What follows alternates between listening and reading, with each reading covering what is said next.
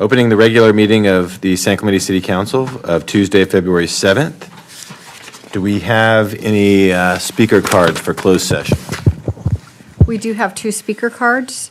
First is concerned resident.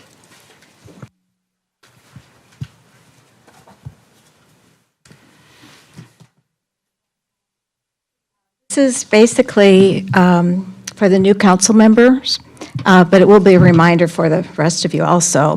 And it's a reminder of Mr. Smith's accusation that I misrepresented facts regarding his involvement as lead attorney for the city of Newport Beach in Thomas versus Newport Beach, litigation that Newport Beach created a public nuisance by installing pickleball courts in a residential area. Correcting a couple of misrepresentations made a little bit earlier about me and my firm. Slide one, the city attorney of please. Newport Beach is an in-house employee of the city council. My firm doesn't represent them. When they faced the litigation relating to pickleball, there was a solicitation for litigation firms that might defend the city.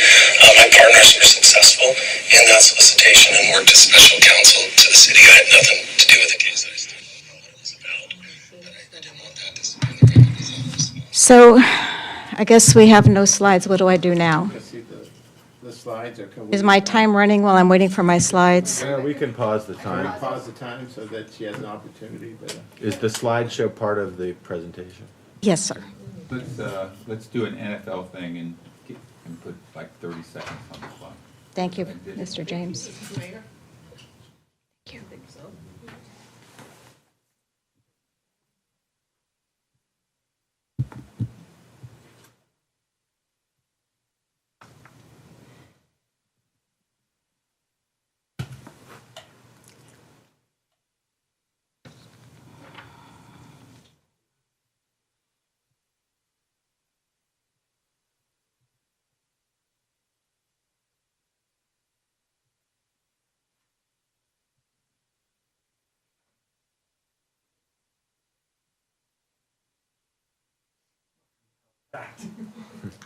Sean, get in there and fix this.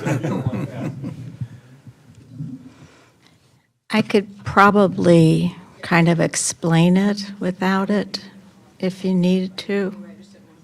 The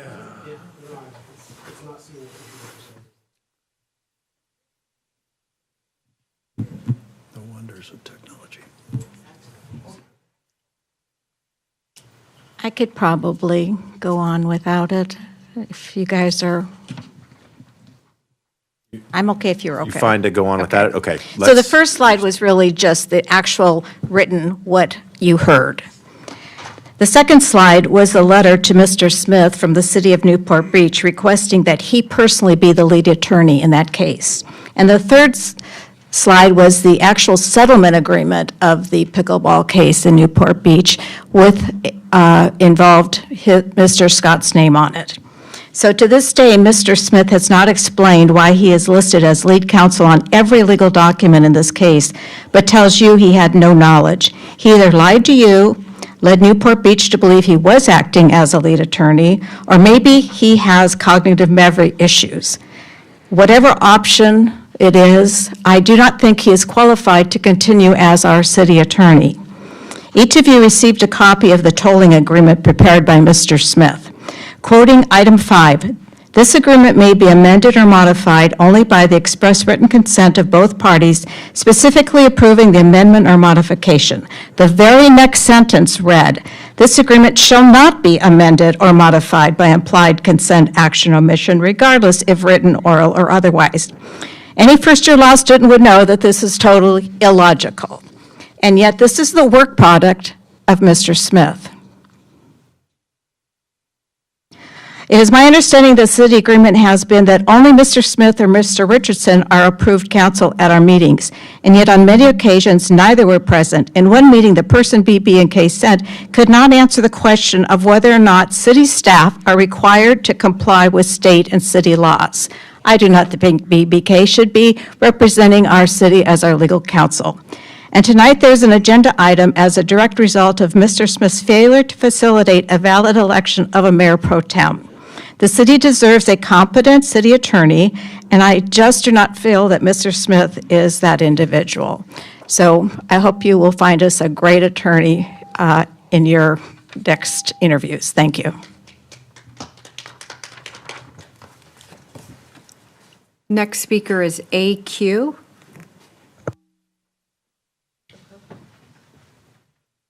Hello, council members. Basically, I just wanted to speak about, this begins the process of the public employee appointment for the city attorney.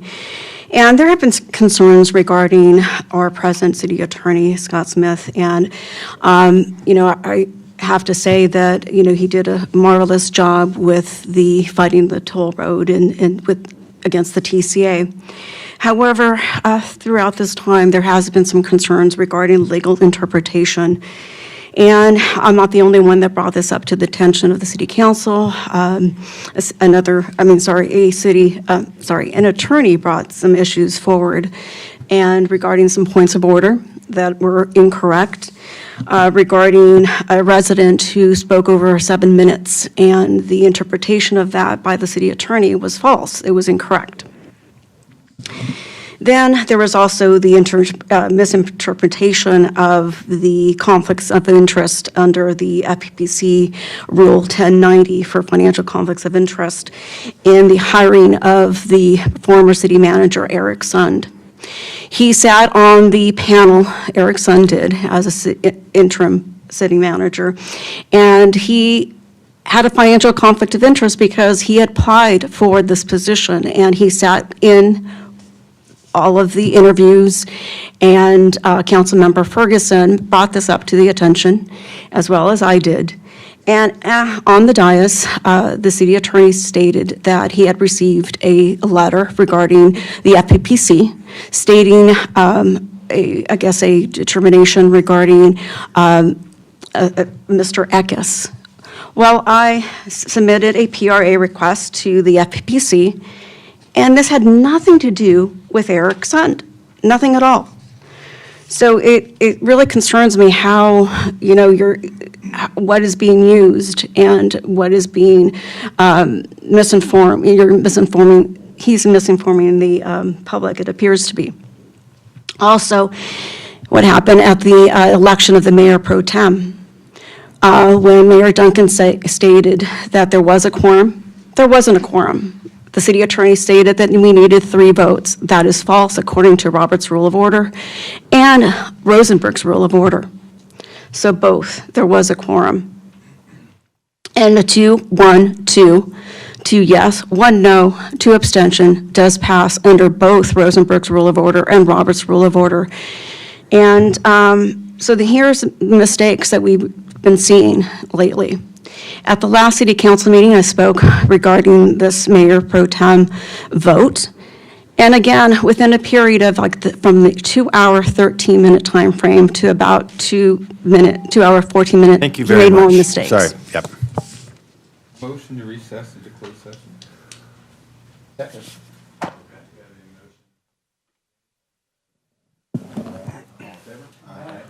Council, before you go, could I have the record reflect I'll be recusing myself from the second item tonight? Thanks. Record should reflect that the city attorney is recusing himself from the second item on the closed session agenda. See you in an hour.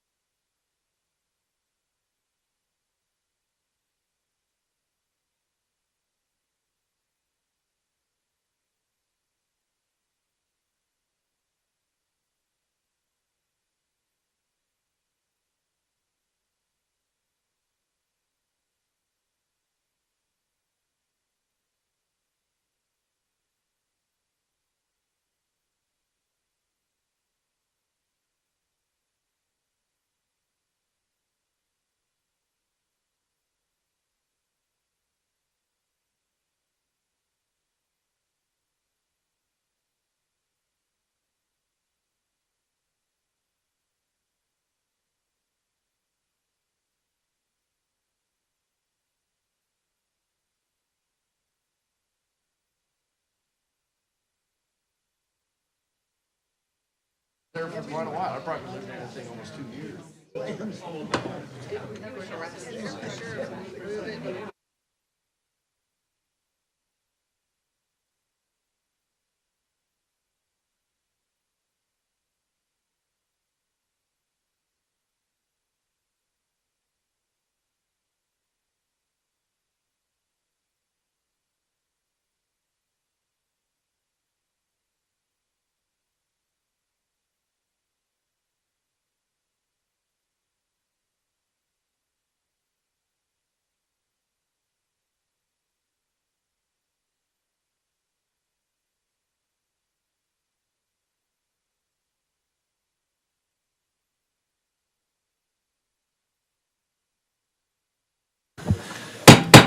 Okay, I'm going to call to order here, again after closed session, our regular meeting of the San Clemente City Council.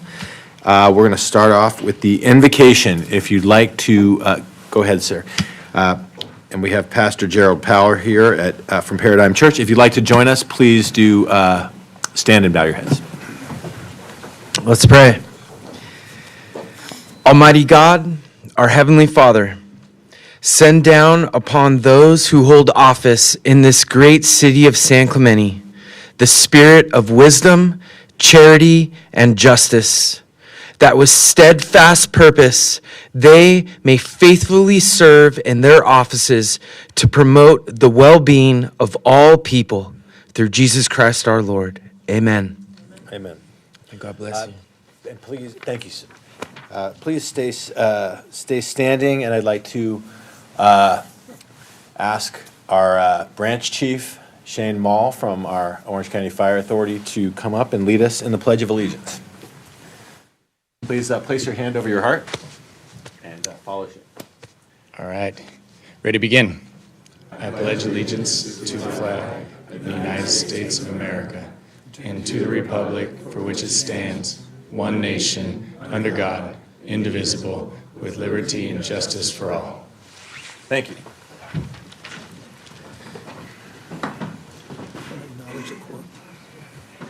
Okay, well, we're doing roll call next. We acknowledge it after that.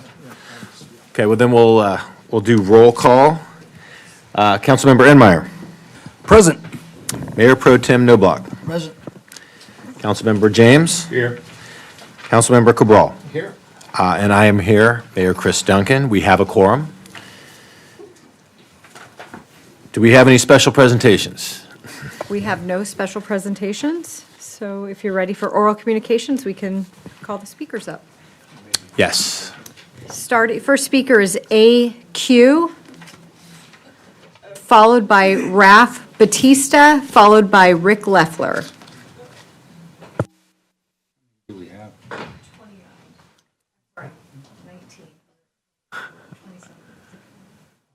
Okay.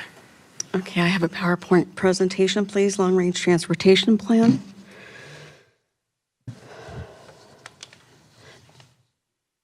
Next slide, please. So the long-range transportation draft came out for 2045, just recently came out, and actually, fortunately, concluded the public comment section, which a couple people, or many people, didn't realize they could submit public comments. The problem with that is that there was a survey, and not many people realized that they could submit public comments regarding the HOV or managed lanes. According to this, this LRTP draft, it stated that this includes, among other improvements, the extension of the I-5 managed lane south of Ebony to Pico to the San Diego County line. These projects are proposed to add another 6 lane miles. Next slide, please. So when looking at this, the information from the LRT draft 2045 is consistent with the findings presented to the City Council in 2019, basically saying that HOV lanes are often exceeded in the capacity of those lanes, leading to congestion and reduced speeds and degrading the purpose of the dedicated lanes. And Caltrans is responsible for ensuring the performance of these lanes to uphold federal standards of degradation of HOV lanes statewide. And to do so, Caltrans may convert Orange County HOV lanes to high occupancy tolling HOT lanes. Next slide, please. This is from a 2019 PowerPoint presentation provided by Kia Mortazavi. And of course, HOV 2+ lanes does not meet the federal standard due to overuse. HOV 3+ lanes meets the federal standard but underused. Of course, express toll lanes meets federal standard and doubles use compared to HOV 3 lanes. So next slide, please. So basically, in that notes in the presentation, basically, the federal performance standards require managed lanes to operate at a 45 miles per hour during peak periods, which the 2+ HOV lanes and HO3 lanes really didn't do that. So the only thing that would be more, I guess, profitable and would be the HOV toll lanes. Next slide, please. I attended a webinar for the OCTA LRTRP 2045 last week, and I asked, how would the adding of 6 additional lane miles affect the area from Avenida Pico to the San Diego County line? And the OCTA representative said that they were going to add basically 1 managed lane. Then he immediately said 1 carpool lane in each direction. So why is the purpose of having HOV lanes? Thank you. Next speaker is Raf Batista, followed by Rick Leffler. Good evening, Honorable Mayor Donkin and council members. My name is Ralph Batista with Kerpering & Associates, and I'm here on behalf of our client Circuit to talk about a significant transit opportunity for the city. Circuit transforms short-distance transportation by making it more efficient, sustainable, and enjoyable. Over the last decade, Circuit has grown to provide services in more than 30 markets across the country, and most notably in Huntington Beach. We build an on-demand last-mile shuttle service for cities, developments, and employers all around the U.S. Using our on-demand app, fleets of electric cars, and team of drivers, we have provided over 6 million zero-emission rides. The city has a successful trolley system, and we believe Circuit service would be a great complement to it. Circuit would bolster trolley ridership by helping passengers get to the nearby stops and travel to and from destinations that the trolley does not reach. Over the last few months, we've been in contact with city staff discussing grant opportunities we believe would greatly aid the city in funding this service. Circuit is hoping to work with San Clemente staff to secure a Clean Mobility Options grant to fund a pilot program. Clean Mobility Options is a statewide public program that empowers under-resourced communities across California to overcome mobility obstacles with vouchers for funding clean, shared, zero-emission transportation projects. There are no matching funds required, but since the deadline is March 1st, we'd like to begin applying as soon as possible. We truly believe Circuit's microtransit service would be a perfect fit for a community like San Clemente. Circuit respectfully requests that the city designate a point of contact within city staff to work with us to pursue this opportunity, as well as any other grant opportunities that can complement this service with the city. Thank you for your time, and Circuit looks forward to engaging with the city on this wonderful opportunity. Thank you. Thank you. Mr. Mayor, if I could, just briefly, because of the presentation we just heard, I've recently become aware of the Circuit's operations and the microtransit system. Funded by grants, they could be a great supplement to our trolley system. I think it's something we need to look into. So I would suggest we ask perhaps that he contact our city manager and follow up with information on what that program is and whether or not we could use it at all. I think we have been contacted, and I can ask the city manager to double check. I believe Jonathan Lightfoot is our designated point of contact, and we're already engaging with Circuit. Yeah, with no obligation, of course. Right. Jonathan, from whom you will hear later this evening, is our resident expert on all things transit. This may come as a surprise to him. If that's the case, I'm delighted. We'll Thank you take those very much. meetings. Thank you. Okay, appreciate it. Thank you.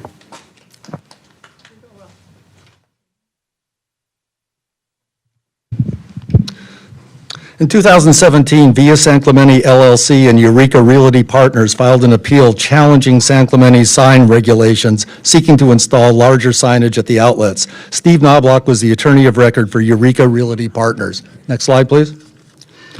Eureka Realty Partners is a subsidiary of Craig Realty Group, the operator of the San Clemente outlets. Next slide, please. Spotch, Capaldi, and Wagaman were the attorneys of record for Via San Clemente LLC. The Capaldi mentioned is Michael Capaldi. Next slide, please. Via San Clemente LLC uses the same address as Eureka Realty Partners, 4100 MacArthur Boulevard, Newport Beach. Next slide, please. Via San Clemente LLC's chief officer is Steve Craig. Next slide, please. Steve Knobloch has stated that he is no longer employed by Craig Realty, yet on a state of California disclosure form, he lists his employer as Craig Realty as of February 15th, 2022. Next slide, please. Michael Capaldi, remember him? He's the attorney who worked side by side with Steve Knobloch on the appeal for larger signage at the outlets. Mr. Capaldi reappeared in 2022 as one of the attorneys for the Memorial Care Group, representing them in their bid to build a massive housing development on Camino de los Mares. The Planning Commission unanimously voted to recommend that the council not approve the project. Against that recommendation and boisterous public objection, the council approved the project by a vote of 3-2, with Councilmember Knobloch being the deciding vote to approve. On December 24th, nearly 2 months after the election and his vote on the Memorial Care project, Councilmember Knobloch received a $2,500 campaign donation from Mr. Michael Capaldi, attorney for the Memorial Care Group. Next slide, please. Councilmember Knobloch and Mr. Capaldi have known each other for years. Did Councilmember Knobloch inform his fellow council members of his relationship with Mr. Capaldi during the Memorial Care negotiations? Should Mr. Knobloch have recused himself from Memorial Care vote? Should Mr. Knobloch have accepted a donation from the Memorial Care attorney at all? While none of this activity can be deemed illegal, is the optic of behavior that we, the citizens of San Clemente, should expect from our elected officials. Sitting on your hands and ignoring your principles is not brave. On the other hand, it takes courage to stand up and do the right thing. Council, do the right thing. Thank you. If I could respond to the comments since they were directed at me. Michael Capaldi is a friend of mine. He's been a friend for many years. I indeed hired when I was not on the city council, but working for Mr. Craig, who I haven't worked for 3 years.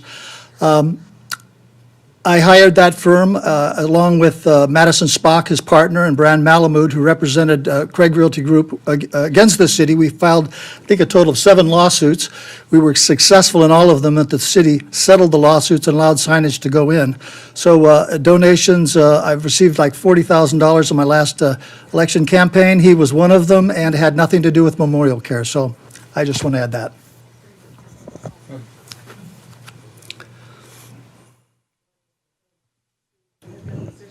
We ready for the next speaker? Yes, ready for the next speaker. Cord Bauer, followed by Lisa Adone, followed by Sandra Weaver.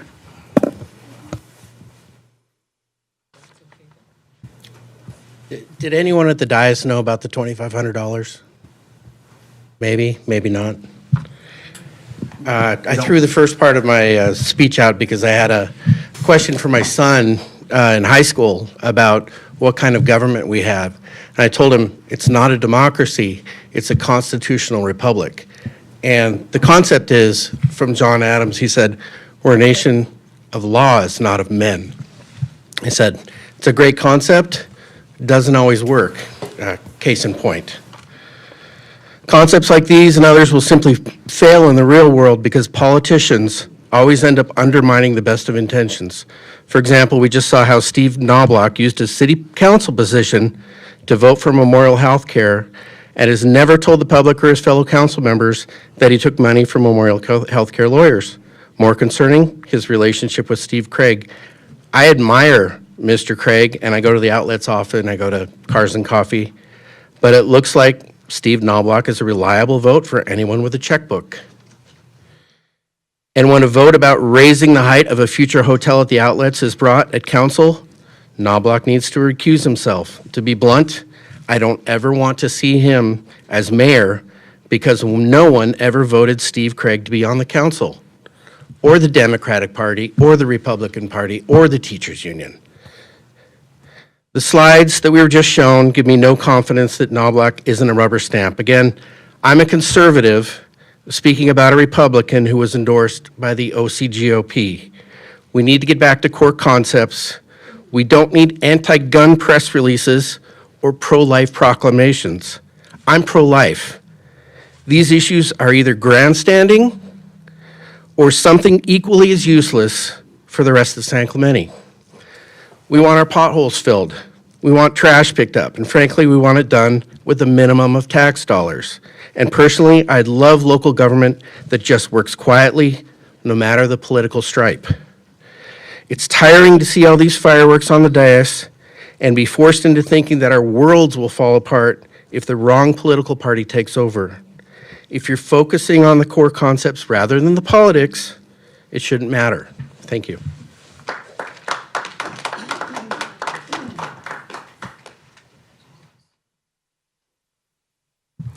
So to buttress what my esteemed friends just spoke about, I'd like to call into question some ethics. And when I review a 460, and I take a look at a campaign contribution from Michael Capaldi to follow the memorial care vote, something just doesn't smell right.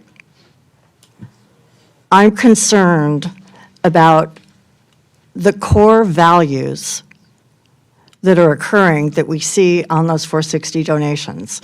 And I'm very uncomfortable with it. At the end of the day, I call on all of our city council members to speak for San Clemente, to be San Clemente's voice, and to put the city first. I don't want to see any more press releases regarding gun control, gun rights, pro-life, pro-choice, anything. It's grandstanding, it's campaigning for the next political office, it's inappropriate. You don't speak for me, I speak for me. Our citizens speak for ourselves. And making those types of proclamations is uncomfortable and it's inappropriate. Get about the business of running the city. There are things that concern many of us on a daily basis that seem to be exploding and getting to a point where they're out of control. So I encourage you to work together to check egos at the door, and there's a lot of testosterone in the room. But I do believe you can put that testosterone aside for a moment and work for the good of the city. Councilmember Enmeyer, I encourage you to remember when you called Councilmember Knobloch a racist when you ran for office. A very important vote may come to fore tonight. I don't know what will happen. We'll see in the next couple of hours. But in light of this new information regarding the 460 declarations, it's very valid to change your mind. If you've always loved vanilla ice cream, and vanilla ice cream that you just had is rancid, it's okay to change your mind to chocolate because you've become aware of new information. So I encourage you, don't vote for vanilla ice cream, vote for chocolate ice cream, do the right thing. It's okay to change your mind, and I don't think you would vote for Mr. Knobloch for mayor, so why would you vote for him for pro tem?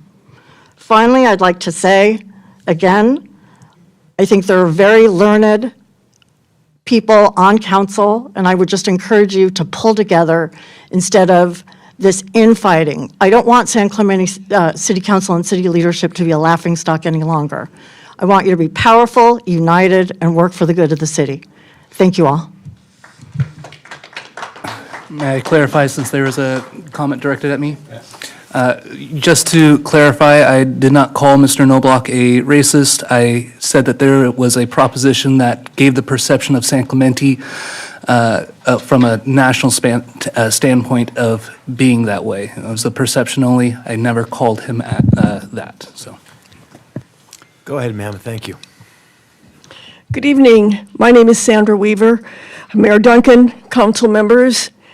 I'm here on behalf of the Cabrillo Playhouse here in San Clemente, and I have a really exciting news for you.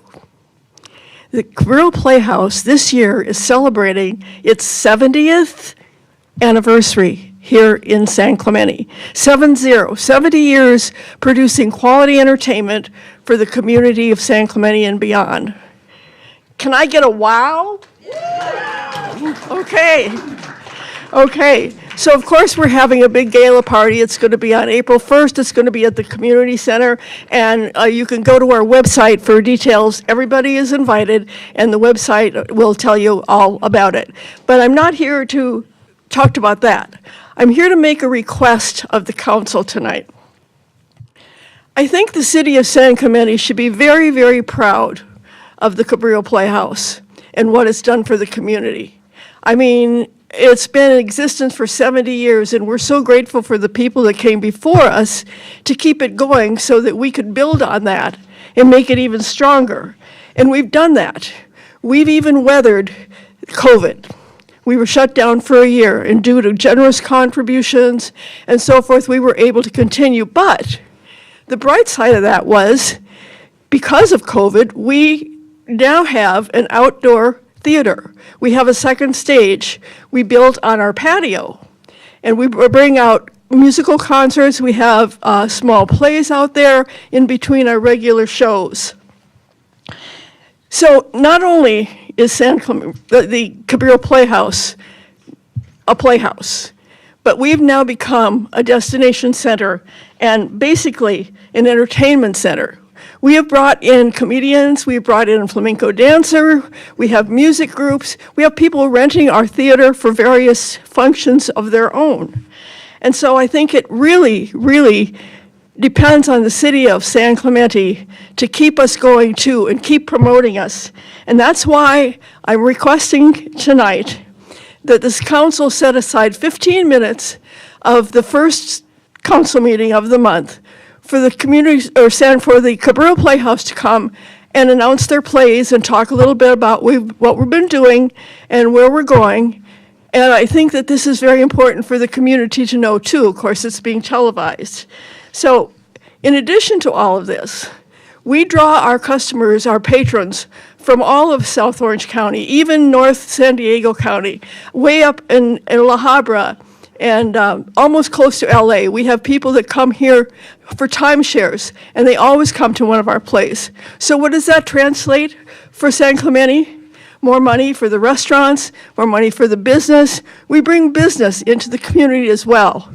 Mr. Mayor? Thank you. So Thank you. I have Thank a you, Ms. brochure Weaver. here for you, and Sorry, it we gives you have the to cut dates you of our off. plays. Yeah, you can approach, but we have to cut you off at the time. Mr. Mayor, Councilmember James? I'm going to have a motion that we have a resolution recognizing the 70 years of the Cabrillo Playhouse and bring the Cabrillo Playhouse here for a special presentation, if not at our next meeting, the first meeting in March. I'll certainly second that. Any discussion on that? I think it's a great idea. As long as they have some partial performance as part of that presentation, that would be good. And then for the other request, Ms. Weaver, please email us if there's any additional things that you'd like so we can have the time to consider that. But all in favor of the resolution, I guess we'll bring that forward at the next meeting. Yeah. Aye? Aye. Okay. Any opposition? No. Okay, it's unanimous. Next speaker is Susie Whitelaw, followed by George Gregory.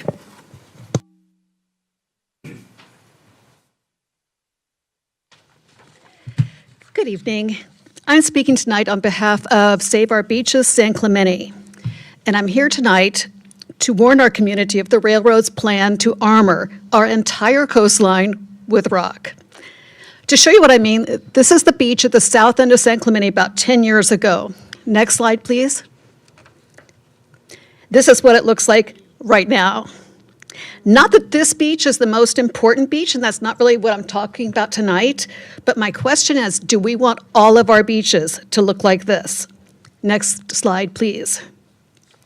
Most people think that most of this rock was placed just because of this landslide that happened in Cypress Shores, but that's only a part of the situation. At the far south and the end of the photo, the zones 1 and 2, OCTA started dumping rocks there in 2020 as a result of beach erosion. The landslide didn't start until 2021, and then OCTA began dumping even more rocks in front of Zone 2, which is where the landslide is. The presence of those rocks actually increased the rate of erosion. So in 2022, OCTA requested an emergency permit to dump additional rocks north of the landslide in Area 3, all the way up to the boundary of the state park. Next slide, please. This is an example of the erosion that's undercutting the tracks and why they are dumping out additional rock in that zone. Next slide, please. Last time I was here speaking to you, I said that soon OCTA would begin dumping rock on the state park. The next morning, I went down to Trestles, and what did I see? 2 carloads of rock coming in, moving onto our beaches, and they placed it just a couple of feet south of our state park. Next slide, please. On the beach side of these rocks, you can see that once the tracks are being undermined, OCTA will need to push those rocks down onto the beach, our public beach. Next slide, please. But they're not stopping at the state beach. This is a slide from OCTA that they showed at Coastal Commission 2 months ago, showing their planned program. Both the dark red and the bright red lines indicate segments that they consider vulnerable to coastal erosion and will soon require additional armoring to protect those tracks. It's a little hard to see, but those red lines cover our entire beach line. Next, OCTA asked the Coastal Commission if they would be allowed to do this and do this quote-unquote maintenance without even getting an emergency permit ever again. Next slide, please.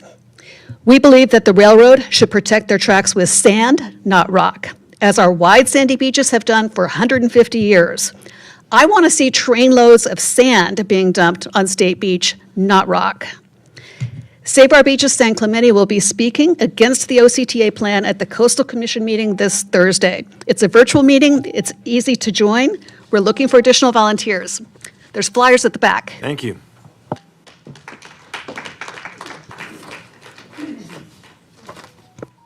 Ladies and gentlemen, George Gregory, North Beach, criminal. I'm a criminal because I keep things in my pickup truck or on top of my pickup truck. I have a ladder on my truck. I'm a criminal. I get cited. I get fined hundreds of dollars. Pretty mean. The law was written discriminatorily and racistly. San Clemente parking rules are unconstitutional and discriminatory. They're written against Mexican gardeners. And of course, they spilled over into the blue-collar workers, and it's very mean.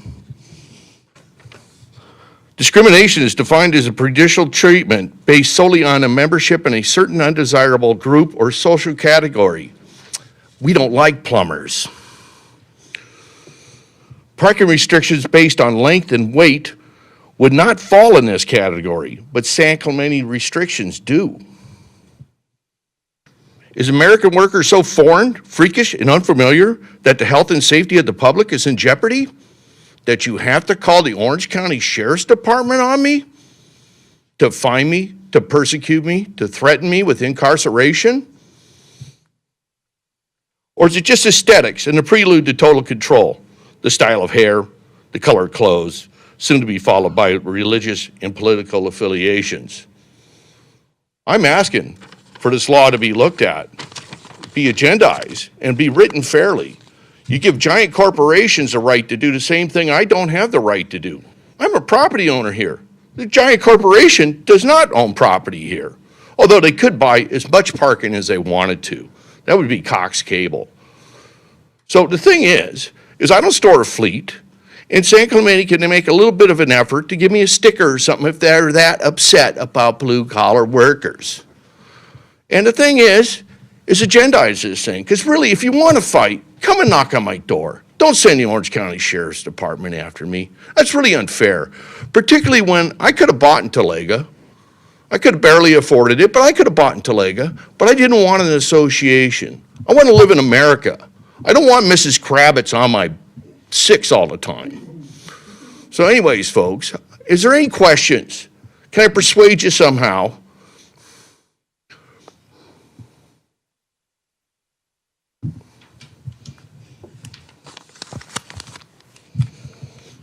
Are you satisfied with your discrimination? Do you not like Mexican gardeners? Do you even mow your own lawn?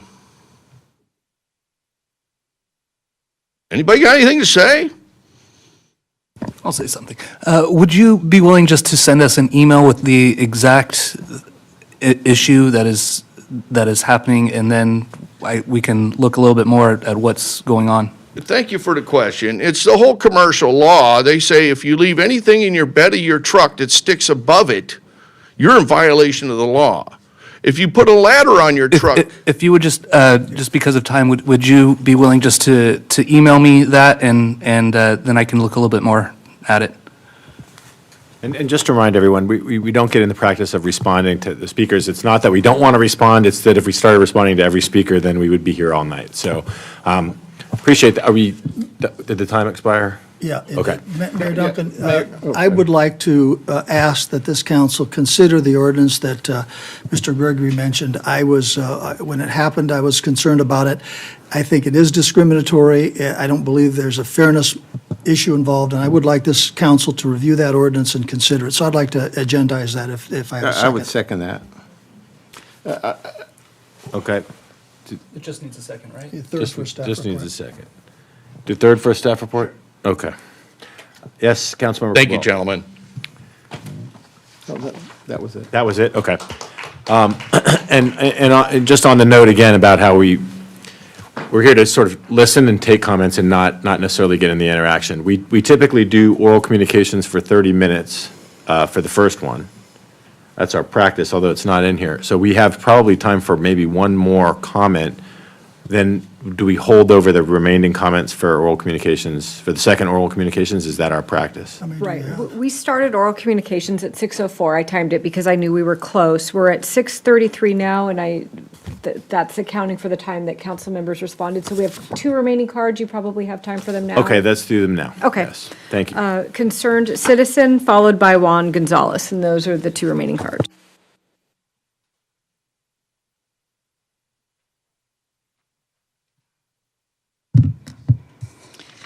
Anybody remember what happened 413 days ago? Anybody? Here's a reminder.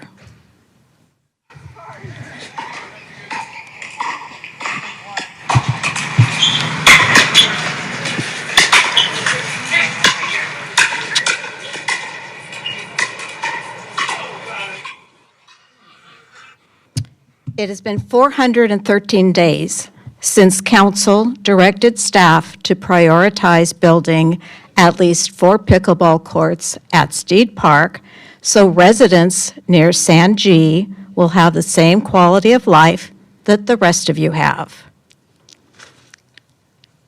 2 days. We've had 2 days, 48 hours of your same quality of life, and that was only due to Mother Nature knocking a tree down. It took 2 days to get those courts opened up again. And we're living with it all day, every day. Nothing's happened.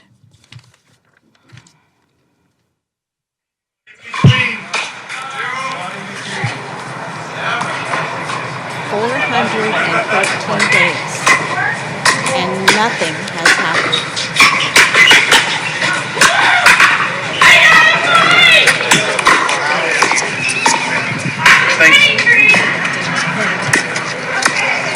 Six off, number one. All right, let's hold on. Hold up.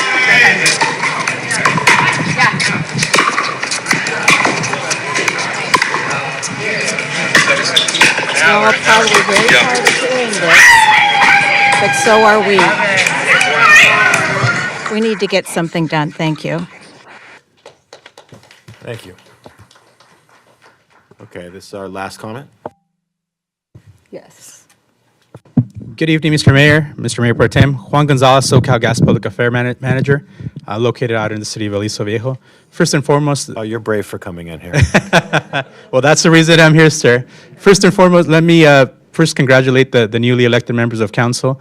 Looking forward to working with all of you in areas of mutual interest. And yes, sir, the purpose of my visit this evening, sir, is regarding the natural gas high bills that a lot of your residents, our customers, have been receiving. I'm here tonight to provide a SoCal Gas bill update. I know this has been a top of mind for many of our customers who have been receiving January bills that were higher than ever been historically. Market prices for natural gas have dropped significantly for February when compared to prices seen in January. While prices in the western region have decreased from the prices seen in January, they remain higher than last year. The core procurement rate changes each month and reflects the price SoCal Gas pays for natural gas for residential and business customers. SoCal Gas does not set the price for natural gas. Instead, natural gas prices are determined by national and regional markets. SoCal Gas buys natural gas in those markets on behalf of residential and small business customers, and the cost of buying that gas is billed to those customers with no markup, meaning SoCal Gas does not profit from the movement of gas commodity prices. I do have good news to share.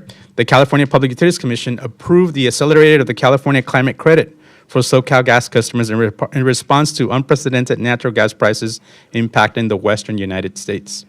SoCal Gas residential customers will receive a credit of $50.77 in their February or March bill.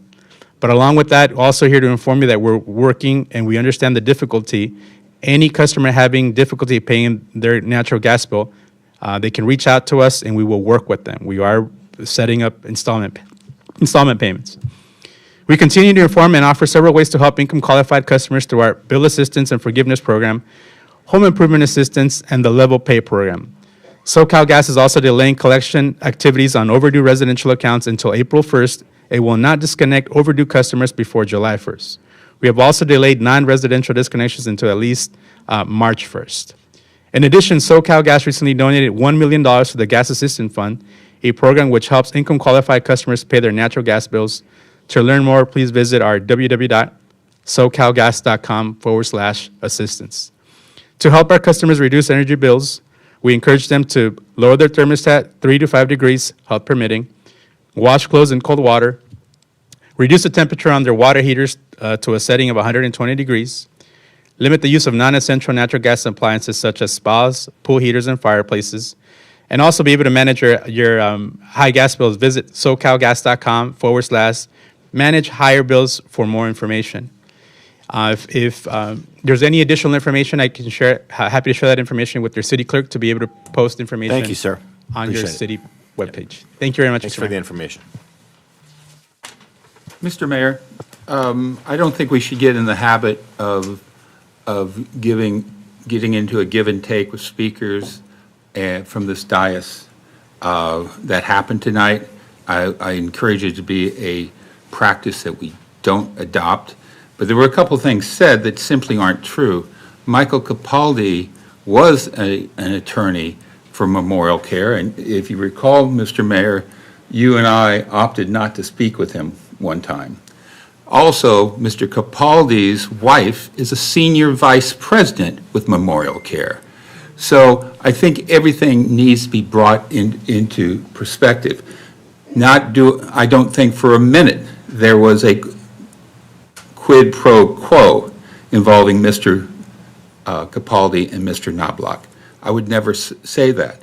But I will say, I would encourage Mr. Knobloch to take that $2,500 and return it to Mr. Capaldi. Thank you.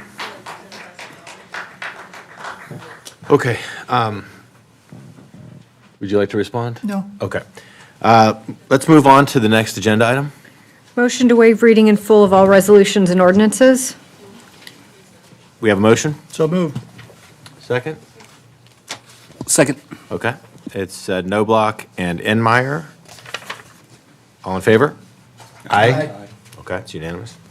Consideration of agendizing items requiring immediate action. Seeing none, we'll move on. Closed session report, city attorney. Thanks, Mayor and Council. There was no reportable action taken in closed session. Next item is the consent calendar. I do have one item pulled by the public, item 6C2. Warrant register. 6, what was that? 6C2. D as in David? C as in cat. C as in Charlie, cat, thank yes. Okay. That's the only one pulled by the public? Only one pulled by the public. Thank you, Laura. Thank you, Laura. Any council members would like to pull anything else from the consent calendar? Okay, I don't see anything else. So do we have a motion to approve the balance? So moved. Second? Okay, motion is James, second is Noblock. All in favor? Aye. Any opposed? No, it's unanimous. Okay, the speaker for item 6C2 is AQ.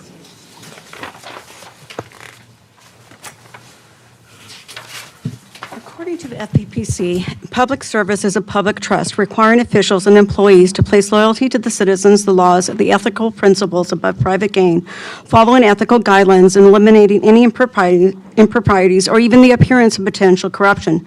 It's imperative to safeguarding the public's trust in government. As such, public trust requires citizens to place loyalty and faith into the laws and ethical principles of public officials and organizations.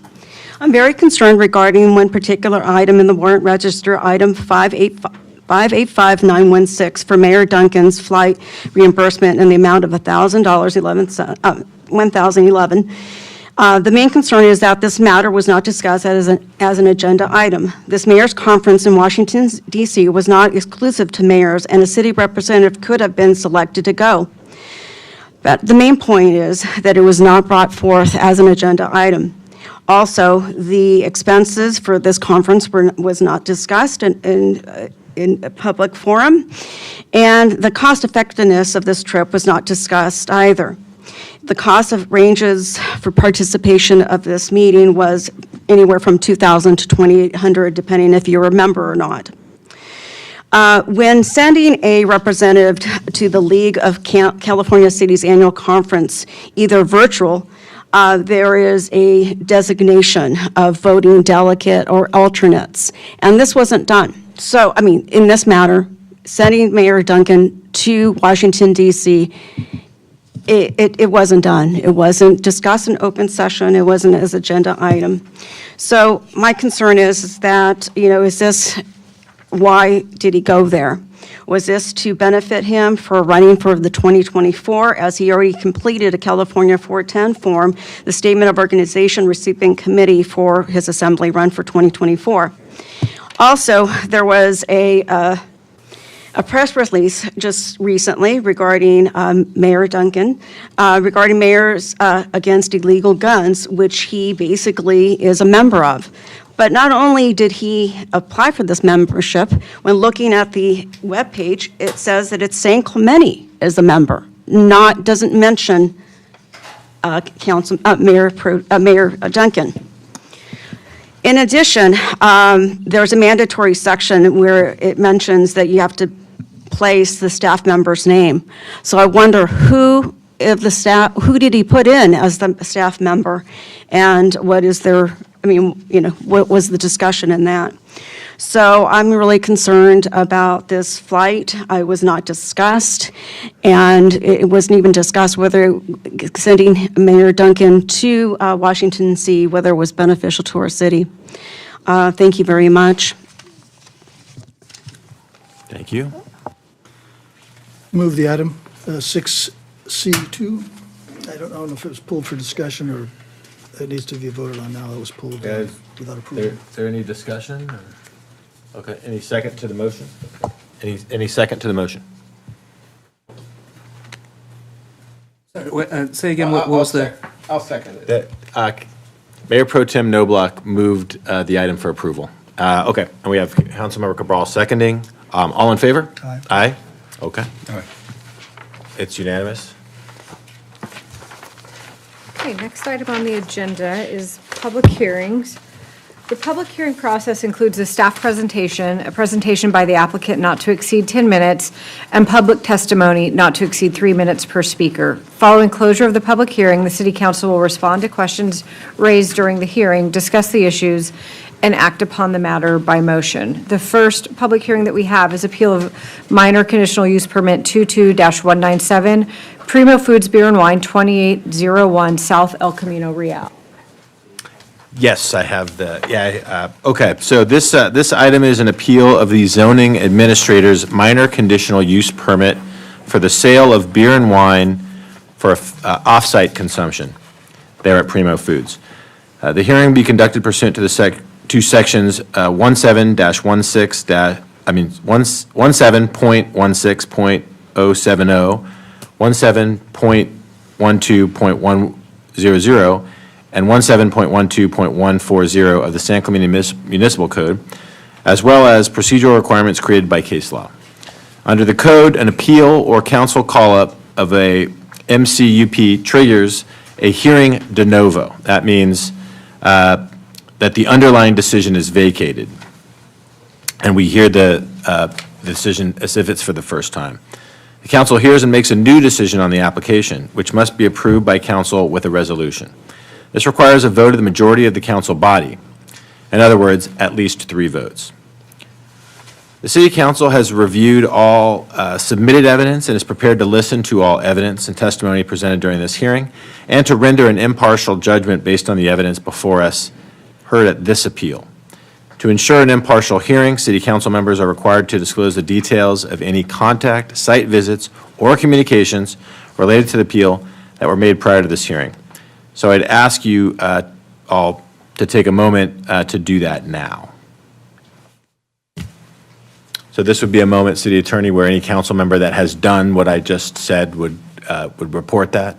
Yeah, if you wouldn't mind just going down the line and disclosing any evidence outside the hearing. Okay, I'll read that again. Thank you. To ensure an impartial hearing, City Council members are required to disclose the details of any contact, site visits, or communications related to the appeal that were made prior to this hearing, so that the members of the public can understand any additional information or perspective that we would have coming in to make our decision.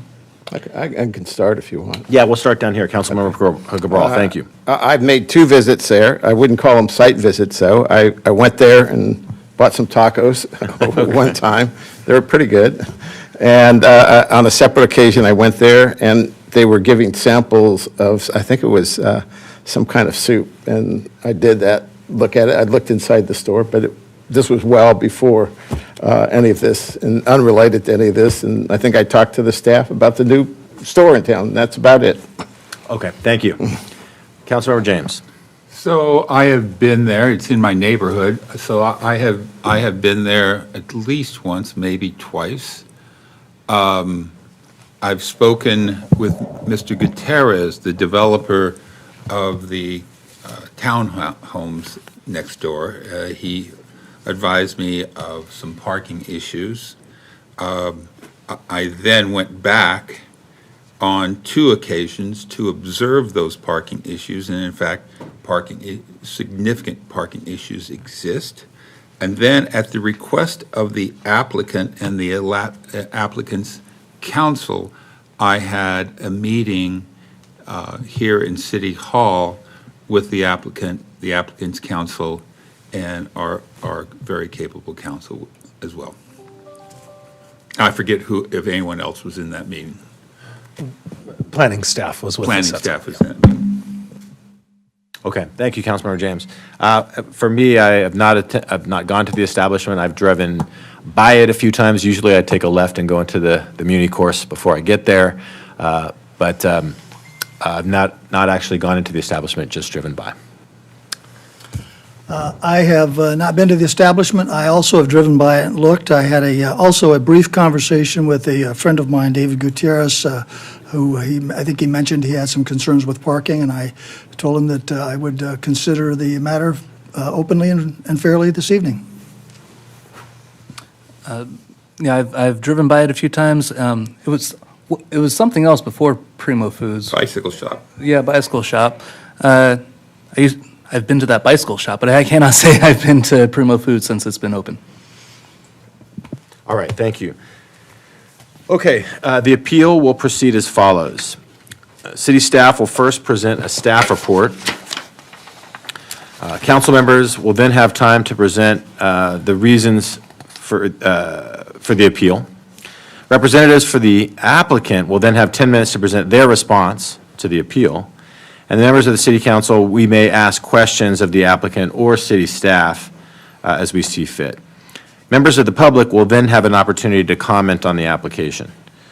So we are now ready to proceed, and let me ask this of the City Attorney. at what point do I open the public hearing?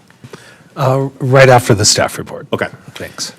So at this point, we'll have staff present the staff report and evidence. Before the staff report, could I ask the city attorney a question regarding the information that is requested about contact with the applicant or proponents or opponents? One of the gentleman I mentioned, Mr. Gutierrez, a friend of mine, he's historically donated my campaigns. I'm not sure if he donated to the last one. Is that, if he did, is that something that would need to be disclosed? Obviously, it would be reported as the law requires. No, that does, as of this decision today, that doesn't need to be disclosed Okay. unless it was made this calendar year. Okay, thank you. Thank you. Thank you. Okay, staff, please. Good evening, Mayor Duncan, council members. My name is Laura Corey. I'm the Assistant Planner with the Planning Division. I'm presenting Agenda Item 7A for the appeal of the minor conditional use permit 22197 for Primo Foods Beer and Wine located at 2801 South El Camino Real. Next slide. The project is located in the Mixed 5 zone and the Affordable Housing Overlay. It's an existing grocery food store and occupies a single-tenant building. It's on the corner of South El Camino Real and Avenida San Luis Rey. The frontage is on South El Camino Real, and the rear of the property abuts an alley. The building is adjacent to single-family detached dwellings with accessory dwelling units to the south and multifamily dwellings to the north and the east in San Luis Rey Park. Next slide. The next few slides show images of the surrounding area. Image 1 to the left is a view looking south down El Camino Real, and the image to the right is across the street from the grocery food store looking east down Avenida San Luis Rey. Next slide. These are the photos of San Luis Rey Park. To the left is the parking lot of San Luis Rey Park, and to the right is the front of the park looking west on Avenida San Luis Rey. Next slide. The third image is additional photos of Primo's Foods. It's an image at the rear of the property of the building looking east down San Luis Rey. Avenida San Luis Rey, and the image to the right is looking down Calle de Comercio. Next slide. On November 3rd, 2022, the zoning administrator approved the minor conditional use permit 22197, and on November 15th, 2022, the city council appealed the zoning administrator's approval of minor conditional use permit 22197.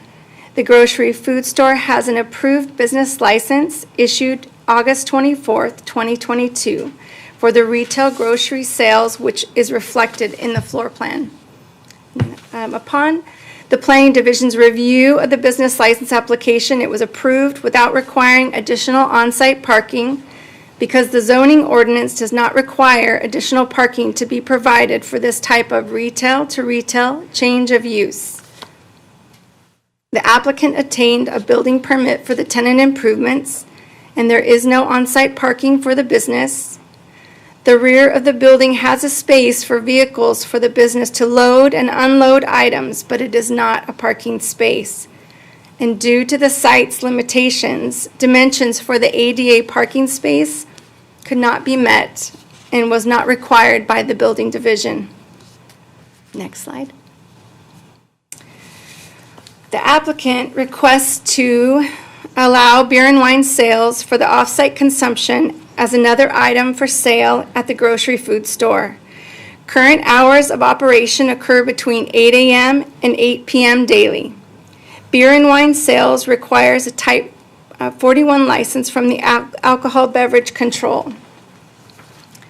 The Orange County Sheriff's Department and the code compliance are in support.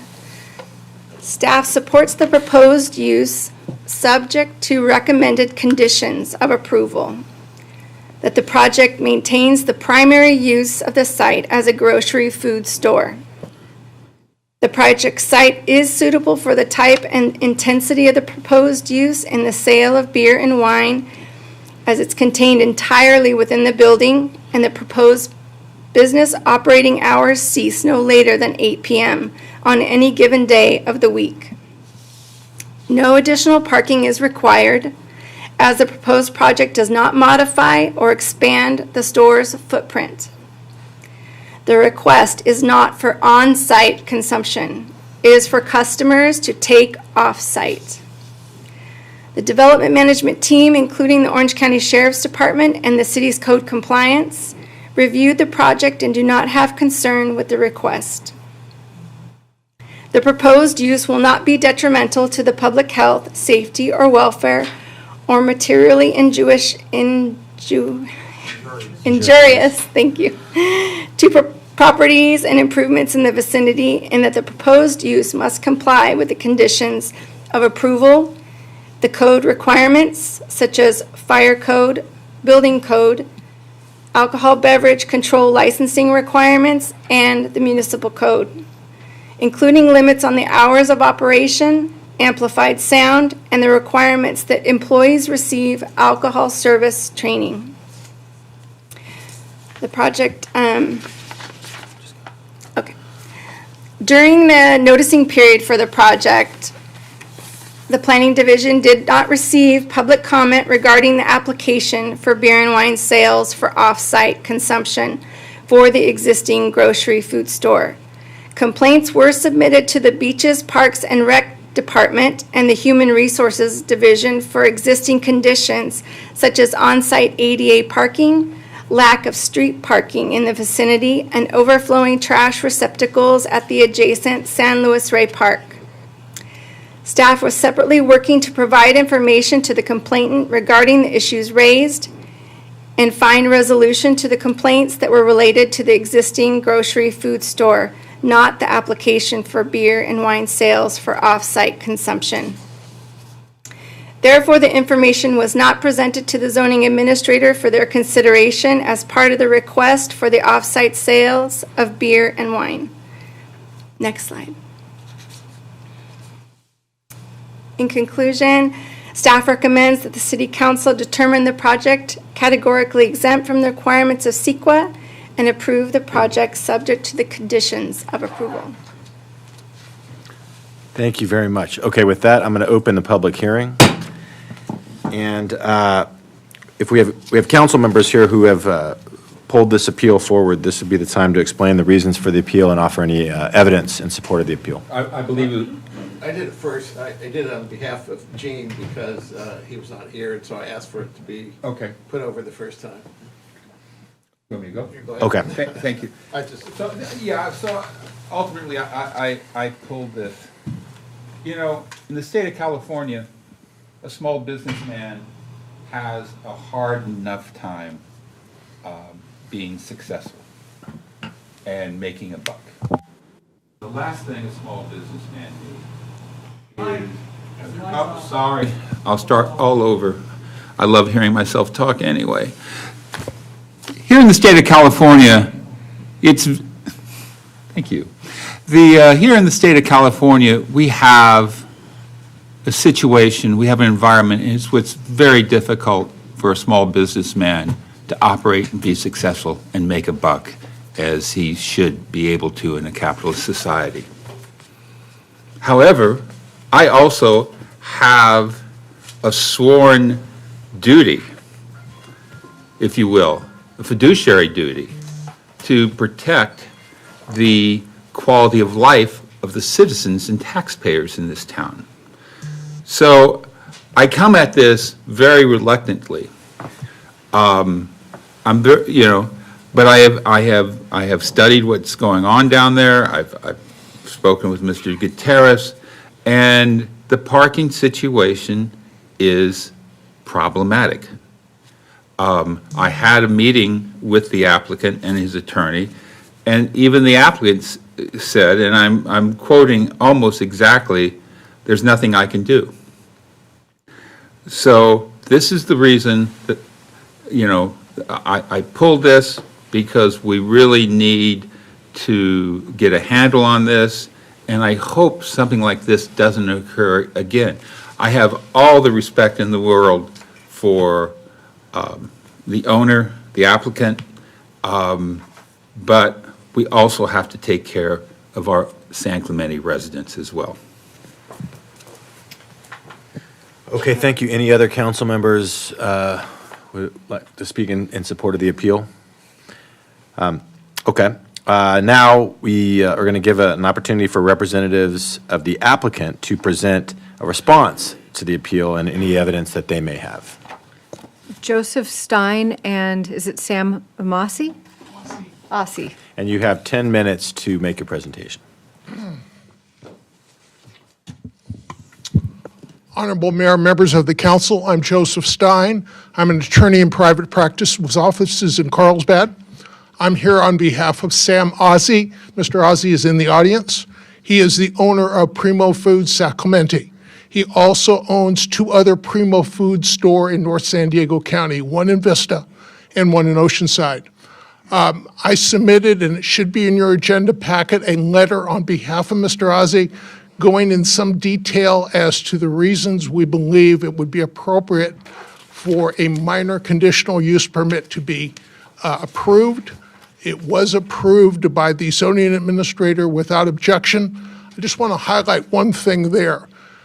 Mr. Ozzie's store is a small neighborhood market. It caters to people who walk and bicycle to that market. It is not a liquor store, and if this council were to approve the conditional use permit, it will never be a liquor store. The sale of alcohol is incidental and ancillary to the market. Why do people go to the market? For the fresh foods. He's got meat, he's got fish, he's got various prepared foods. That's the draw to the market, okay? He is asking as be able, incidentally, ancillary to his primary purpose, and that's food. It's a food market, to be able to sell beer and wine, again, for off-sale consumption. In fact, there are no tables there. We encourage people to basically get and go, take their products, whatever they had, and leave. It's not to hang around. It's not a cafe. And again, it will never be a liquor store. So let me highlight what we have done in response to the council's concerns and the appeal that it was Mayor James, it's now Council Member James, brought forward in November. When the appeal came down, first thing we did was say, how can we meet the city's concerns? And quite frankly, we did not know what those concerns were at that time. So in order, good faith effort to address them, we set up a meeting and Councilmember James was kind enough to attend. We wanted to know, what are the issues? What are the concerns? What did we learn from that meeting? The concerns are parking, as Councilmember James has said, particularly parking in the alley. So now we know the concerns. We quite frankly didn't know the concerns at the time of the appeal. We do know now. We followed that up. I personally attended a second meeting with city staff in which we brainstormed options for addressing these concerns. Many of these concerns pre-existed Primo Foods, but still, Primo Foods is a neighborhood market. It wants to be an asset to the neighborhood and not be a problem to the neighborhood, okay? So we met with city staff. City staff has been wonderful. We brainstormed issues and how we might address these. One of the issues that came out as a result of this meeting, they encouraged us to meet with the Orange County Sheriff's Department, particularly an Officer Streeter, who's apparently in charge of traffic control or parking in this area. Meet with him and find out what's going on and how can we address concerns. We did that. We had the meeting last Friday at the site with Officer Streeter. He was wonderful to deal with. He was very upfront on the issues. And what he told us from the meeting is that there was at a time, particularly in the early part of November, the city and the Sheriff's Department particularly received a number of complaints, particularly about parking in the alley. Again, the alley is immediately behind the business, okay? So he says, yes, I received a number of complaints at that time. But since November 15th, I have not received not one additional parking complaint about issues there. And I have, if the mayor would permit me, I have a copy of an email from Officer Streeter in which he details, he says, at this time, there was an issue, but at this time, it is a, quote, non-issue, okay? Why is it a non-issue? Number one, initially, when Mr. Ozzie was beginning his business, he offered free tacos as a promotion to people to come to the market. It's good business. He wants to introduce himself to the neighborhood. Those days are over. Okay, during that period of time, apparently there were more people generated coming into the area, and apparently some of those people apparently parked in the alley. They shouldn't have, but they did, okay? That is over. There's no more free food. We're back to normal operations, okay? So since mid-November, no further issues. What also has changed? Mr. Ozzie has put a no parking sign in the back of his business where he has his trash receptacles. That's very apparent. Don't park there. In fact, he doesn't even want to have the delivery trucks parked there. He wants them to park on the street. Secondly, now there are city signs at both ends of the alley that say no parking in the alley. I was just by there this evening. They're there, they're prominent. So we think we have addressed the issue that was raised by Councilmember James, then Mayor James, with regard to the parking, the best we can. And keeping in mind, if the council were to grant, and we ask that it do, the minor conditional use permit, all we're asking is, in addition to what we're already doing, he's operating as a matter of right now, that he be able to do what the Primo Foods in both Vista and Oceanside do, and that is to offer, incidentally, ancillary to his primary business, so people can pick up a six-pack of beer or a bottle of wine on their way out. That's all he's asking for. We don't think that that additional request is going to have any particular impact on the parking. It's not the draw. You come there for tacos, you come there for ceviche, you come there for meat and fish. You don't come there to buy alcohol. If people want to buy it incidentally, we want to make that available to them as he does in the other Primo markets in northern San Diego County.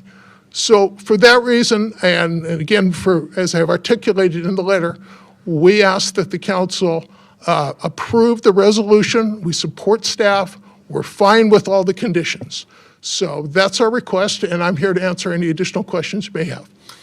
Mr. Stein, thank you. And it would be appropriate if you would like to offer the email as additional evidence to us to provide that now. I have a question. There we go. Thank you. Yes. I have a question, Mr. Stein. Does the alcoholic beverages that are being sold, you mentioned beer and wine, is there a prohibition to selling hard liquor? Correct. That's not what we're doing. Just beer and wine. And there's a prohibition against that, is that correct? Okay, thank you. Yeah, and that now is the time for council members to ask questions, both of the applicant's representatives and also city staff, if you have any questions of them as well. So I have a question for Mr. Stein. Yes, sir. I have a question for Mr. Stein. What would you anticipate the percent of sale being of beer and wine? And how many, I'm almost getting into your business here, but how many different lines of beer? How many different lines of wine? How much counter space are you anticipating? How much cooler space are you anticipating? Okay, I'll defer that to Mr. Ozzie, he's here, the owner. He could I'd love probably to hear that. address that. But keep in mind, it's ancillary. It's going to be, is my understanding, the beer is going to be in the same cooler that you can buy a six-pack of Coke, for example. So you could buy a six-pack of beer in addition to Coke or one or the other. That's where, no mixed drinks, no hard liquor. How about that? It is hard in your liver. Yeah, it certainly is. My liver will tell you that. Okay. So again, and that's not the drawing. The draw is you go there for ceviche, you go for the tacos, you go for food.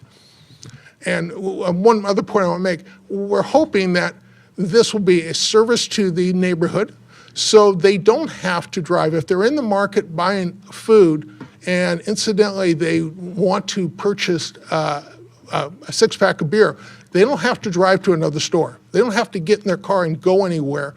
We're providing that service as a courtesy to customers on site. Thank you. Thank you. Sure. Any other questions for Mr. Stein? I would like for Mr. Ozzie to respond to my question. Certainly. Come to the,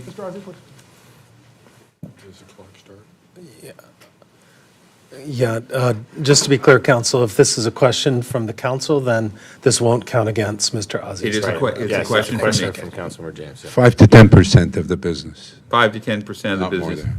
than. And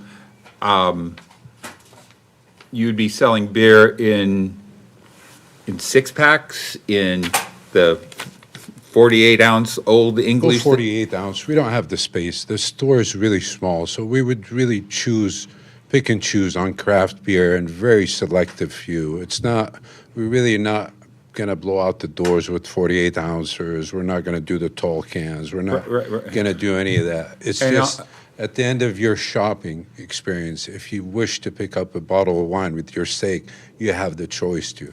And It we're really- talking it's mid-range? really no difference between that or a bottle of Coke or a bottle of wine, or, you know. Allow me.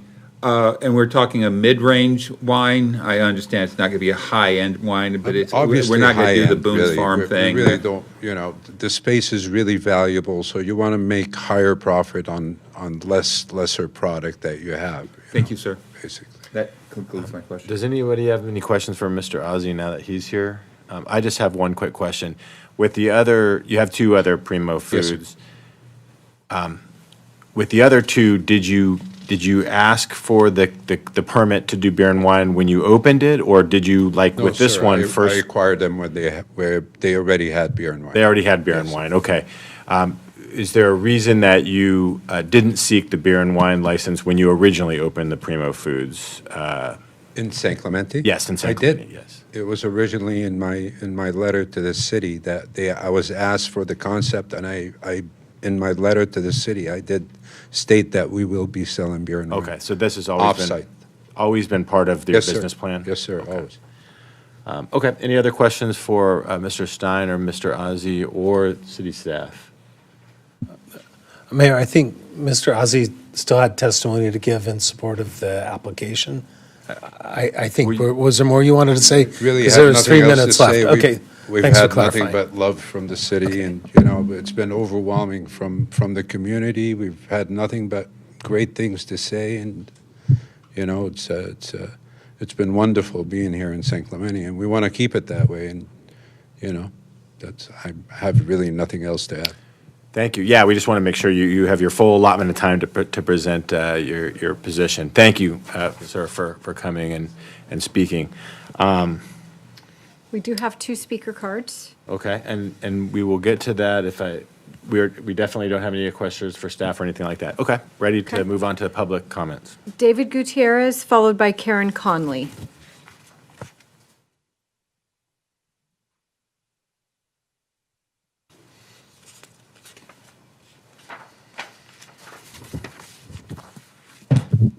Good evening, Council. Dave Gutierrez, 236 Avenida Vista del Oceano, San Clemente, 36-year resident of San Clemente, and the developer of the adjacent 4 single-family homes that was recently built. Let me start off by saying we're not opposed, or the residents there aren't opposed, and I'm speaking on behalf of the residents. They didn't want to really show up and have any retribution, showing their face here that we're speaking against their neighbor. So I'm speaking on behalf of them. I don't live there. I was a developer. I have a daughter who lives in one of the units there. So I want to go on record of saying we're not opposed to Primo Market at all. The issue and the opportunity to come here was really that we have I'll call a public nuisance right now at that location with the number of illegal parking. It's only a parking issue and nothing more. So let me start off with the kind of parking issues we've had on a daily basis. Is customers come there every day. There's no parking on El Camino. It's red curb. There's no parking in the alley, and there's limited parking on the other 2 streets. No parking on El Camino on the freeway side as well. Very, very limited parking. So the parking problem is 2 or 3-fold. First, in the alleyway. We have people parking on both sides of a narrow 25-foot alley, limiting emergency vehicles and call vehicles to even get through there. Those people park there. If there's not parking in the alleyway, they park on private driveways, private property there, or even block the driveways. So residents can't get in and they can't get out, and heaven forbid an emergency vehicle trying to get in. Those spots beyond parking go to vendors. Those vendors are there virtually every day. He has a great business going on. I see 20, 30 people lined up out the door. He's doing great, and we're not opposed to that. We're just looking for a parking solution. Those parking trucks, and some of which I have photos here, and if I could, I'd pass away. It's just an album of number of parking issues that we've had there. So we have vendors with 40-foot trucks unloading pallet jacks, not only on the red curb in front of that store, but double parking on El Camino with a pallet jack unloading, not taking the pallet jack over the curb because they can't do it, going into the fast lane to unload. It's just a matter of time. I'll be back here telling you I told you so. Double parking on San Luis Rey, and 45-foot trucks parking in the alleyway. Can't get in, can't get out. Emergency vehicles can't get in, can't get out. Not only is it the vendors, the truckers, the deliveries, the customers, it's also the employees. They use the back alley, and there's photos to prove that, as well as the trucks and parking. And they use the alley as their drive-through. This is a drive-through restaurant. They park, they wait, they have a food cart. Oh, I'm They sorry, your deliver- time is up, sir. Thank you. Okay. Thank you very much. Are we If going to be there's allowed any to questions, ask I'm Mr. more than Gutierrez happy to questions? answer those. Can we ask him questions? I don't think, I mean. Mr. City Attorney, The council can, as fact finder. Okay, to ask questions at the public comment? Yes, yes. So before we get to the next commenter, they would ask questions now? Okay. Yeah, Go ahead. I want to hear more about, until right now, I didn't understand what the dispute over the beer and wine was, and it's really not a dispute about beer and wine, it's a Well, dispute about parking more, but it's related. I mean, beer and wine attracts more people and. You got it. More trucks, more food. Exasperating the problem we have now. I know that at one point in time, this was delayed because you were trying to negotiate something, or you were in discussions. Well, I did make, I'm sorry. Can you tell me that's a good point. There you go. Yeah, let me start over. Okay. I know, I didn't understand till right now, because we talked more about the beer and wine license, about how this whole parking thing impacts it, and I understand the dispute now a little bit better, and I understand how the beer and wine may in fact influence, more clients, more business, more trucks, all of that.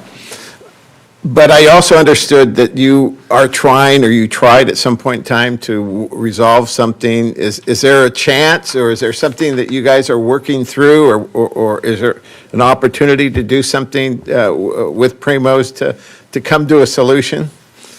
Great question. So when we had the initial problem after 30 days of opening, I took the time to go walk in the store for the first time and waited my 20 minutes because, again, they were very busy at midday. And I talked to the young fellow there. I would picture him maybe late 20s, mid-20s.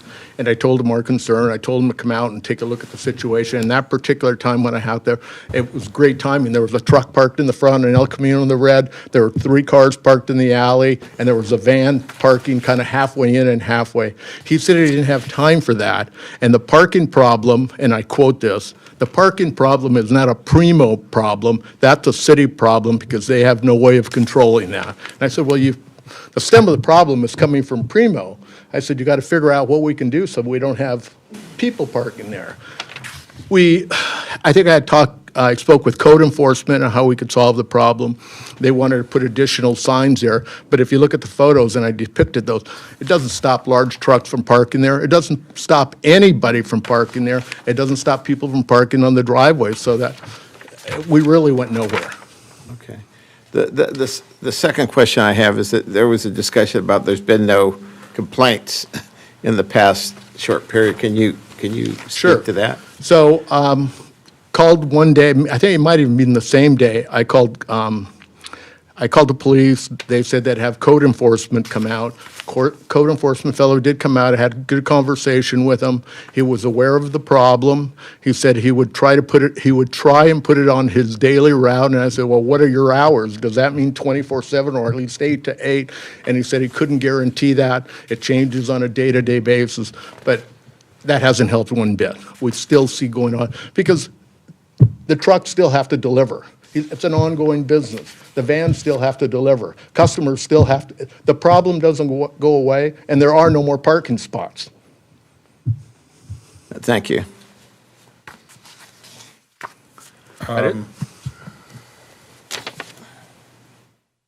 Any other question? Yeah, I do. I'm contemplating a question. I apologize. This is, again, I'm troubled by this, that we put Mr. Aziz into this position. How many conversations do you think you've had with personnel at the store? One. One. And in fact, if I could elaborate on that, I asked him if I could get the phone number of who I should talk to, and he said he didn't have it. Okay, that's a problem. And we still have even if we take care of the customer parking, we still have the parking of deliveries. Have those people who bought your single-family houses there, have they had conversations with the store? You know, I don't know for certain. I can only tell you that across the alley, directly behind the Primo Market, is a 10 to 12 unit condo project. So there's gang parking there. The woman that owns one of them bumped into me one day in the alley taking pictures and said, you know, what can be done about this? And I said, show up to the hearing. I don't see her here tonight, but I know that when they block that alley, there's 10 or 12 cars that can't come in or out too, and it's depicted in the pictures where they block that entrance. One thing that I suspect as it relates to parking citations, I don't want to put words in your mouth, but do you think at some point in time people just threw their hands up and no longer are calling the sheriff? I'm sorry, I didn't hear that. Do you think at some point in time people just threw their hands up and they're no longer calling about parking violations? Absolutely, absolutely. Okay. Absolutely. All right. And you know, and I'm not blaming staff. I mean, there wasn't a hearing, there was no public notice, but I think, what's the saying? A wolf in sheep's clothing here, is they look at it, and the application looked very much like a corner market. But if you look around, it's not a corner market. I would guess that 90% of sales are takeout, and I'll tell you why those are increasing. When it first started, I complained about a trash can being on the public sidewalk. That trash can now grew to 2. That trash can count went to 3. I went by this morning at 8:30, and there were 4. So food is being consumed right outside. People are sitting on the curb. People are dining on the hood of their car in the alleyway. People are dining on the curb. Okay, thank you. I just want to Thank you, sir. confirm we're still Appreciate on the question and not Yes. additional testimony. Yes, I think we're getting beyond a response to the question. Thank you, sir. You're welcome. I think we have one other comment, and just a reminder, I think it's 3 minutes. 3 minutes, Yeah, just so correct. you know.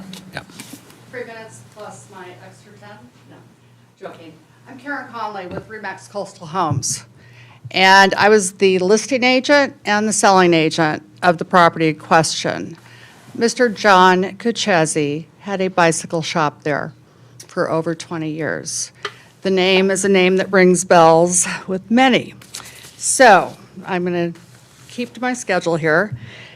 30 years of the city being known as not a team member. Small businesses, private properties, and new businesses all share one item in common. Working with the city has become to be known as a nightmare. As a real estate broker for over 30 years, it is my unfortunate responsibility to tell the buyers that the road ahead may have many valleys. In July of 2020, Sue Kuchezi was in the midst of COVID, wanted to sell the business, and Mr. Gutierrez had an opportunity to buy it. We sold the business to Mr. Ozzie. I'm sorry, she did. I had no monetary gain other than my commission, of course. But I represented the buyer and seller in the purchase and conversation of San Clemente Cyclery into a small market/deli.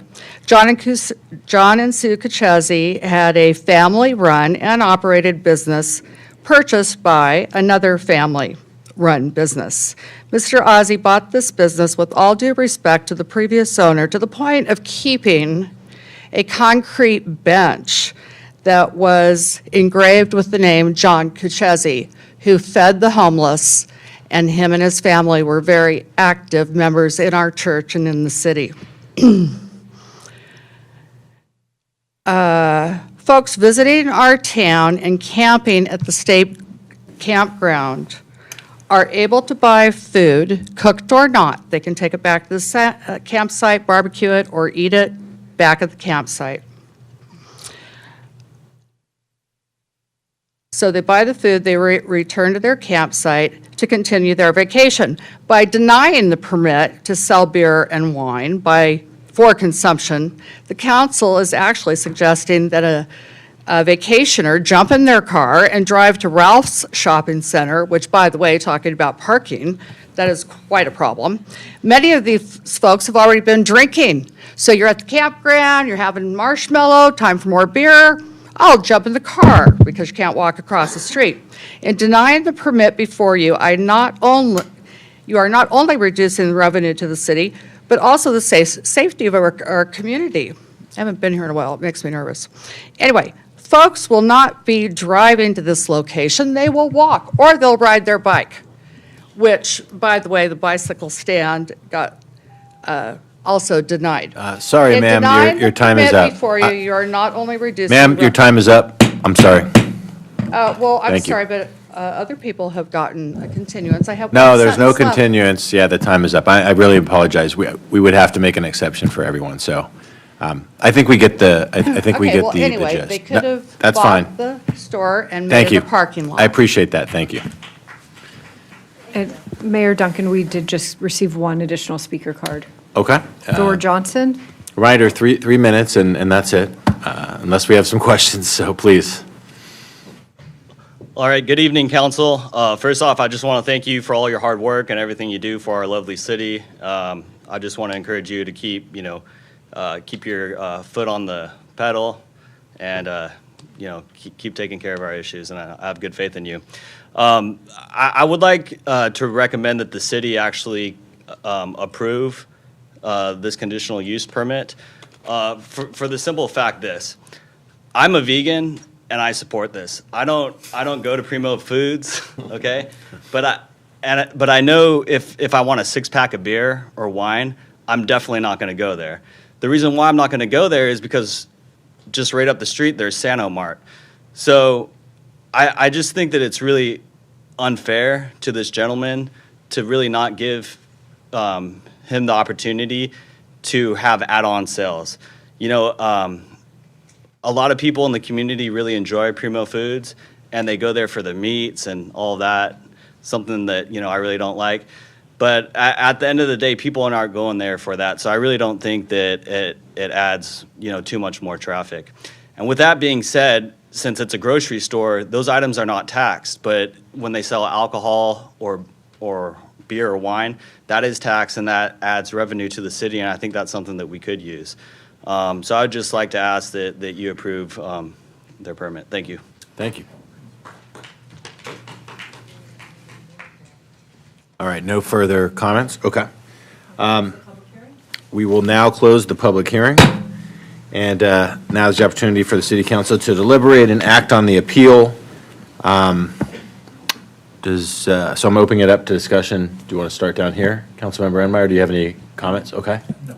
Okay. Councilmember James and Councilmember Cabral, you brought the appeal. Any discussion? This could be a hard decision. Like I said, it comes down to the rights of Mr. Aziz running a store, making money, but we also have, I think Mr. Gutierrez made a pretty strong argument about the quality of life in the neighborhood between delivery trucks and customers. I might be willing to have some discussion on limiting shelf space. City Attorney, can I do that? Yeah, the general concept is ancillary use, and the city with a condition could describe in more detail in objective criteria what an ancillary use constitutes. So shelf space, floor area, receipts would be different ways that municipalities define what's ancillary. Receipts would require the city to audit, and I don't want to get into that. I'm looking at the city manager. But limiting the shelf space or the cooler space, and limiting the number of beer and wine products might be a compromise here. And I'm thinking out that's all loud more than permitted, yeah. anything else. That's it. Okay, Councilmember Cabral. I'm just, I mean, I support local businesses. I know you're doing very, well, I got to get used to it. I support the local businesses. As I mentioned, I've been there a couple of times. You have great food. I do think, though, that you have an obligation to address the issue of parking. And I don't know how we get to that point. And it seems like the conversations haven't been full and complete and thorough. And I'm wondering if that could take place, if you think there's a possibility that you could sit down and talk and discuss and come to some personal arrangement where both of you, see. Okay, yeah. Okay, all right, okay. Yeah, So- thank you, sir, appreciate it. So that's what I'm looking for. Okay, yeah, and I share your sentiments. I think for us as a council, that we've got the narrow question here about whether we adopt the resolution. If we adopt the resolution, we would affirm the zoning administrator's decision. If we could reverse the decision by a minute order and deny the permit. That's our two choices. Sorry, Mayor, it's a Right. hearing de novo, so the council could modify the conditions of approval. Okay, or we could You can add tweak the additional. permit, yeah. I guess I would say that I'm certainly sensitive to the concerns raised by Mr. Gutierrez, and I'm sure he represents other neighbors, but we have a small business owner here, and we have our staff supporting this, and that weighs strongly on me. We have our sheriff's deputies out there on site reviewing, and we've got an email here saying that it doesn't appear to be a problem, and I'm sure they'll follow up if it is. So I got to say, I'm leaning in favor of affirming the decision without any additional conditions. And if there's no motions to that effect, I'll make such a motion. Okay, well, I will make that motion that we affirm the zoning administrator's decision by adopting the resolution. Second. Okay, any other motions? Okay, we'll vote on that motion. Councilmember Enmeyer. Yes. Mayor Pro Tem Noblock. No. I'm a aye. No. Councilmember James is a no, and Councilmember Cabral is a no. Okay, so that motion fails. Do we have any additional motion, or if the motion fails, does it just mean that the permit is denied? You can leave it at that. Yeah, it's denied unless there's a new motion. When can the applicant bring back a application? Adam's going to have to help me out on that. A new application could be submitted at any time. A new application could be submitted at any time. Staff would recommend that the application is materially is different than what they've previously submitted, but it is on. Yeah, the applicant could submit another application. We don't. I We don't have want to help limitation. this neighborhood market, but we have a significant issue, a quality of life issue there that trumps everything for me. So if somehow or another this issue could get resolved, I would be an enthusiastic supporter of this application. Okay, but I think we've made our decision. We've made our Made decision. your decision. and we- Absent, pardon me, absent, it would not be our intention of bringing to you every month this Right. appeal. Yes. Two, in the absence of some policy direction as to where they might move, staff would be at a loss as to how to guide the applicant toward a successful application. We just wouldn't know how to advise. Right. Okay, I hope that's clear, but I think our decision is made and we can move on. Is that right? Okay. Okay, next item.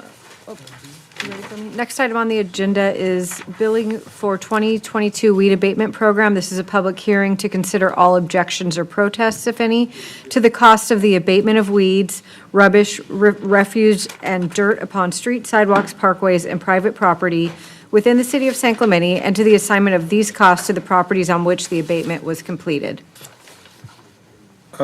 Mayor, I'm going to have a motion here before we get started on that. And that motion is to bring item 9F as in Foxtrot, the display of photographs, up to the next item on the agenda. We have some people here, and it'd be nice that we get them home at a reasonable hour to see reruns of I Love Lucy or whatever they do. Yeah, I will second that. Any objection to that? No? Okay, it's unanimous to move 9F up to after this current item? Yes. So it would come in after 7B and before 8A. Yes. Okay. We are at 7B, billing for 2022 weed abatement program. Good evening, Mayor, members of the City Council, Adam Atamian, Deputy Community Development Director. The item before you is the billing for the 2022 weed abatement program. For some background for our newest council members, the weed abatement program is an annual program that is budgeted every fiscal year. The costs are for this year's program are $132,042.51. The majority of that cost is actually the clearing of city-owned lots. What we're discussing today is another aspect of the weed abatement program, which begins in April of every year. We send out notices to the owners of vacant and unoccupied properties, alerting them to the need to clear their property of weeds and rubbish. And the purpose of this program is to reduce fire hazards on these properties. We have a weed abatement contractor that does all the noticing and does the inspections of these properties. Most of these properties are cleared by their owners. The ones that are not cleared get cleared by our weed abatement contractor. In 2022, there were 21 of these lots that were not cleared by the property owners, and the weed abatement contractor had to clear them.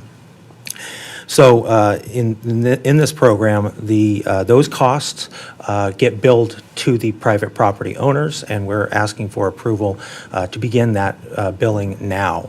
One of the other things that we are asking for, however, is there was city staff time involved in the administration of this program that included the noticing for all of the property owners, including those who are compliant. And what we typically do is we request that the costs for city staff time related to noticing those compliant properties be waived. So at this time, what we are requesting is that the city council waive the city's notification costs for these compliant property owners, approve the weed abatement report by motion, and to authorize the weed abatement contract administrator to bill the amounts indicated in the report to the appropriate property owners. And with that, I will end my presentation, and I'm available for any questions. Our weed abatement contractor is also here if you have any questions about the program generally. Thank you, Mr. Tamian. I have a question. Yes. What's the rationale for waiving those fees to the compliant? Well, the rationale is that these are the owners of vacant properties who complied with our requests to clear their lots by the May 15th deadline and maintain their lots cleared throughout the rest of the year. So in a spirit of cooperation, we typically waive these costs. You're incentivizing compliance. And we're incentivizing compliance. Just for reference, the actual cost we're talking about waiving for 499 private property owners is $2,566.52. Thank you. I'll move staff's recommendation 1, 2, and 3. Second.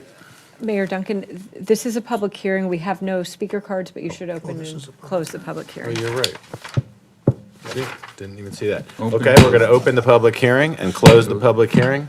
And we have a motion by Mayor Pro Tem Noblock and a second by me. All in favor? Aye. Any opposed? It is unanimous. Thank you, Laura. Appreciate that. Keeping it straight.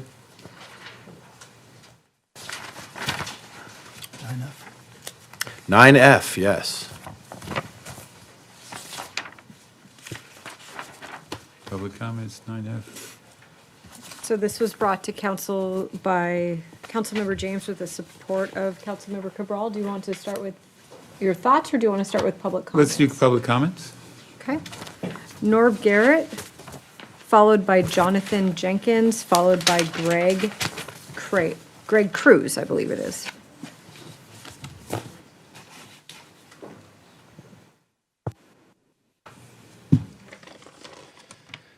Good evening, Mayor Duncan, and fellow city council members. Congratulations to the new guys, and Laura, very excited for you in your new role too. Megan, we haven't met, congrats.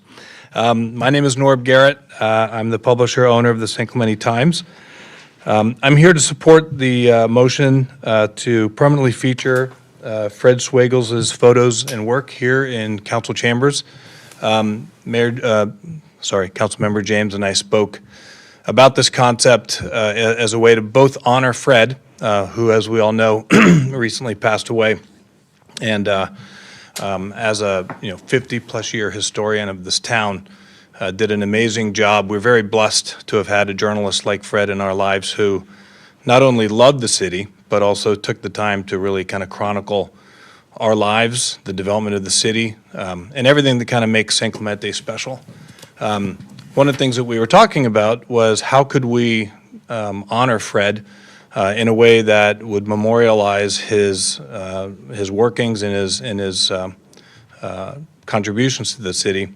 And one of the things that we discussed was this idea that you could create a photographic collection of his work that we could then kind of keep here permanently or in the hallway as a way to kind of keep Fred in our thoughts and in our minds. I thought it was a great idea. Spoke with Fred's sisters about it. They also thought it was great. We came and actually met with Councilmember James and kind of toured the area. And I think it would just be a terrific example of the commitment that we've got to recognize important figures like Fred in our community. So I'm here to simply state my support for the motion. And would welcome the opportunity to work with you through the paper. I've already spoken with the folks at the OC Register. They're willing to allow the images to be used here as well. So we've kind of cleared all of the rights issues that might go into utilizing those images and maybe even clippings of some of his printed work on the walls here in City Council chambers. So thank you for your consideration, and I'm more than willing to work with you and staff on making a really memorable and exciting memorial to Fred here in Council Chambers. So thank you very much. Thank you, Norm.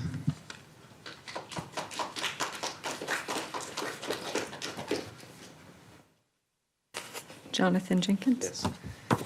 Hello, everyone. I'm also in support of Fred. I came to San Clemente in '62, as a third grader at Concordia.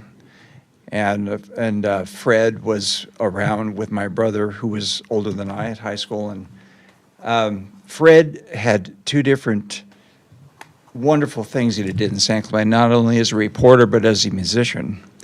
Many people don't know that. My parents owned a music store in town here for 10 years, from 65 to 75, and we actually had the first coach house called the Four Muses in town here. And Jackson Browne sang here when he was in high school. So we got to know Fred. Fred performed in his band at our club. And then Fred started reporting at the school newspaper. And his love for the city has always been, as I've grown up in the area, continued to grow up in the area, whenever I saw Fred, and I'm also have a production company, so I met Fred at filming locations and had a good time with him. But he just had that pulse and loved this city. And to have a remembrance of him would be so appropriate. And all his photos are cataloged and well organized, Norb told me. So it'd be easy to do this. So thank you very much for your time. Please do this for Fred. Thank you. Thank you. Greg Cruz, followed by Barbara Chamberlain. Hi, Mayor Duncan, Mayor Pro Tem Knobloch, and esteemed council and staff. My name's Greg Cruz. I am the former CEO of USA Surfing, which is based here in San Clemente. I took our first Olympic team to Tokyo for the Olympics and had the privilege of carrying our first surfing gold medalist out of the water when she had won gold. I've lived in San Clemente since 1987, moved here from Surf City, Huntington Beach, where I was born and raised. And one of the things I noticed as soon as I moved to town is like, oh my gosh, the local newspaper has great surf photos and articles on all the surf competitions and really raises up the kids that are here surfing. And previously, you know, surfing was just an ignored sport. It wasn't considered a sport. And that was Fred's work. Fred covered surfing extensively. And I got to know him through the years where he'd come to Cypress Cove 4th of July parade, the little 4th of July parade we put on, and be there in the morning. And then I see that he's at two other 4th of July parades in town and covering the office chair race. And then he's at the pier covering the fireworks, you know. So he went from dawn beyond dusk on the 4th of July, chronicling everything that's wonderful about this time encapsulated in one 4th of July. And his images are first rate. He's a great photographer. He's just, you know, he's a great scribe as well.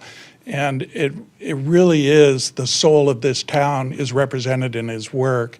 And I think it'd be a fitting tribute to the town and also to Fred if we could put his work on the walls for everyone here to see what a great town this is. I mean, it's pretty sterile in here, guys, you know? So I think we could, we get could it. use some photos. So that's all I wanted to say. I just wanted to add my support and hopefully that we can display his photos. And So in thank regards you, to the everyone. office chair races, we don't know what you're talking Yeah, about. I know. Thank you.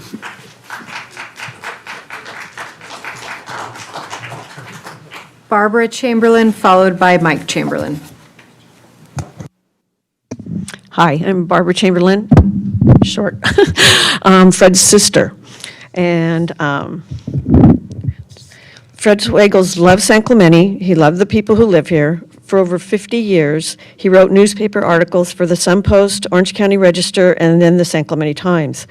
He wrote about our town and its citizens, businesses, schools, families, and he covered an uncountable amount of city council meetings.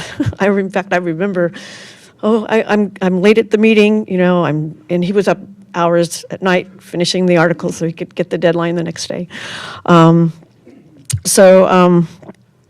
And planning commission meetings as well. And almost every event held in San Clemente, like Ocean Fest, Fiestas, Fiesta parades, 4th of July celebrations, the list goes on, as Greg mentioned a lot more. He also wrote about our local news, be it development of the old pool, Pier Bowl area, which went on for quite a while before that was remodeled, the storm that chopped off the end of the pier, President Nixon's visits to the Western White House, surf contests, school events, and so much more. While writing these articles, Fred also took what seems to be an almost infinite number of photos that captured the history of San Clemente and our people. His photos are truly amazing. You might say that Fred was a historian for San Clemente. He would be honored to have some of the photos grace the walls of the City Hall building and or the new City Council chambers, and I hope it gets approval. An exhibit of Fred's photos would be a perfect way to showcase the life and times of San Clemente over the years. Thank you. Thank you. Mike Chamberlain? Good evening, Mayor and City Council members. My name is Mike Chamberlain. I'm married to Barbara Chamberlain. So Fred Swagels was my brother-in-law for 50 years.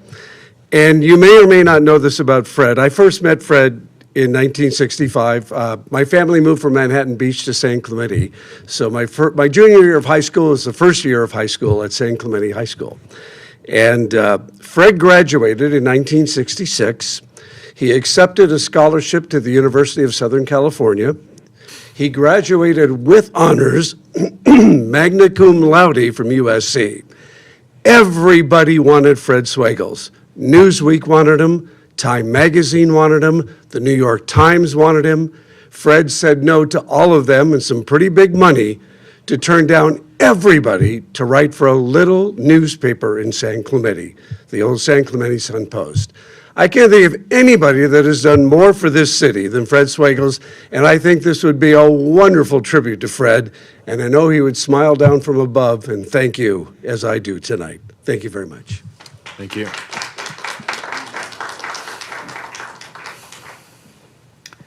And that's our final comment? Okay. Okay, Councilmember James, you brought forward this item. I brought forward this item. You know, you look at the body of work of Fred Swagels. Not only, we talked a lot about the photographs this evening, but what he wrote. I mean, he was an equally great writer. And he chronicled this city. He was an icon in this city who chronicled the icons in this city. And we're losing some of these icons. I mean, we only have to look in the past year of some of these great people in this community that we have lost.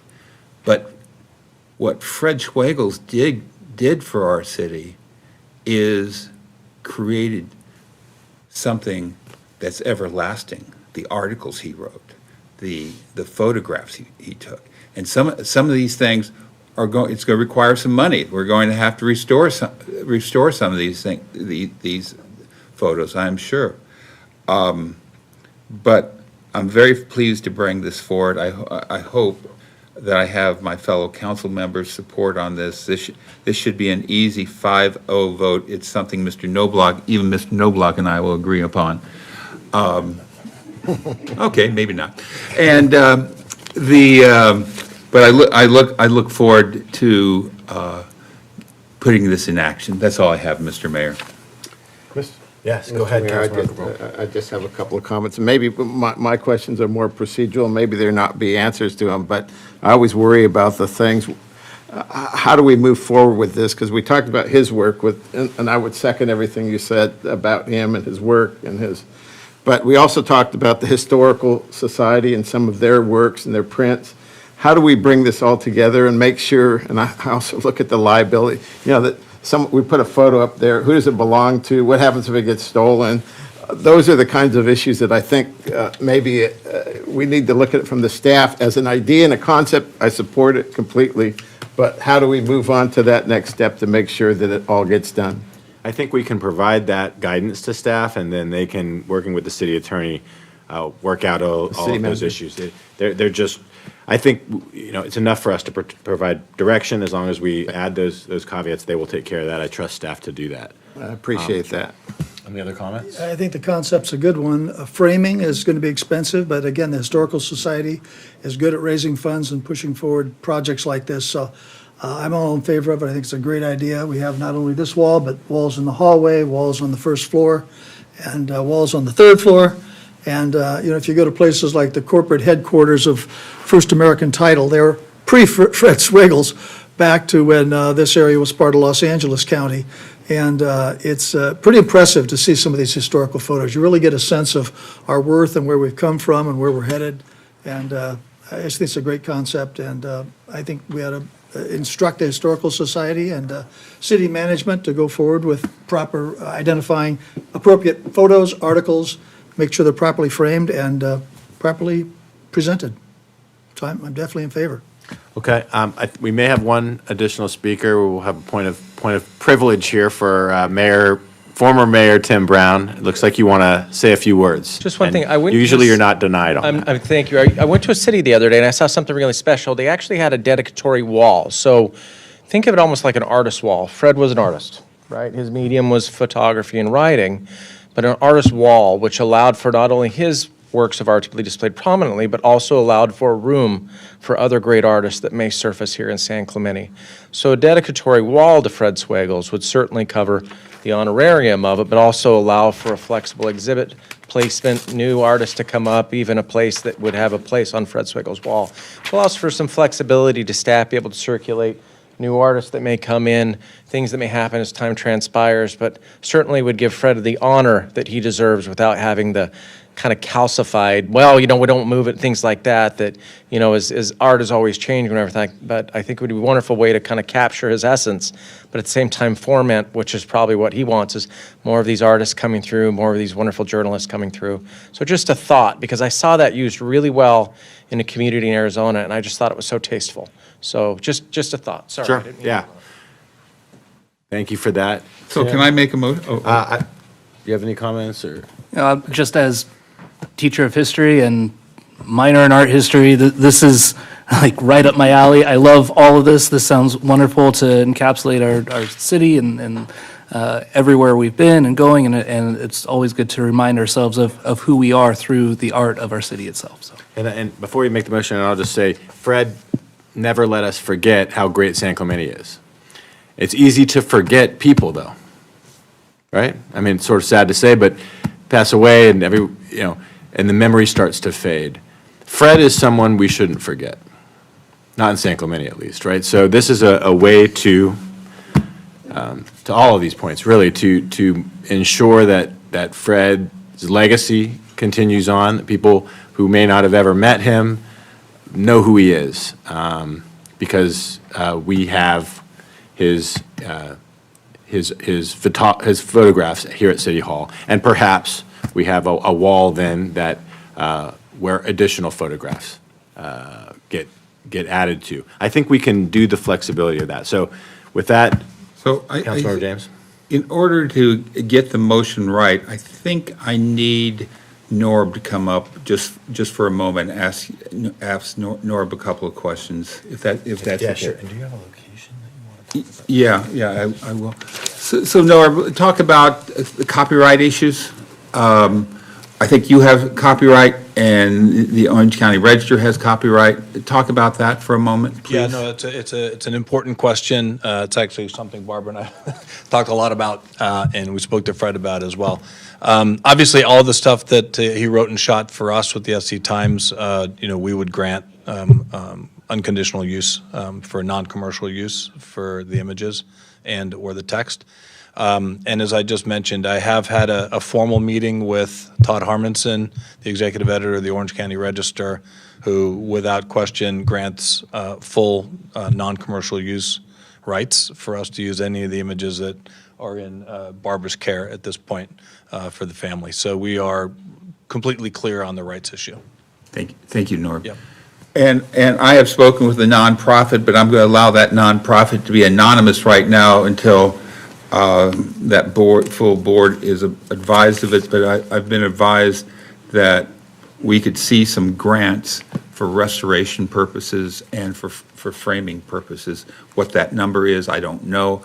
So with that, I'm going to make a motion that we direct staff to start discussions with Fred's family, with Mr. Garrett, and also, look at a space both in the hallway and the second floor hallway, these chambers, and for that matter, most anywhere in the city hall, and that we move forward with that. It will have to come back to council at some point in time when the devil's in the details on how to do this. But my motion at this point is to move forward with a commemoration of Fred Schwegel's body of work, both written and photo, if you will. We didn't talk much about what was written, but I think there's some great articles we can post there. And so that's my motion. I'll second it. Would that motion include historical documents from the, photos from the Historical Society and additional work beyond Fred's timeframe? I think it will. The way I see it. Okay, I would expect that. Yeah, it is baby steps. First with the Schwegel commemoration, and then let's see what else, because it's not only the Historical Society, but the Lifeguard and Junior Lifeguard Foundation yes. has some wonderful stuff. I don't see, oh, Larry's back there, and I'm sure Larry will be a participant in this as well. And probably, as we get further down the line, I would see the city designating someone in city staff, whether it's Beaches Park and Rec or in the city clerk's office, to be the city archivist, to one person having some level of control over that. So that. Is the direction clear enough, City Manager? Yes, it is. Okay. We have a motion, James, second Cabral, all in favor? Aye. Mr. Mayor, can I make a Yes. motion to take a 5-minute break? Yes. Is that okay for everybody, or? Yeah. Yeah? That's fine. 5 minutes is fine? Okay, we will be back at, let's see, I have. And thank you for coming, guys. Let's come back at 8:10.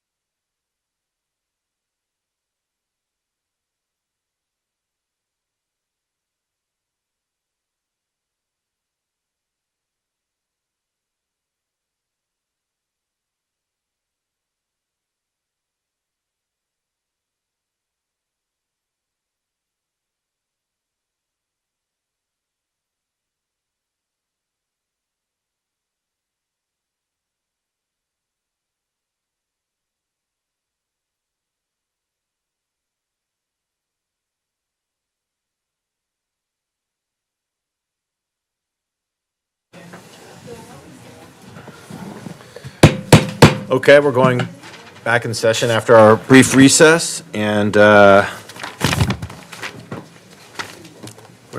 are we, Ms. Campanella?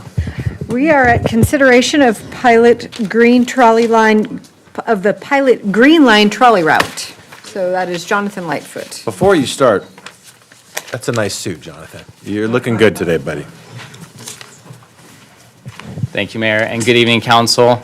Thank you for having me. We'll get a presentation up on the screen shortly, but this item is one that you are familiar with. The Council previously considered an extension of our existing trolley operations and authorized the continuation of our red line, but also authorized a temporary pilot program for 10 to 12 weeks on a green line, as we're calling it. But at that time, the Council did not consider potential routes, so this is what's in front of you this evening. If I could go to the next slide. Just for fun, this weekend, I grabbed a photo of our trolley riders. I think that the council would enjoy this. We'll move on to the next slide, please. Packed, Wayne. So this green line would operate on Saturdays and Sundays between March 11th and May 21st. The reason for that May 21st ending is that the following weekend, we would rotate over to our traditional blue line that connects to Dana Point. Both lines, beginning Memorial Day weekend, would run daily until the end of September. Next slide, please. So the goal with this green line is to connect to our successful existing red line. Most active stops, the two most active stops are at the outlets and the pier. We do have a lot of riders board and hop off on Del Mar as well. Potential stops near residential hubs, parks, restaurants, parking, beaches, and hospitality were all taken into consideration. The goal was to create or consider routes that have a driving time of under 30 minutes so that with the two trolleys that are available, people would be waiting for 15 minutes, which is consistent with our current red line operations. Next slide, please. This slide shows the existing route of our red line and a portion of the blue line, which goes off the screen to the north. And we can go ahead to the next slide, which shows one option. This is an inland route. The route in front of you would take 25 minutes to circle. It includes stops at the outlets, Marblehead Inland, Vista Hermosa Sports Park, Plaza Pacifica, the Rancho San Clemente Park, and the outlets at San Clemente. Again, one of the goals was to look at spots that had community interest, as well as parking if possible. If we could go to the next slide. And while we previously were looking at an inland east-west route, this is a route that would continue south from the pier stop. This circle would take 23 minutes. I'm not going to read off all of the stops, but would hit a number of stops along El Camino Real, as well as a couple at Del Mar, and notably continue to the State Beach at Calafia. I'd add that the staff at the state park, at San Clemente State Park, did reach out and were supportive and even requesting of access to the trolley at that location.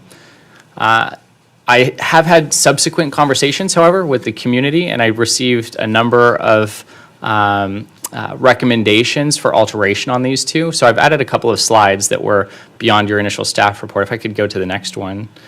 I'll actually come back to the recommendation. If we could go one more slide, thank you. So the inland route alternate here, the change is that instead of doing a looped route, that we would have a route that doubles back, that gives people a little bit more of an easy access opportunity to return to wherever they began their journey. So instead of riding on a 30-minute loop, they might have a 5 or 10-minute return to the location they began. So this is an example on the inland version that's still hitting the majority of the exact same stops, but would reduce the full round trip timeline. And if we could go to the next slide, thank you. And this is a version for the south route that would go from Del Mar, again, all the way down to San Clemente State Beach, but would double back against itself instead of completing a loop. So in this version, we do lose a stop that would be along Ola Vista in the residential area, but it does provide that benefit of doubling back. And then, thank you, Megan, for being flexible. If we could go back 3 slides to the recommendation. So staff's recommendation is to establish the operating timeframe for concurrence between March 11th and May 21st, and to direct staff to pursue the inland route or the southern route for the pilot Green Line trolley, and to direct staff to collaborate with LAZ, our operators, to establish the precise curb locations and signage for the temporary pilot route. And that concludes staff's presentation. Okay. Do we have any we have no comments? We do have one public comment. Okay, one public comment. Yep. Would you like to hear that now? Yes. Donna Vidrine? Let me see what she's going to say so I know how to vote the other way. I'm joking, Don. An excellent staff report. I'm an advocate for extending the trolley line to South San Clemente, to South San Clemente for the 12 weekends up to Memorial Day. This temporary pilot route includes a stop at the San Clemente Pier, which connects the existing San Clemente trolley. The southern route will allow both tourists and locals access to the beaches, restaurant, OC Taverns, Molly Bloom's, ending at the San Clemente State Beach and Park before circling back. Open-air frequent trolleys are a better alternative than driving in cars and worrying about parking and associated costs. The southern route provides access to the trolley for many neighborhoods south of Del Mar. Families and tourists staying at hotels south of Del Mar have access to the pier with stops at local grocery, coffee shops, and include downtown with a stop at our senior center, providing service for our seniors and public parking. For festivals and events, San Clemente can encourage attendees to use the trolley for transportation, reducing traffic and parking issues. Thank you. And any additional comments? No Okay, additional just the one. speaker cards. All right, do we have any discussion on this item? So this is a fun decision because we get two good options here, or really four, but fun things to pick from that all of them would lead to a benefit for the city. I think that for me, the issue, I'd be happy, absolutely thrilled if it went south. I'd be thrilled if it went east. For me, I would like to personally see it go east to connect with Talega and bring that community closer into our downtown, make it easier access for them to get into Del Mar, down to the pier. And I think the question for me is who is this trolley system for? Do we want it to make it for the tourists? That's okay.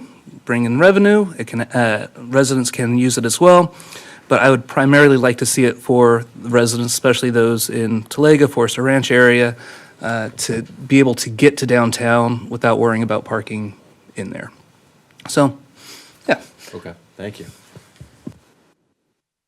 Okay, any comment over here? Yeah, Go ahead. Yeah, I was just going to say, this new route was a surprise to me, but I support the southern route. I don't support the route into the other side of the freeway. It just, my personal belief, I don't think people are going to use it. I know I wouldn't use it. I've talked to many people that believe that, 40-minute ride, maybe, making the loop to save a little bit of time isn't going to work. We like our cars here in California. You can, I don't believe people will turn what is a 5-minute ride into an hour and a half venture. But that's a personal belief, and I understand, there's different views on that. I do think we should try, though, and I might be willing to try it at some point in time for another route, but I think the southern route's the one that I prefer, and that's what I would like to try. See if this even works. We have two southern routes. I had only seen one before today, right? Is that, I like the second one, though.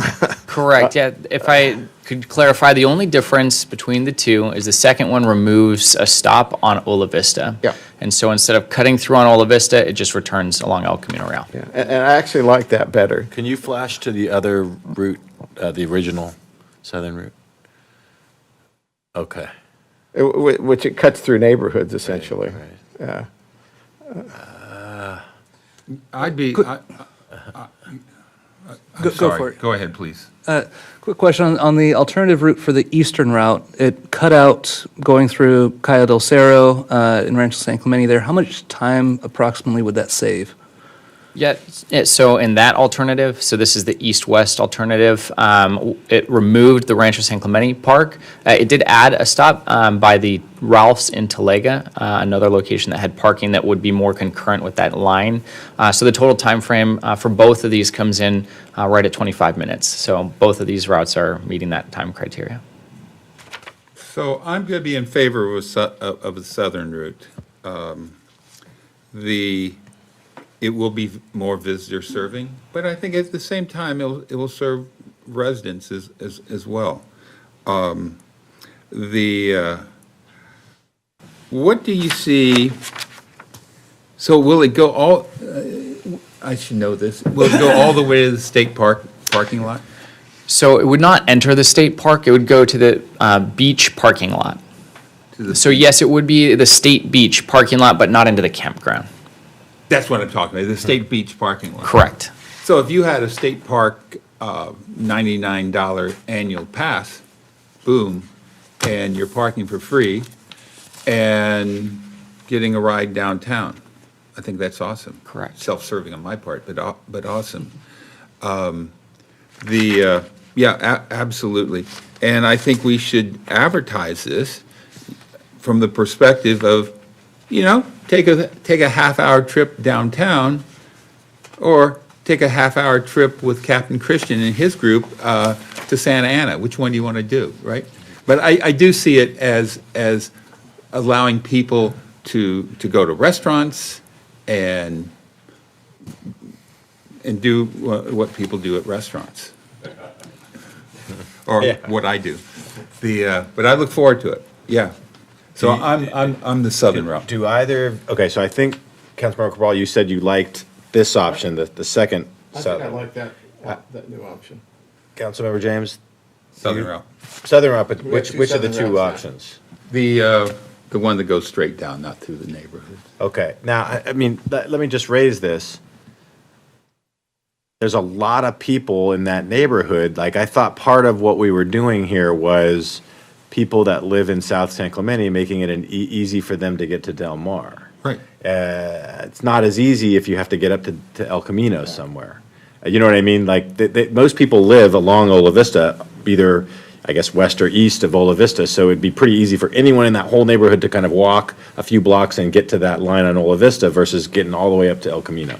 Tim Brown jogs to downtown. He doesn't even drive there. Well, Mayor, can I- before he jumped off that cliff and broke his leg. But anyway. Yes. Can I ask a question of staff, because they made this change? So apparently with some kind of input. So could I ask what that input was and what the rationale was? Sure. So the input, there's two components to that. One was the item I mentioned before of the interest in not riding a full circle to get back. So when it doubles back, you can catch it going east and ride it back going west, if that makes sense, and your return time would not be as long.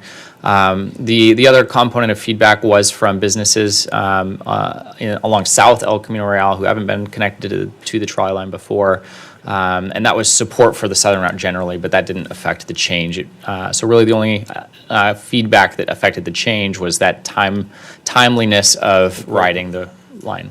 I just don't, Mr. Mayor, I just don't see, I think this is more visitor-related than resident-related.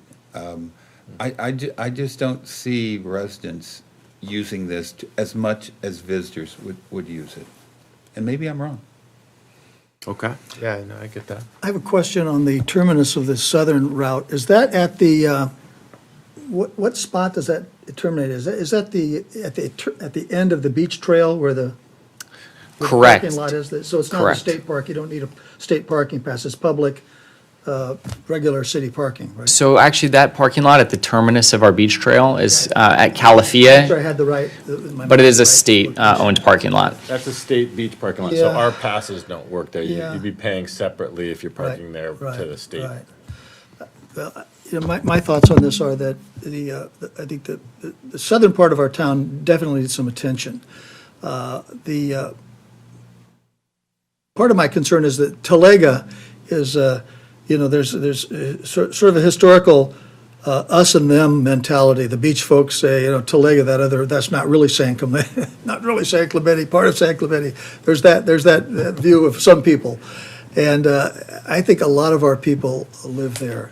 The people that live east of I-5 already have, I think, a good access to the amenities that we want them to see, the beach, the Del Mar, and so forth. I'm kind of leaning toward Talega because I think we have a big portion of our population that I think the kids, the young people that maybe can't drive and need to get off their motorized bicycles could actually get down closer to the water. So it's a tough one. I'm kind of a little bit leaning toward Talega just because of the amount of our people that live there that I think would benefit from it. It's a tough one. Tough one. Okay, we've got a lot of different options too here. Decision between good choices. Yeah, it looks like I'm maybe sort of the deciding vote here. I mean, I live in Talega. I would love to have a trolley up there. But I do think that the more pressing need right now is in South San Clemente, and that area needs some attention. And I think when my feedback with staff was that there was a little bit more probably support for something going to the south. My thought on it is, but I'd like to see Talega too, right? I mean, but this is a pilot program. I think let's remember this, right? We're just testing the waters here. If it doesn't work, we can try Talega the next time, or we have limited funding and limited capacity here, so we're giving it a shot. My question would be on the different routes. Yeah. So I have a question. So a Talega route, I'm arguing against myself here. A Talega route, we could potentially get OCTA funding for a Talega route. Is that correct? That's correct. We could get funding for either route. So the challenge previously, I know this question had come up with the southern route, we cannot do a minor amendment to our existing grant that competes with the route. Seeking new funding, we could request either of these routes. Okay, you answered my question. Thank you. Just to clarify, yeah, there was a question about if we mirror Orange County Transportation Authority's route, that they may not give us the funding that would take away from their own revenue on their own bus route. But it doesn't sound like that's an issue with any of these.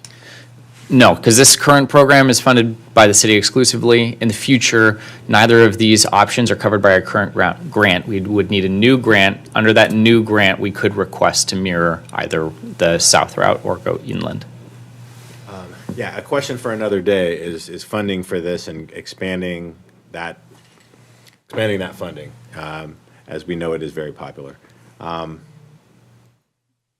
got to say, I mean, I'm leaning towards the southern route, but I just, to me, it's difficult to cut out the Ola Vista part because even though it's a little more convenient for people to take the same route, but now you're losing a potential route. You know what I mean? For it's not a.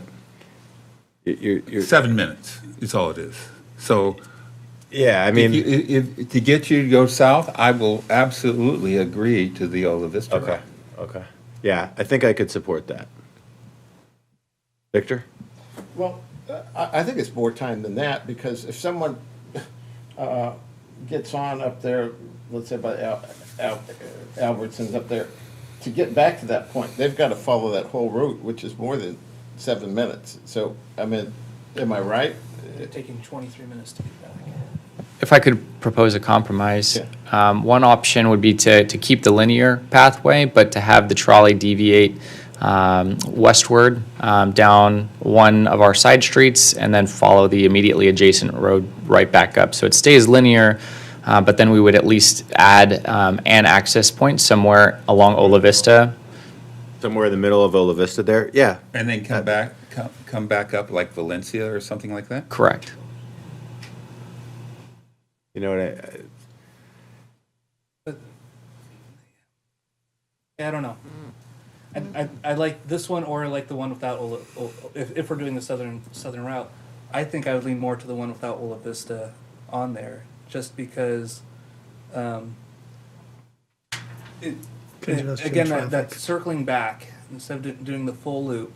I think adding a western drop-off on one of the side routes, only the people in that immediate Right. vicinity can access that one spot, because it's a hilly area right there. It's going to be hard to walk to get through those streets, to get to that one drop-off point in the middle of Ola Vista.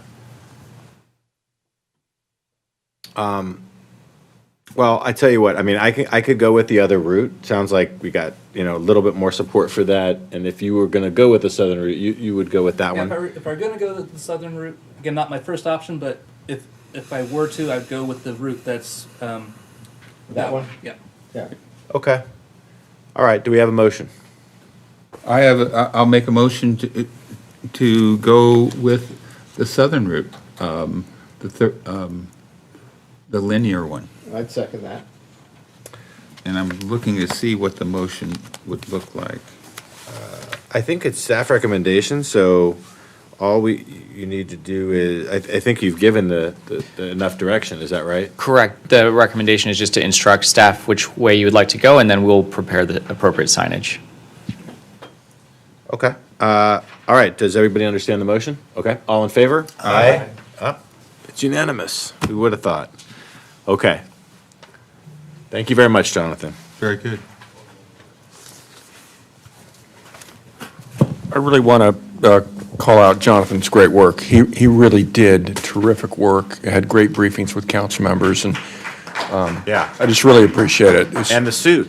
Yeah, and The suit is just he looked something good I delivering can't- it too. Looked Dang it. What great. more could you want? Great idea. Thank you, Jonathan. This was a great presentation. This is going to be great for the city, so appreciate your work on this. You ready for the next item? Yes. This is under new business, item 9A, procedures for electing council officers and appointing commissioners and committee members.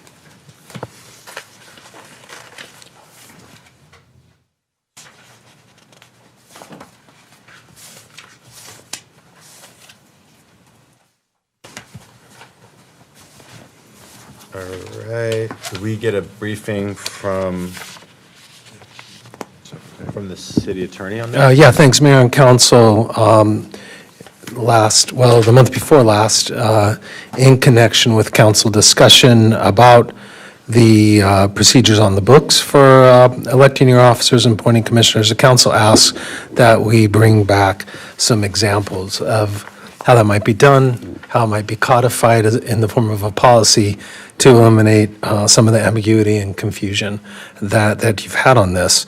In the wake of the council's decision at its last meeting to affirm a point of order in this respect, we took the liberty of fulfilling that prior request and bringing back this this policy for your consideration. It's based on a survey of our clients and other cities. Not too many of them really have specific prescriptions about how to elect officers, so this was an opportunity to have the council weigh in on how you'd like, whether you'd like to formalize this as a policy for future use and what you'd like it to say. So it's presented for your consideration in this form. Does anyone have any questions of the city attorney about the policy? We've all seen it in the agenda packet. Let me ask this. Is this the procedure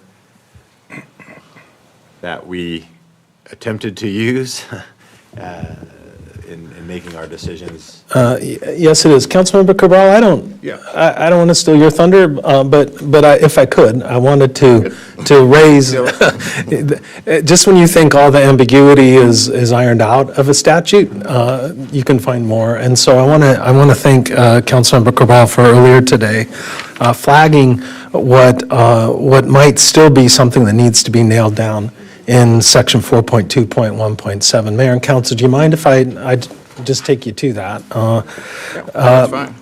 This is, in fact, a policy that more than one clients of ours use, but as Councilmember pointed out earlier when he gave me a little heads up on this, that section number still is not entirely clear about what the council should do. Sorry, point of order, what section I'm sorry, number? yeah, it's page 16 of that agenda report, Councilmember Enmeyer. 4.2.1. 4.2.1.7. And going into that point, the policy presupposes that there's a list of nominees in play, right? And then it says nominees are voted on in the order in which they are nominated. To win the election, you have to receive a majority vote of the members participating in the voting.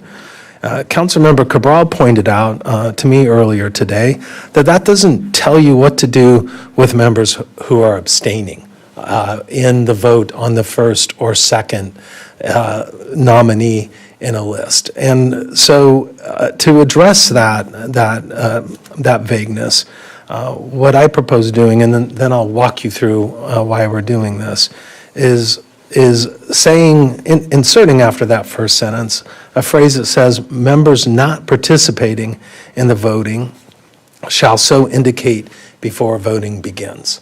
So if you're abstaining completely from the vote, you're not participating in the vote, it's important to know that up front, so that if you don't vote for the first or second nominee, people know whether you're going to vote or not. That would simplify and clarify the process a lot. And I understand that.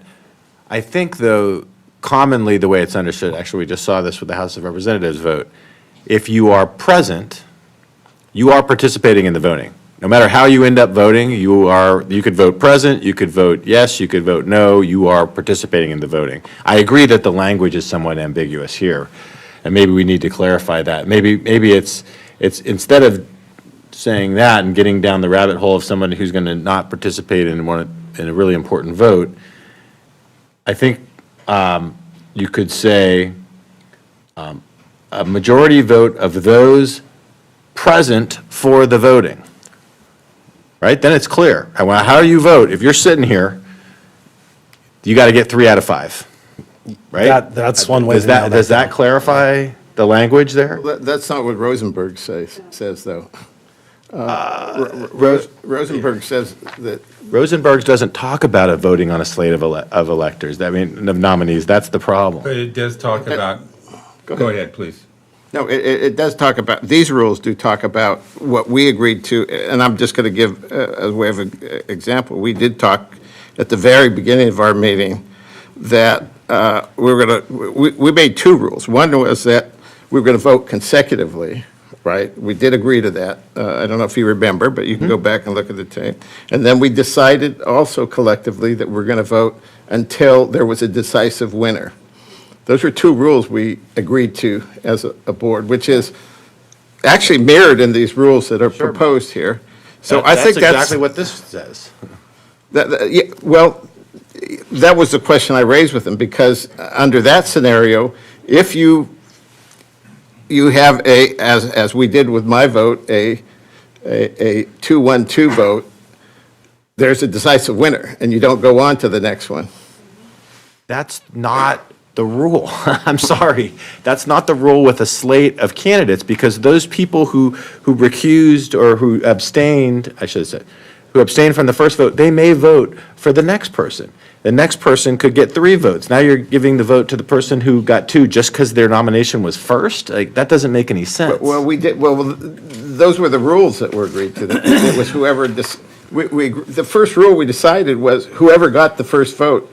And I think that's the way it's phrased in here, and that's what I raised with our council. Is whoever got the first vote, meaning the majority of those present. That's how I always interpreted it. That's how the votes have always been. But that's not what Rosenberg says. I think one of our issues is. And that's why I think it's important to clarify. I would love to get Tim Brown's perspective on this, but I don't think we're allowed. If I could, your Has there ever been a vote where somebody got mayor pro tem on 2 votes? I'm sorry. Your local policy says that Rosenberg's applies unless you have another policy locally. So the challenge here and the goal is to never have this conversation again with us or your successors, and to just be real specific here about what the denominator is and what the numerator is. We're trying to decide who won. Mayor, I think one of the things is, we were operating under Rosenberg. So under Rosenberg, I believe Mr. Cabral won that election. But very possibly Rosenberg is the very problem here. Because Robert's rules is pretty straightforward on election of officers. Maybe we need to throw the baby out with the bathwater and dispense with Rosenberg and actually start using Robert's rules. Well, we can't talk about that. No, it's not an agenda item, but it's something that we're going to operate under Rosenberg right now. But I do believe that in the future, we probably need to look at going with Robert's Rules of Order. I'll support agendizing that yeah. for discussion. Yeah, I was just going to say, I raise it not because I'm trying to create confusion. The whole reason I raise this election issue is to avoid confusion in the future. So we have a set of rules that we all understand, that we all are bought into, and we know what the rules are. I'll tell you, one of the biggest problem I have, and this is why I raise this issue, is I came to a city council that's been around for 90 years, and I thought, okay, they know what the rules are. Everybody agrees on them. It's well settled.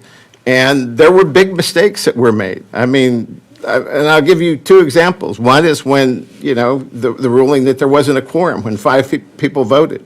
That was a mistake. I don't think there was a ruling that I remember the city attorney saying there was a quorum. Well, no, there was a ruling. You actually ruled there was no quorum. I remember mentioning that there was a bad choice of language. What I meant was there was no majority. Okay, well, I'm not trying. But that wasn't a ruling. That was corrected by the city attorney who said, yes, we do have a quorum. Yes, okay.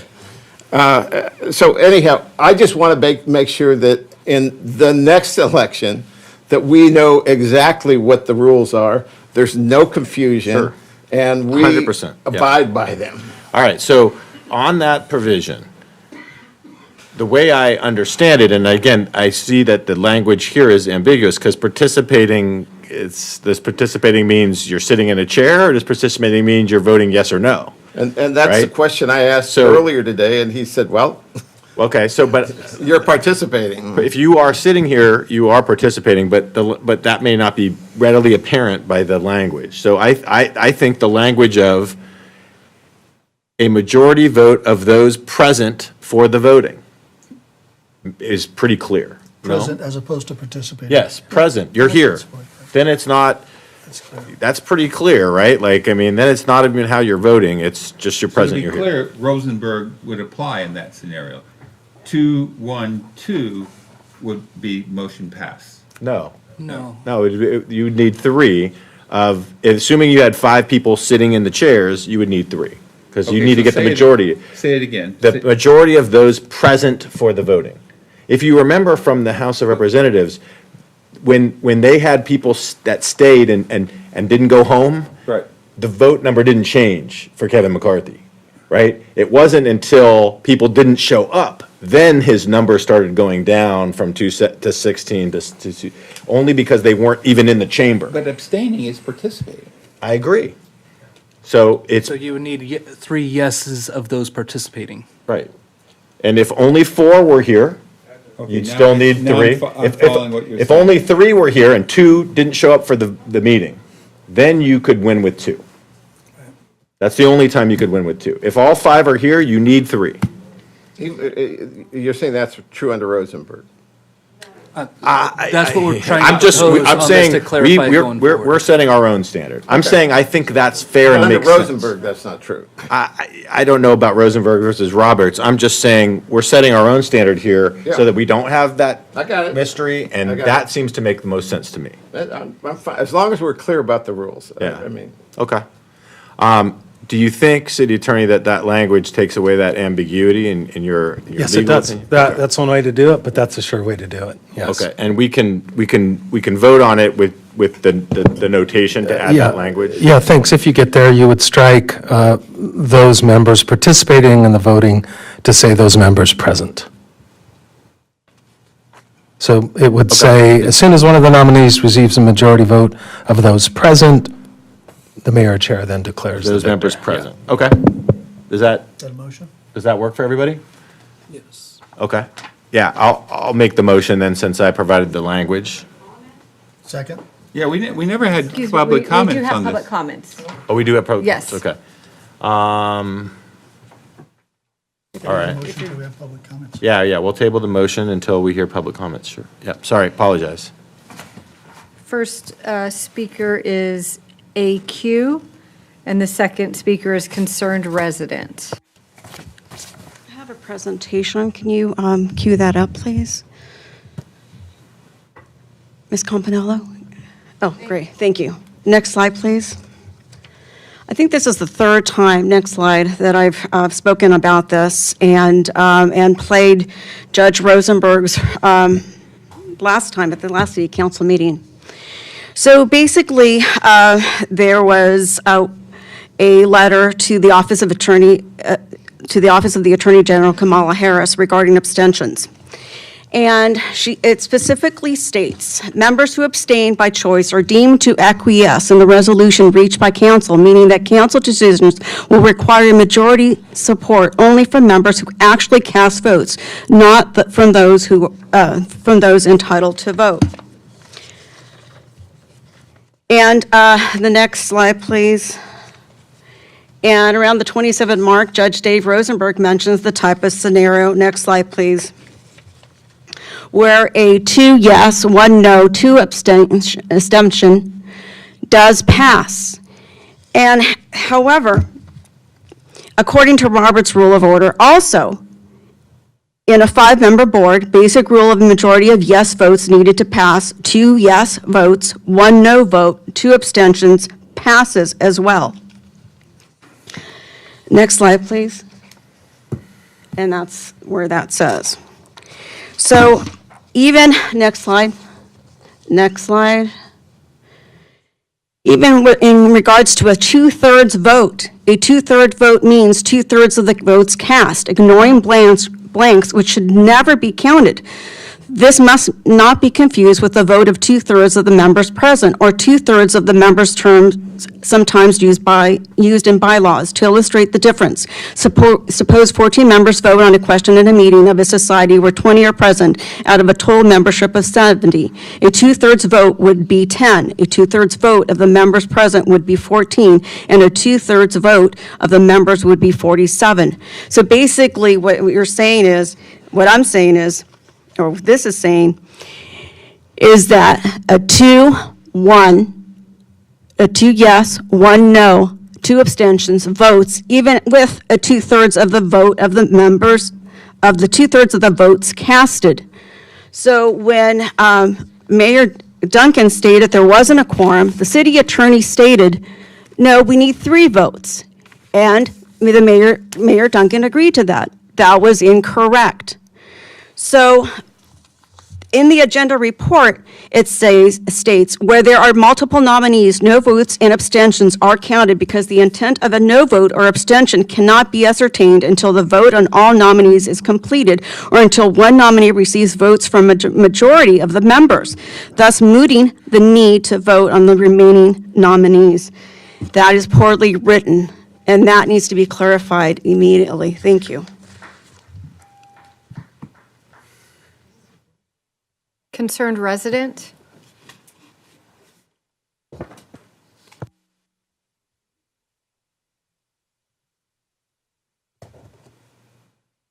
Boy, this is confusing. I really appreciate all of your time, all of the effort you put into making the city better, and I want to especially acknowledge the commissioners. What I'd ask for is that if you need all this time, attorneys, imagine what our committee and commissioners must go through trying to get this stuff right. So I would ask that maybe you consider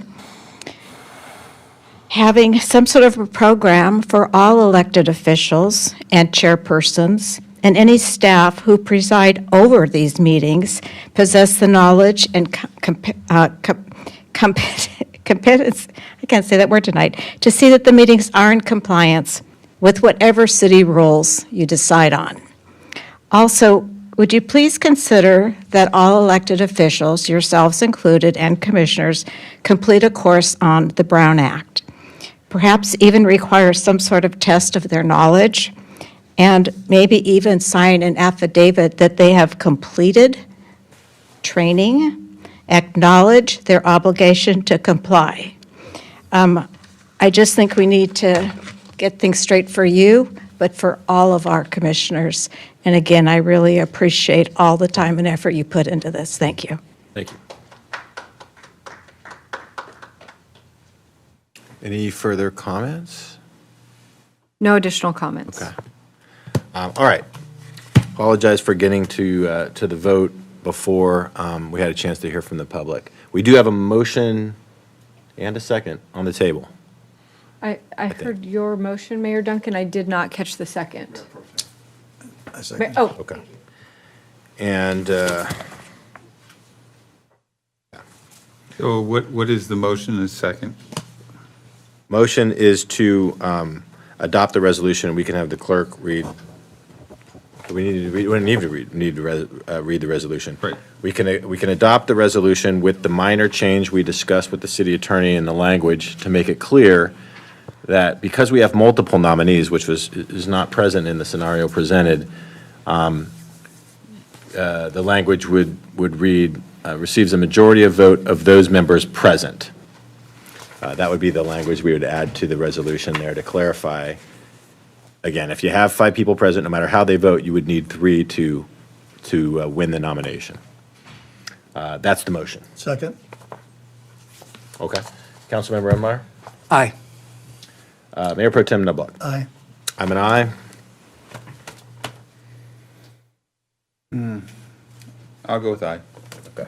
Aye. Okay, it's unanimous. Hopefully, we have clarification and we don't need to have this discussion again. I agree. I think everybody shares in that interest. Thanks for everyone participating in this. Yeah, we want to make sure we're efficient and it's clear and we don't have that confusion. So with that, we have the adoption approved and we can move on to the next item. The next item is election of Mayor Pro Tem, and I just would like to let you know, you do have 2 speaker cards if you want to hear them. Thank before you get for to your reminding me vote. before I skip ahead. Yeah. Okay. I'm just wanting to see if there's something we should move ahead of that, or, I don't think so. Okay. Let's get it out. All right, let's go. Yes, we'd like to hear from the 2 speakers. First speaker is AQ, and the second speaker is Rick Leffler.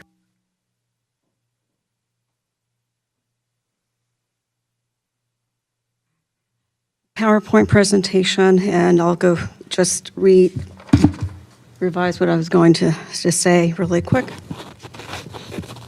One of the the same one, I'm sorry, the same one, but I'm just going to kind of forward it to, so I won't repeat myself too much.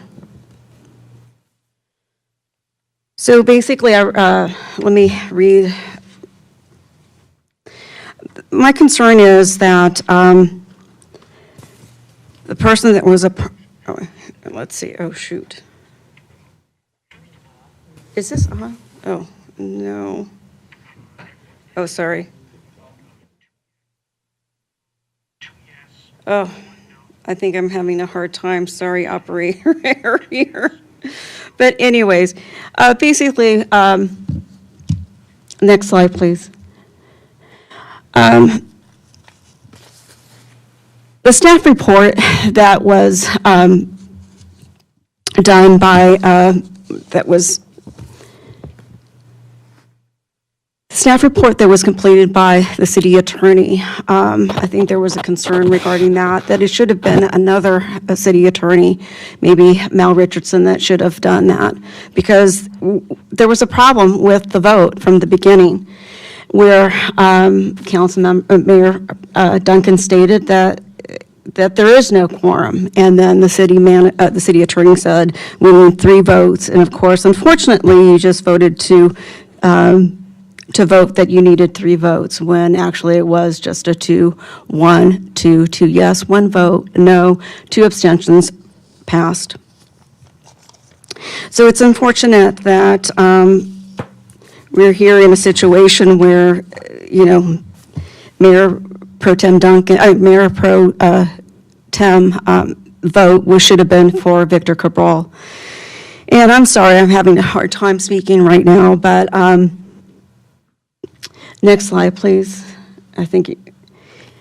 So basically, the conclusion, members who abstained by choice are deemed to acquiesce in the resolution reached by council, meaning that council decisions require majority support only from members who actually cast votes, not from those entitled to vote.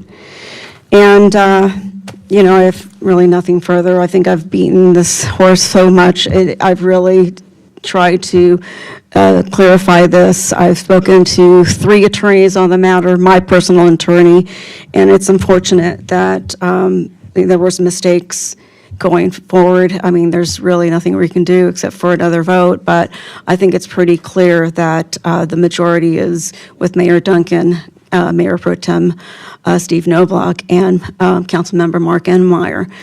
But it's pretty sad to see that there's nothing can be done with that. Thank you. All right, next comment. Rick Leffler. Mr. Loeffler. Did you got that one slide?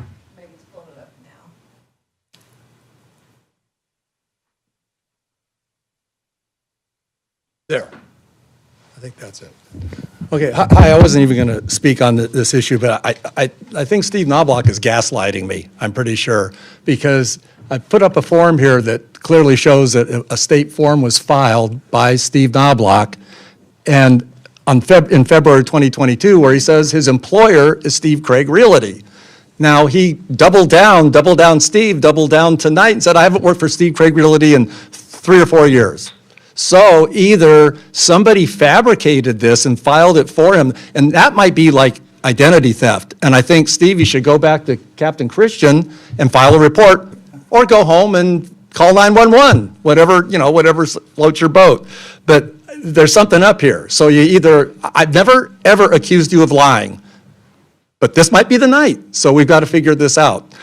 So anyway, people, what have you got against Steve? Well, I've got nothing against Steve. I just think that his extremist views are not good for the city when he brings them up as a councilman. I think he ought to leave those at home. So the only 2 reasons to vote for a candidate tonight are, 1, you made a promise. If you made a promise to vote for a candidate, keep your promise, don't be a liar. The other is, who do you think is the best candidate for the job? And, changing your vote isn't weak when you get new information and you decide that maybe I didn't decide the right way the first time. Weak is not being taken like 20 minutes at IHOP to decide whether you want waffles or pancakes. That's weak. Nothing important like this. Mayor Pro Tem is important. In the less than 4 years, we've lost 2 mayors where Mayor Pro Tems have had to take over. It can happen. So it's not an unimportant job. So you have to decide who's the best person to represent the city as mayor if something happens to Chris Duncan. And the fact is, we have one candidate who was voted in by the majority, well, not the majority, nobody was voted by the majority, but got the most votes. Never heard of him before the election, but hey, he got the most votes because he's the voice of reason, a calm guy, not divisive. He beat out by a large majority somebody who's a incumbent who's been around the city forever. So the voters are kind of telling you what they think. And so you've got a guy that's calm, voice of reason, another guy that as a sitting councilman supported a ban on gay marriage, supported a ban on abortion in the city, and said that the toll road was needed in San Clemente. Not really, I don't think, representative of most people in the city. So here's the thing. Please vote for the best person to represent the city for Mayor Pro Tem because they could become mayor. That's the strong thing to do, is doing what's right. If you do what's right, you show courage and strength. If you just sit on your hands and go, well, I'm just going to go with the flow what I did before, that's weak. Thank you.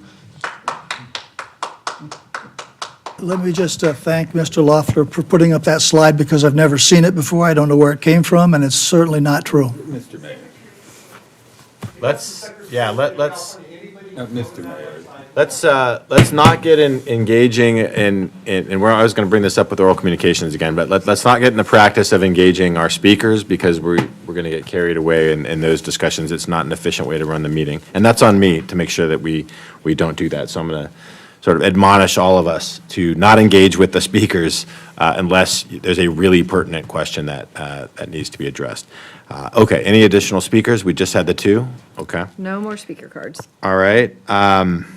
Okay, well, this was agendized by Councilmember Cabral, so I'll let him lead the discussion if you'd like to, or. Yeah, I'd like to talk a little bit about it. I want to give a little background on the politics behind this election, because as you all know, we're elected as nonpartisans. We run as nonpartisans, I should say. But if you look behind, we're all supported by either the Republican or Democrat Party. Three of us, well, Gene is not supported by Republicans, but he's a Republican at heart.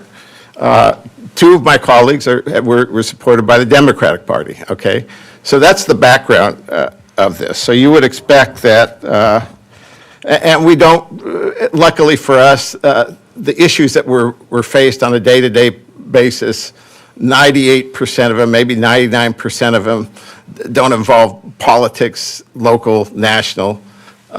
They're just issues of importance to the city.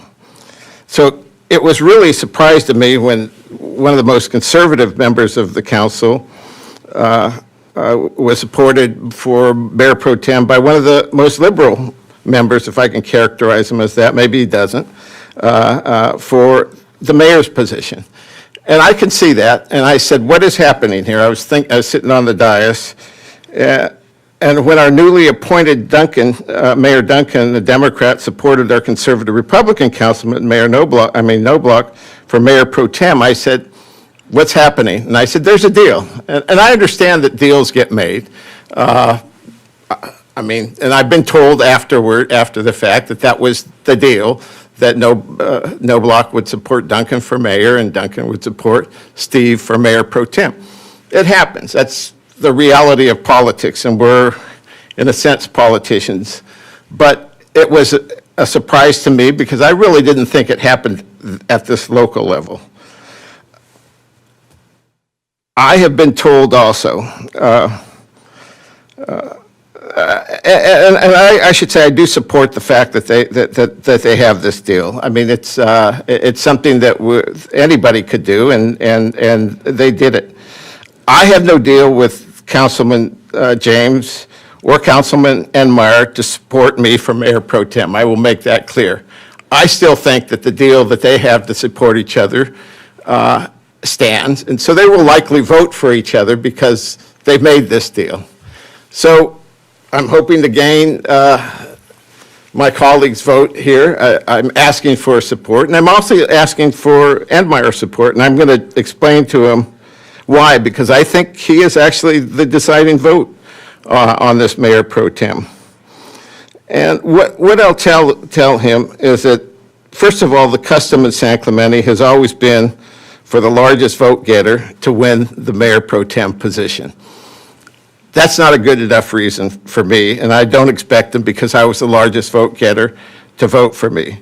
But I will ask him to look at the two candidates with open eyes and see who is going to focus more on the local issues. And one of the campaign commitments I've made and have held myself to is to deal only with the local issues. And we've started working on those local issues. I know some people believe we haven't, but we've started working together on the homeless issue, and we've had several meetings, and we hope to work on the beach issues together. I think that's what people expect and want out of this city council. I'm committed to that. I'm committed to the local issues. I think that's the difference, and that's why I asked him for his support. If he has a deal, otherwise, I think he probably has an obligation to discuss that, but he doesn't have to. I think no matter what happens, and I think the vote may go the same way, I will commit myself, and I'm going to work with every one of these members, Steve, and every single one of them on the local issues. There's not going to be any bad blood. There's not going to be any fighting. They're free to vote however they want, but I am asking each of them for their vote. Okay. Thank you. Councilmember James, you supported it. Do you want to have any discussion, or should we proceed to the vote? I agree with Mr. Cabral. He was leading vote getter. I truly believe under Rosenberg's rules, he won the vote for Mayor Pro Tem. And with that, I will nominate Victor Oh, yes, it is, as a matter of fact. It's It green. actually is. Yeah, sorry. And so with that, I will nominate Victor Cabral to be Mayor Pro Tem.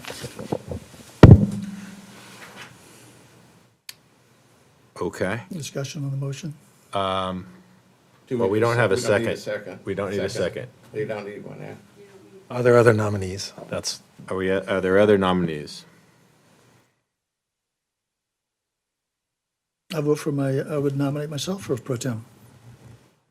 All right, so we have 2 nominees. Any other nominees? All right, so let's close the nominations. And then we will proceed with a vote first for Councilmember Cabral because the nomination was first. Do we have discussion on these nominees, or? Just did. You want to have this? yeah, you can debate them now. Okay, Yes. we can debate yeah, sure. Yeah. We can debate them now, so we have the nominations. If I could say a few words. This feels a little bit like high school Mean Girls to me. We were debating on something that it's a title. There's not any extra authority that goes along with it. Everyone here, whether a mayor pro tem or a mayor, you still get the same vote, you still get the same authority.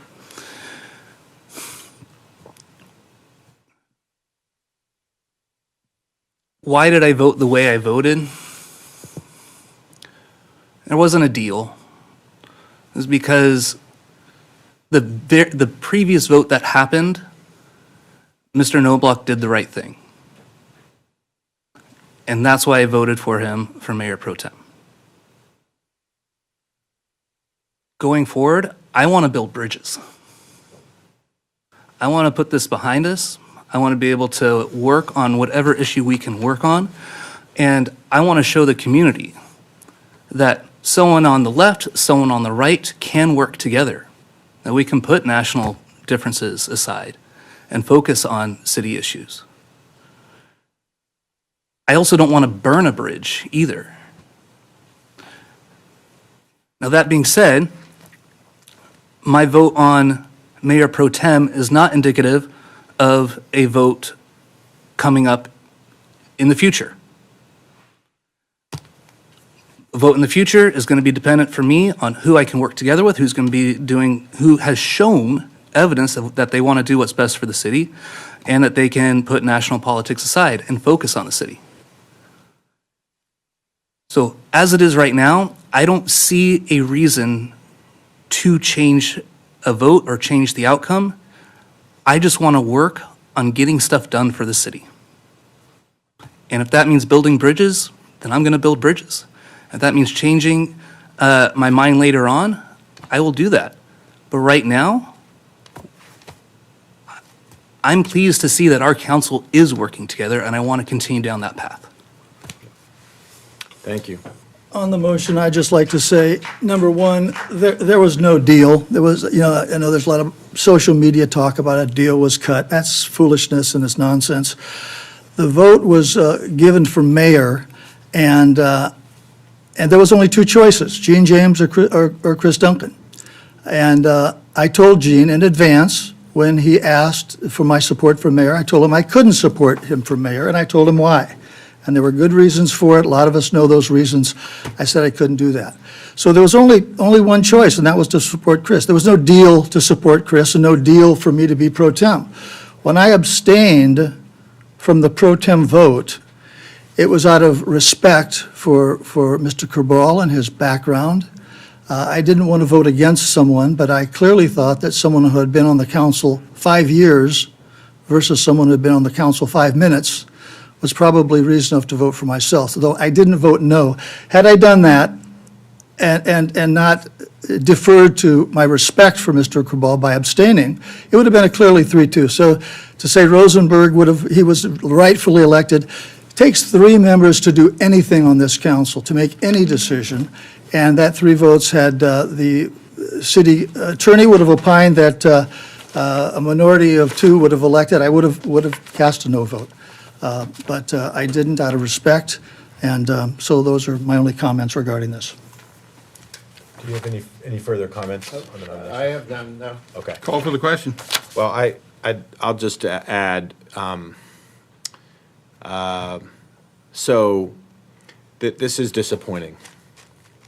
It's disappointing that we're here. We've got city business to take care of. We've got people who are interested in the decisions that we're going to make here in our public, and we're debating something that's meaningless. It does not change any authority we have. We're all 5 equal authority as council members here. So I'm disappointed in that. I'm disappointed that we would lob accusations at each other, and I hope we never do that again. It's not good service to the public. Council member Knobloch has service on council for a number of years. We disagree on all kinds of issues. If you attend these meetings, you know that. It's not about disagreeing on the issues. Disagreement's good. Debate is good.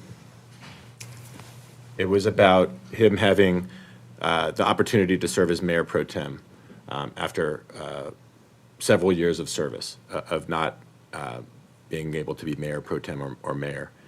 And just like when a similar accusation was made against Mayor Pro Tem Gene James in the prior council, and I vigorously argued, not that I approved of the conduct or I didn't think it was true, but that we don't want to be voting over and over again on titles instead of doing the city's business. I have to come out that same way here. I don't want to set a precedent of relitigating our nominal titles over and over again instead of doing the city's business. I don't think we should be looking around to see what this council member did this weekend and trying to drag it into the council meeting.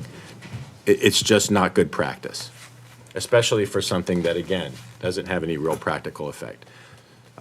So I want to make that point clear there, and just drive the point home that there's no deals here. We're all trying to, I hope, make the best choice we can make in a difficult situation. It's uncomfortable, as Tim knows, that our very first vote as a council is yes or no on our other council members. I wish there was another way, but we need to get the mayor and the mayor pro tem title done. So we do have those uncomfortable votes. Now we have a clear rule on that, which I think is progress. I'm not going to change my position because I want to make sure we set the precedent that we don't relitigate nominations for mayor and mayor pro tem over and over again based on something that we didn't like that the other council member might have done. And I want to focus on the city's business and getting stuff done for all the residents. We have a lot of issues out there. Coastal erosion, we're going to talk about that. Homelessness. Let's get to those and not get bogged down on these things. So we've got a question. Mayor, can I respond? I agree with you. I don't think we should relitigate it every time.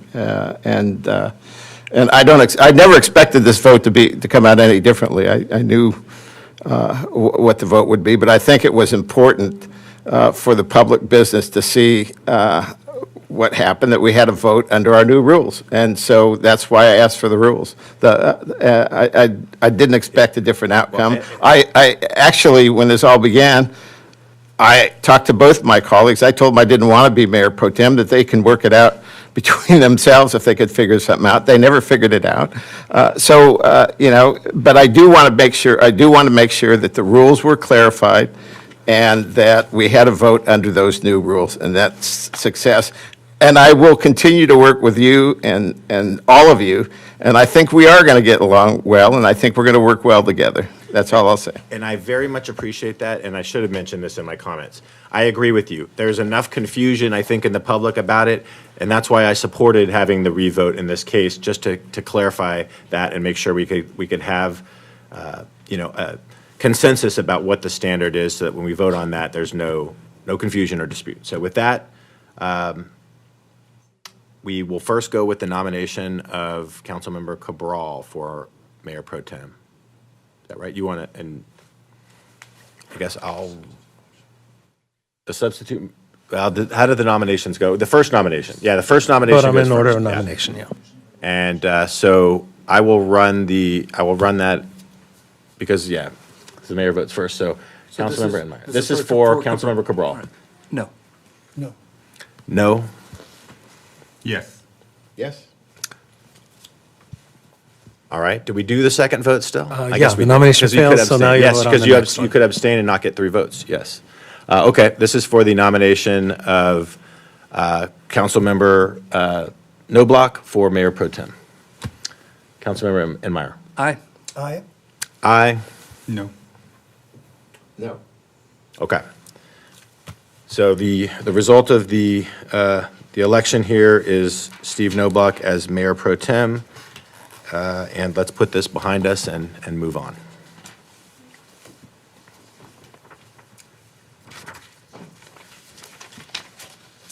Right, next item on the agenda is initiation of zoning amendment to Chapter 16.50, State Mandated Subdivisions, and Chapter 17.86, State Mandated Residential Projects of the San Clemente Municipal Code to 1, add language for non-conforming urban lot splits and 2-unit projects and discretionary approval. 2, revise language for very high fire hazard severity zones. 3, revise alley setback area standards in accordance with California Senate Bill 9. Perfect. Thank you, Mayor Duncan and council members. Sarah Toma, Senior Planner with the Planning Division. Staff is just going to provide just a quick summary. On December 20th, 2022, the City Council introduced ordinance amending Chapter 1650 and 17.86 of the San Clemente Municipal Code to regulate urban lot splits and 2-unit projects in accordance with Senate Bill 9, also known as SB 9. Prior to and at the hearing, the council received public comment requesting modification to the ordinance, and the City Council discussed, the City Council discussed including the requested changes upon second reading of the ordinance. However, the San Clemente Municipal Code requires Planning Commission consideration of zoning code changes prior to City Council review and action. Since the Planning Commission has not considered the proposed changes, the City Council must initiate deliberation of the proposed changes by the Planning Commission before revised ordinance can come back to the City Council for approval. So this item is an initiation of a zoning amendment to consider the modifications to the adopted SB 9 ordinance presented at the public and discussed at the December 20th City Council meeting.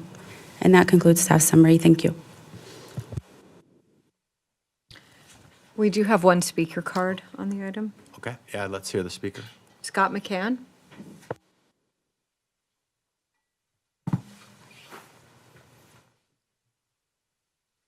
Hello, my name is Scott McCann. I'm here representing myself and not as a member of the Planning Commission. I just want to say I'm supportive of this item and sending it to the Planning Commission for further consideration. Thank you. Thank you. A nice short comment. That's a professional, right? Can I ask Mr. McCann a question? Yes, so Al, well, Yeah, Mr. we McCann, just just- talked about not asking. Yeah, but this is, I'm okay, I will vote to send this to the Planning Commission, but I'm just curious why you didn't just initiate this in the Planning Commission. These were items that kind of I discovered and came up with and thought about after we had already, considered the whole SB 9 thing. Okay, all right, that's fine, thank you. Thank you for clarifying. Okay, any discussion, again, importantly, and I know that this has come up, this is going to go to the Planning Commission for consideration, so this is just initiating the process, it's not making a decision to actually make take these actions. I'll make the motion. Okay. Second. All right, all in favor? Aye. Any opposed? Okay, it's unanimous that we approve the staff recommendation. Next item on the agenda, action plan report for addressing city's anti-camping code compliance and associated public property maintenance efforts. Oh, boy. Thank you. City manager, please enlighten us. I have provided a nearly 13-page staff report, and I will attempt to make a succinct presentation as possible, but I will beg your indulgence.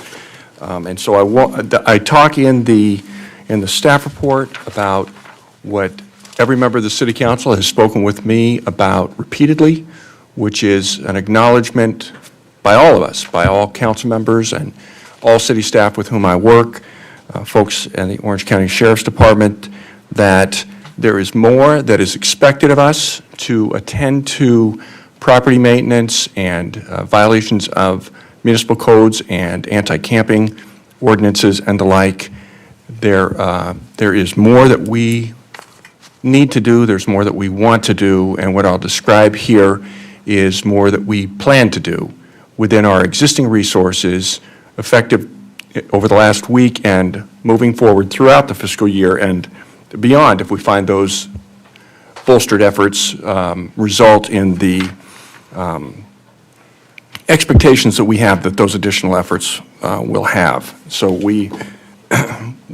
in my report, I would point to folks who would look at that now or later. I describe our ongoing efforts, our historic efforts that we traditionally make to manage our parks, beaches, and other public places and spaces.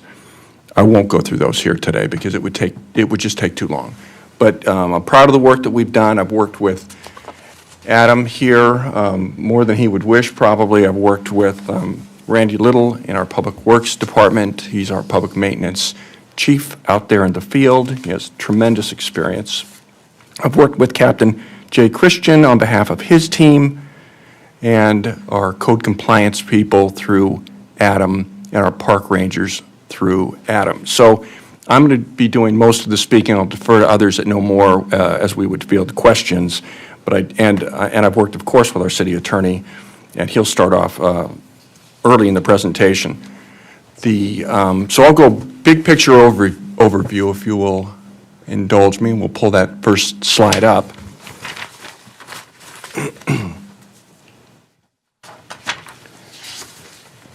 So what we're going to do this evening is to describe applicable state law, the umbrella under which we operate, and I'll ask the city attorney to describe that. The city council over, in particular recent years, have adopted ordinances to add to our enforcement toolbox so that we're even more effective addressing what we see out in the street and what is reported to us. I would underscore there is no disharmony, as I understand it, between that which our community expects of us and what we expect of us, and what I know that you expect of us, because I hear from you regularly. And we are all working together to do our best to address what we know exists, and it is a problem that is becoming greater despite our best efforts. So what more can we do to be more effective? And I'm going to describe that to you momentarily. Finally, we'll describe all of those actions and what we're doing to meet the expectations of our residents, our business community, and our visitors to San Clemente on behalf of our business community to ensure that they've got an environment that is welcoming and induces increased visits to our local businesses, which is good for our local economy. I'll now invite Scott to describe item 1 and 2 on your screen, and we'll follow that with a description again of what we're challenged with and what we're going to do to address those challenges. Thanks, Sean. Good evening, Mayor and Council. If we could go to the next slide. The City of San Clemente has a regulatory platform for public camping that has been tested and upheld by the federal courts, and also in some respects agreed upon by advocates of the city's homeless population. So it is really centered around 2 seminal Ninth Circuit cases, Martin v. Boise and Johnson versus City of Grants Pass. Martin v. Boise is a case that stands for this first proposition, that it's unconstitutional for a city to criminalize status. Your status includes falling asleep in public because you're tired or because you lack shelter. So pursuant to that prohibition, public camping can only be banned where shelter beds are available for 2 buzzwords in the decision: the city's unhoused population and shelter that's in the jurisdiction. Those terms of art, unfortunately, are not defined at all by the Martin Court, and they haven't been defined by courts later. So that case leaves open whether beds available to a potential arrestee, a public camper, must equal A, the number of potential arrestees, i.e. 1 for 1, or the entire unhoused population as counted in January of each year when the city does a survey of that number.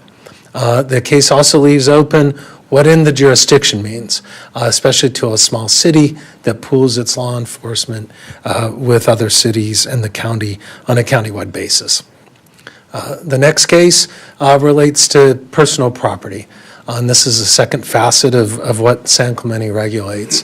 The Johnson versus Grants Pass allowed public camping, but prohibited having a blanket or tarp with you.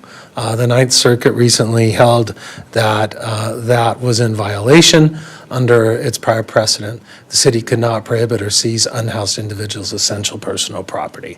That doesn't mean they can have a storage unit and a bicycle shop that they can leave up in public spaces, but certainly those basic fundamentals have to be left alone. That is, if they have a right to be there in the first place under the Martin case. So against that background, we have the next slide just gives you an outline of what the San Clemente Code regulates. The first set of regulations are built on the Martin v. Boise platform. It includes a qualified prohibition of camping in public spaces. It prohibits camping in high fire hazard areas or in any designated open space. It goes without saying that you cannot camp on someone's private property if they don't want you there. That's a trespass. The second part of the city regulations I'll come to in a minute, but they talk about the city collection and disposal of property it finds abandoned on city property. The prohibition on camping has a safety valve that allows you to camp publicly where there's no alternative shelter or publicly provided campsite. So far, we, the sheriff and the sheriff's lawyers, have been able to agree that if the city has a bed available for a public camper, that person can be compelled to use that shelter. But the city, as you know, has no standing, permanent emergency shelter. Let's go to the next slide. These are the provisions relating to personal property, how you can camp. First and foremost is a regulation that is consistent with the Johnson v. Grants Pass case, and that is if you utilize the Martin exception and are forced to camp publicly in San Clemente, your camping facilities have to be taken down at dawn. They can be erected in the evening, but you can't leave standing, no matter where it is, your tent and shelter has to be taken down. Then we have provisions relating to personal property. Let's go to the next slide, thank you. Oops, I'm sorry, back up, Laura. I'm just having a hard time seeing that font from so far away. The next set of regulations relates to how you can camp. There's no storage of non-essential personal property on city property. The city can immediately remove personal property if it finds it trespassing, if it's abandoned, which is defined quite narrowly, or if it's in a critical use area. If it's blocking a city driveway or yard or a stairway to the Ole Hansen Beach House, the city can immediately remove it. The city may not, but may post for 24 hours property that it finds in other areas and encourage people to move it, or after that 24-hour notice, be able to seize it. Enforcement of these provisions, even if we all agree that they're constitutional, requires time and effort and a commitment. And I'll turn it back to the city manager to talk about what resources you've committed and can commit to that endeavor.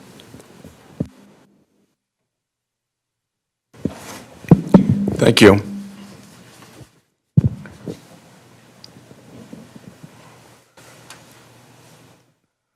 With respect to the challenges of our law enforcement effort in particular, I would acknowledge that as referenced by the city attorney, the lack of a local shelter and related court judgments and consent decrees hinder the Orange County Sheriff's Department department's ability to enforce anti-camping ordinances. City Attorney and I would both acknowledge that the lack of a uniform interpretation of what is applicable here does present challenges for us. The volume of calls themselves can reduce the time for patrol checks of the problem areas. You know, we have a fixed number of sheriff's deputies, and they are looking at our hotspots whenever and wherever possible, all of the time. It should come as a surprise to no one if there is a real threat to human safety. Those calls are responded to first and receive priority whenever those occur. And so delays to responding to routine type of calls, however frustrating those circumstances, will from time to time delay a response and will hinder otherwise more routine checks of the problem areas. That's to be expected. In most places, we surely don't have enough deputies to be able to do everything all of the time. I say on behalf of Captain Christian and his colleagues, that said, we really encourage folks to call in real time and report incidents, because if officers or deputies, are available, they will respond and they will document and take appropriate action, whatever the circumstances warrant. So we always would really much rather hear in real time to incidents so that we can respond immediately. If we hear about them the next day, we appreciate the frustration that folks would have that we aren't able to address a problem that was manifesting hours before or the day before. So we beg your patience with us, but we certainly want to hear from you so that whenever possible we can immediately respond to calls for service of the type that we're discussing today. Okay, what are we doing about it? We are bolstering our proactive contacts and enforcement and outreach through the deputies in the field with our homeless population by ensuring constant communication with patrol staff and supervisors to remind folks of the urgent needs of the community and the interests and values of the community so that they're served at all times. One of the big differences that we've made is, and however fundamental this may be, we certainly identified that we can improve the real-time, immediate calls by sheriff's deputies in the field to our public maintenance team, to our code compliance team, and to our park rangers. I really appreciate Adam's leadership in identifying how we can have phone numbers and texts from our deputies in the field immediately to folks who can respond, clean up, otherwise notice and properly take private property as we are permitted to do, and only as we're permitted to do. But we, by creating a direct link between those who are in the field and others who would respond, non-law enforcement personnel, that's an immediate change we've already implemented, and I really am optimistic that will make a real change. And if nothing else, it will reduce the frustration of deputies who want to be able to do more than they themselves can do in the field. So I'm pleased with that, and we'll measure the success of that effort and staff accordingly as we learn, as I expect it will be more effective in the future than we've been in the past to more swiftly respond to things.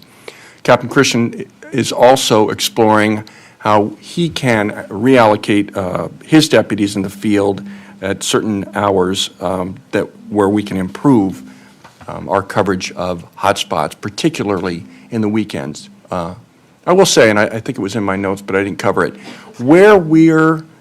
there's always a challenge all the time where we are particularly vulnerable, where we are underserving, where we think the most is off business hours. We're not happy with our results during business hours. Where we're really unhappy is after hours, weekends, and holidays. We aren't staffed at a level that can meet our own expectations, as I said, yours and the community. We need to bolster off-peak hours because the problems that we see, that you see, we see, and the community sees, happen at all hours.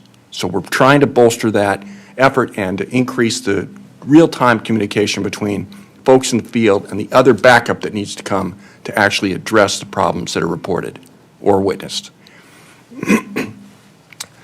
And I just talked about that. So, and that effort, and I mentioned, is going to be public maintenance, public property maintenance particularly. Thanks, you're good.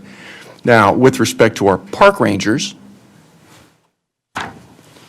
we're experiencing some shortages due to high turnover in the park ranger program. Adam and I have spent a lot of time working together to identify how we can address the high turnover of those part-time positions, and all of our park rangers are part-time positions. And you've discussed, and we've acknowledged in our effort to attract lifeguards on the sand and on the deck has been a challenge. It's just the greatest challenge I've seen in my whole career, trying to get and retain, attract and retain part-time employees.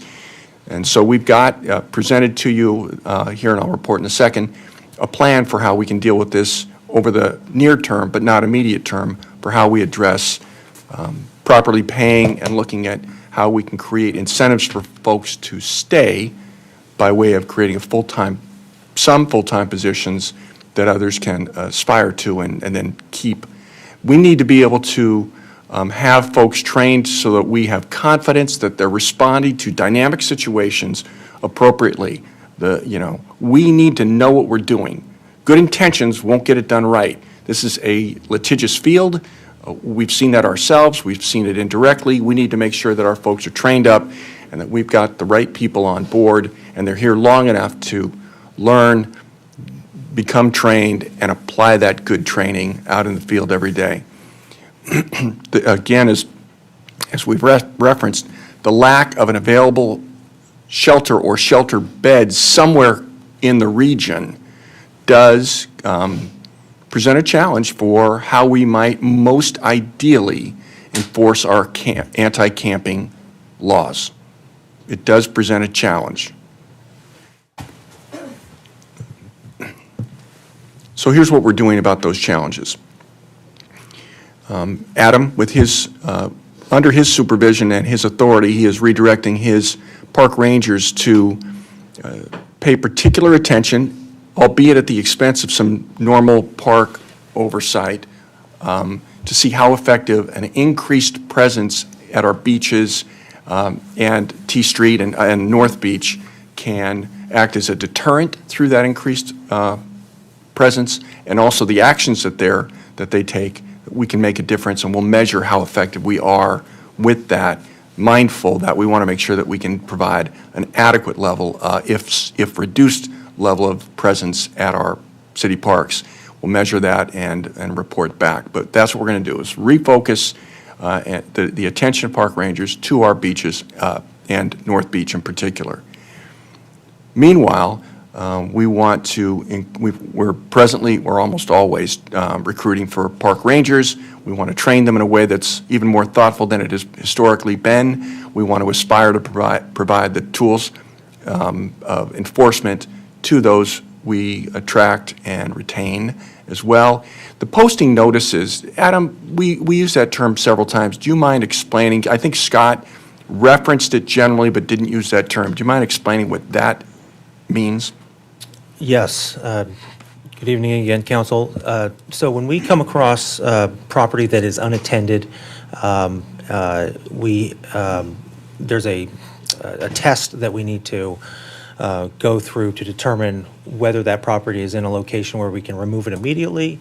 If it's not in one of those locations, we have to post a notice on that property indicating that within, no less than 24 hours, those items will be removed by city staff and stored. When we come back and those items remain unattended, then we will leave another post. Technically, it's the same posting, but we just add additional information to it to indicate that the items have been removed and instructions on how to retrieve those items if the person would like to. Thank you, Adam. For near term, so that's everything. That's what we're doing right now for our park rangers. Near term, Adam and I agree that we should take very seriously the opportunity to look at restaffing the park ranger program. It's a really great program for the city. Again, we need to be more stable in the team that we have so that they can develop expertise. And we would suggest that staff present to the city council a well-thought-through and sustainably funded program for creating a couple of full-time positions and have part-time positions that support those so that we can have greater stability in that team, and so that Adam himself is not actively supervising and making decisions at 1:30 in the morning or 4:30 in the morning, because those folks are locking and unlocking public restrooms and the like that right now does not give them the time they need, and they're working, strange shifts. It's hard to attract for those positions. We want to be able to have real good supervision in the field within the park ranger program. So we're looking at doing that for the near term. Now we get to code enforcement. These are all disciplines working together on the same issues. Code enforcement, we are recruiting for positions, but we do have vacancies in code enforcement. And then another challenge we get is we'll have folks that present to us certain circumstances that, however unpleasant those circumstances may be to the reporting party. In some instances, we have to advise that those are not illegal acts and therefore there isn't an enforcement action. That occasionally happens. I'm not saying that's the norm. I'm not characterizing that at all, but it happens, and I would just acknowledge that that's a challenge when folks would wish that we would be able to do more when there is no violation of municipal code or state statute, and we do advise folks of that. What we're trying to do, of course, is fill those vacant positions. Adam was doing interviews with his team, I think, last week or the week before at this point. We look forward to filling those positions. We're not going to reduce our standards. We'll just keep looking for great people, but we're not going to hire folks. And he has caught me in the hallway and say, we had interviews, no luck today, we're going to stay, we're going to keep at it, and we're not going to lower our standards or expectations of those we hire here or elsewhere in the city. We also know, as I acknowledged at the outset, we're going to do our best to try to, when we're properly staffed, to have a code compliance staff member to work weekends and after hours time. That we need throughout the city, frankly, and we want that throughout the city for all sorts of reasons, because, again, business happens during the weekends, of course, too, and we're doing our best to try to expand our coverage of enforcement. Another group is the community outreach team. Carly and the second member of that team? Troy Schranker. Of course it is. And so they're out there every day. I see Carly. I always forget Troy's name. I just call him the second Carly. I see Carly. He responds. I see Carly all the time. And so, 2 full-time positions. They do a great job. I have them here just to describe a little bit about what they do and their caseload. They are terrific. They are great ambassadors for the city. They keep a tally of and have direct contact with our unhoused throughout the community. They know what the resources that we have for how we might provide assistance for those who would wish to accept that assistance. It is, I say with regret, that there are many, many times where folks who could use assistance decline it.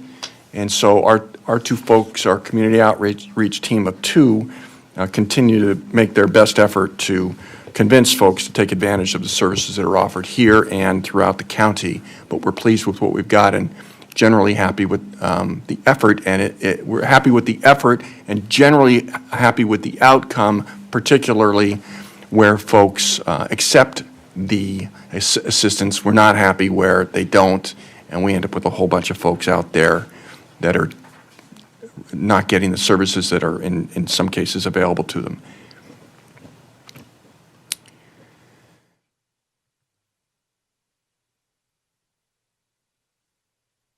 Next slide, please. Okay, with respect to our public maintenance of public property. There isn't an existing team exclusively present at North Beach, at the public beaches, or other public areas. This is a job that we have traditionally called upon one of our existing 3 contract landscapers and/or our contract janitorial service, on an on-call basis only to respond to our requests for service, for cleanup service. That is, on the face of it, inadequate. It doesn't begin to address the real need that we have. And so rather than have on-call, so if they're on call, they respond in an hour, that's an hour later than I would wish. They respond only when we're aware of it. So we're already failing on 2 counts. We don't know about it, and when we do, we're too slow. And that isn't even their core competence. That's not what they do. That's not what they're not staffed up for it. It might well be that as we would look, as I suggest here, that we do internally within existing resources, obtain coverage, obtain a contract amendment with one of those firms so that they can have the staffing to be present on the weekends to deal with problems as they arise. So you know as well as I do, there are folks who are drug users who leave behind drug paraphernalia, hypodermic needles, awful, indescribable circumstances that we just need to know about. We need to be present. We need to be in the field. I don't want them a drive away before they can get to it once they're called. So I'm ready to implement, again, within the resources that are already within the authorized budget, to bring on some, I think I'm already at the next page, actually, is to bring on a team to cover the weekends, to be here on the holidays. We're shut down, and there's not normally a lot of counter service provided over holidays. But heck, folks are at our beaches, they're in our parks, and yet we're not. We need to have people present because business doesn't stop. There's arguably more of it with the great weather that we have locally. And so we are arranging for that more on-call service and for internal, regular, within internal resources, regular coverage. We will critically evaluate the success and effectiveness of that additional effort. And if it is successful, and I expect it will be because it's more than we're doing now in every regard, then we would look at build that within our fiscal 24 budget. Thanks for indulging me for that. That was 13 pages. I'm tired. I could listen to Mayor Pro Tem talk all night, but I am beat. I have got other folks here that are available to answer any questions that you might have. They all know more about it than I do. Can I start off? Yes. Oh, we need public comments first. Wait. We do have one public. Let's see. So that concludes any staff presentation? Okay, yes. Public comments, please. Rick Leffler. Well, that was the best homeless update we've had in 4 years. And we didn't even have one before 4 years, so that was the best one we've ever had. That was really impressive. Unfortunate thing is not that many people are going to see it. I wonder if there's any way to put a link on the city webpage that could link this video to them so people can go and take a look at it, because it's information that people have been asking for years and they never get it all in one spot. So that was really awesome. I also wanted to, and I'll keep this short for Mayor Duncan. I know he's got to go home and put on his fuzzy slippers, and Victor has to go home and put on his smoking jacket and have that brandy. And his cocoa. And have his cocoa. But anyway, I just wanted to say, as my position on the Public Safety Committee, I've been getting, in the last couple of weeks, a lot of contacts about North Beach, and a lot of people hanging at North Beach down on there. And I said, we'll let Chief Christian know, and, email him. If it's an emergency, call 911. If it's not, you can call the non-emergency number. But I'm pretty sure Chief Christian has been getting a lot of communication the last couple of weeks.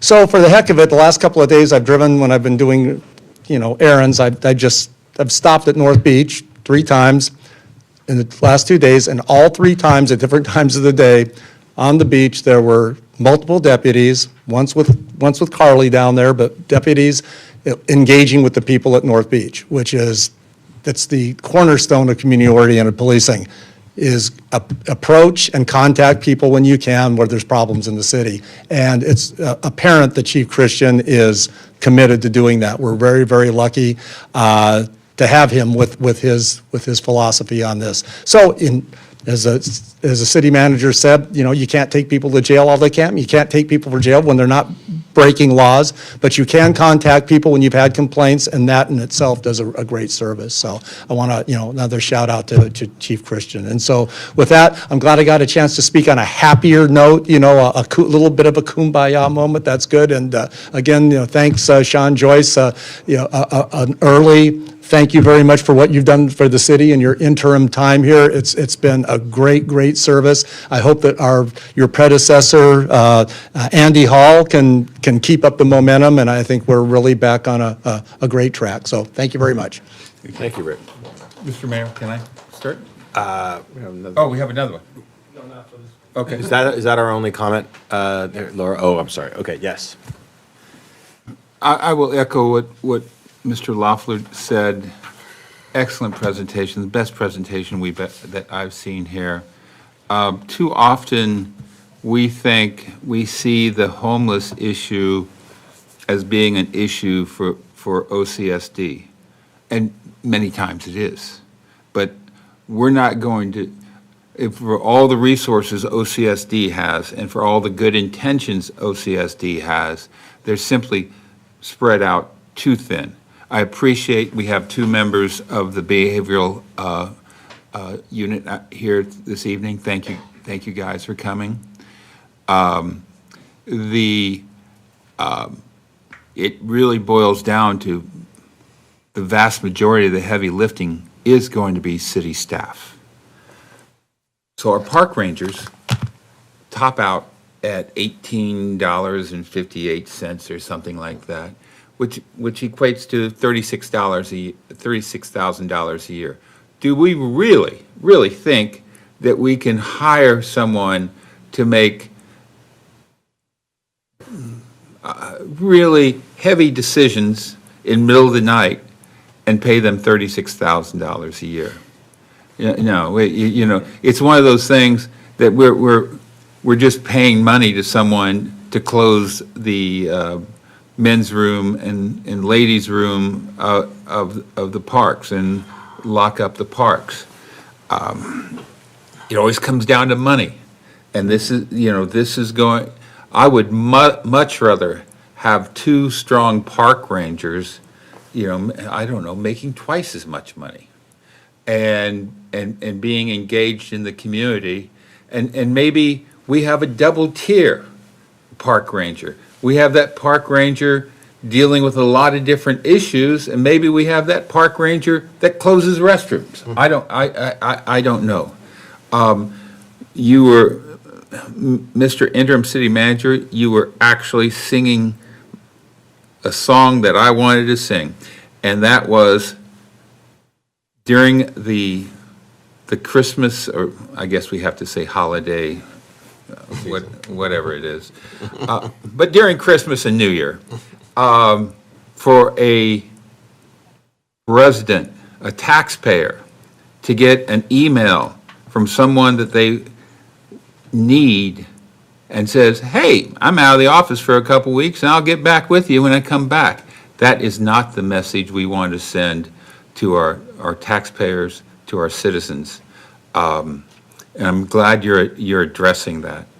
I couldn't be more pleased with what you've presented. So I thank you very much. I really think it comes down to park rangers. I think we have given this dais here over the past year have given a number of tools to deal with our homeless situation.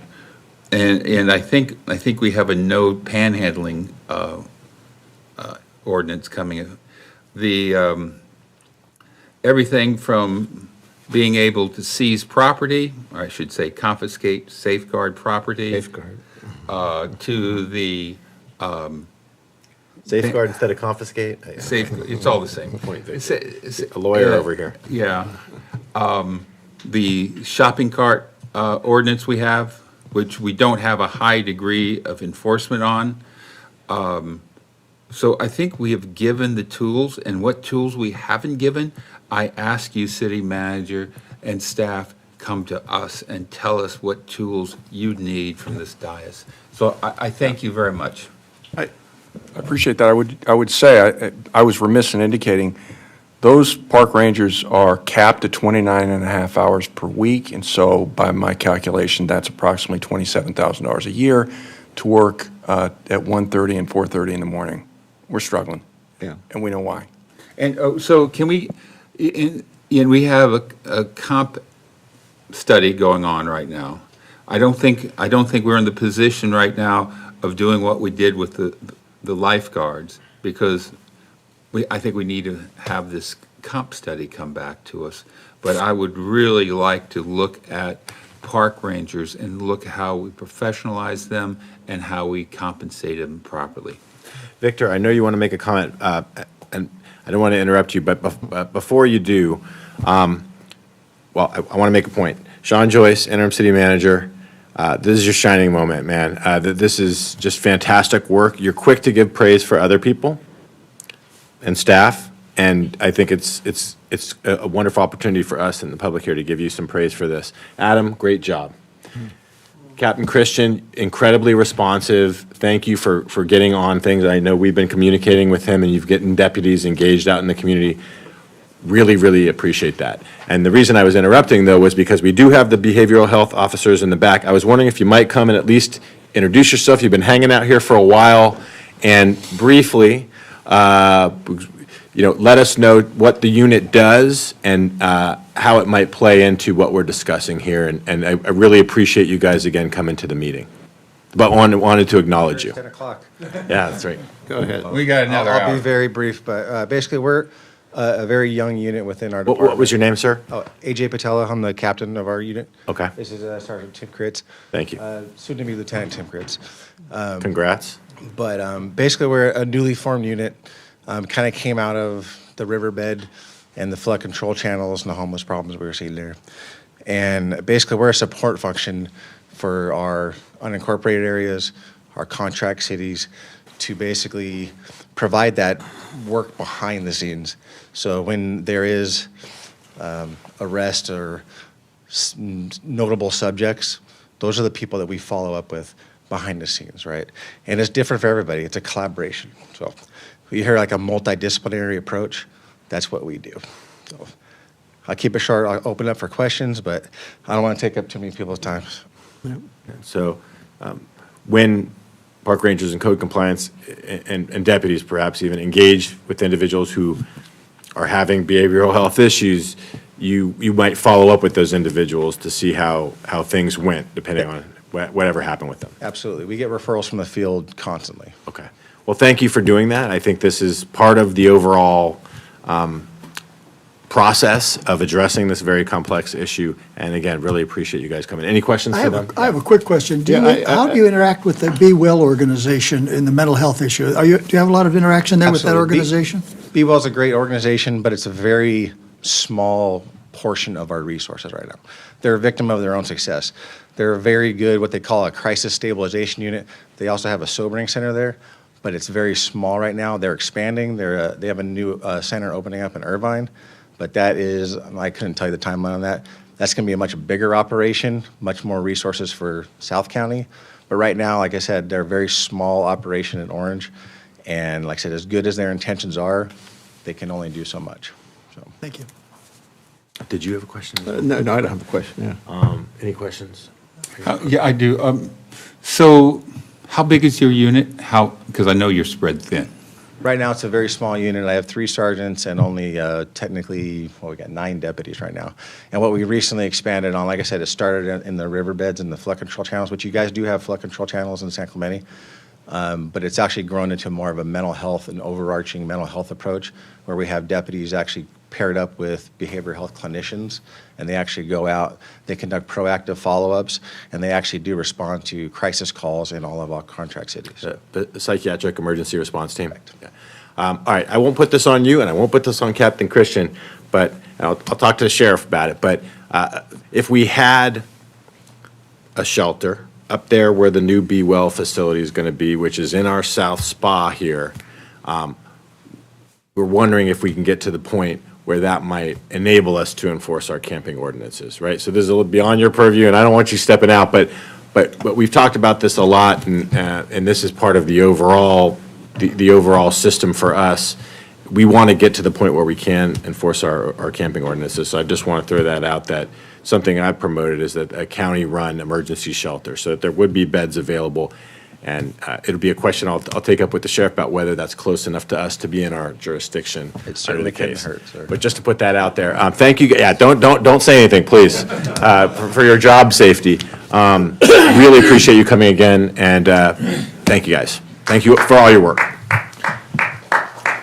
Yeah, I was just going to say, I think it's important, and maybe not that many people in the public will hear about this, but it was an outstanding job. You took a lot of the work that we were going to do in our subcommittee, and that we've been doing in our subcommittee. Mark and I have been working on this, on the homeless subcommittee. Many of those issues are the same issues, and they overlap. I don't think people understand that the city council has not done nothing on this homeless issue. Everybody here on the dais has done something, have worked, have spoken to the sheriff. We've hired a new city manager also that's going to get involved in this. You've been committed to this. We have hired a new sheriff that is making things happen.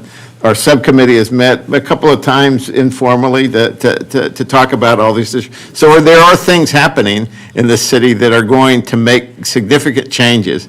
We need to tie all this together in a nice little package like you have, and we will continue to do that. I think that's one of the focuses that Mark and I have in this subcommittee, in addition to looking at, we've already discussed different places where and how we address that homeless issue. The only other issue that I would raise, and it wasn't in the report, is I spoke to someone, I think it was from Fountain Valley, and I think our former city manager had gone out to Oceanside, where they have contracted to do some of this work, only because you don't always have the personnel, but companies do this, and they are specialized in this. And so we also have to look at that as a possibility. What can a contract company that specializes in doing some of this work do so that you don't have someone for 10 years? I mean, at one city, for example, the one I mentioned, they hired them, and they were on the job for 6 months, and they reduced the homeless population in half. So they didn't have to be there forever. Something that we need to think about also.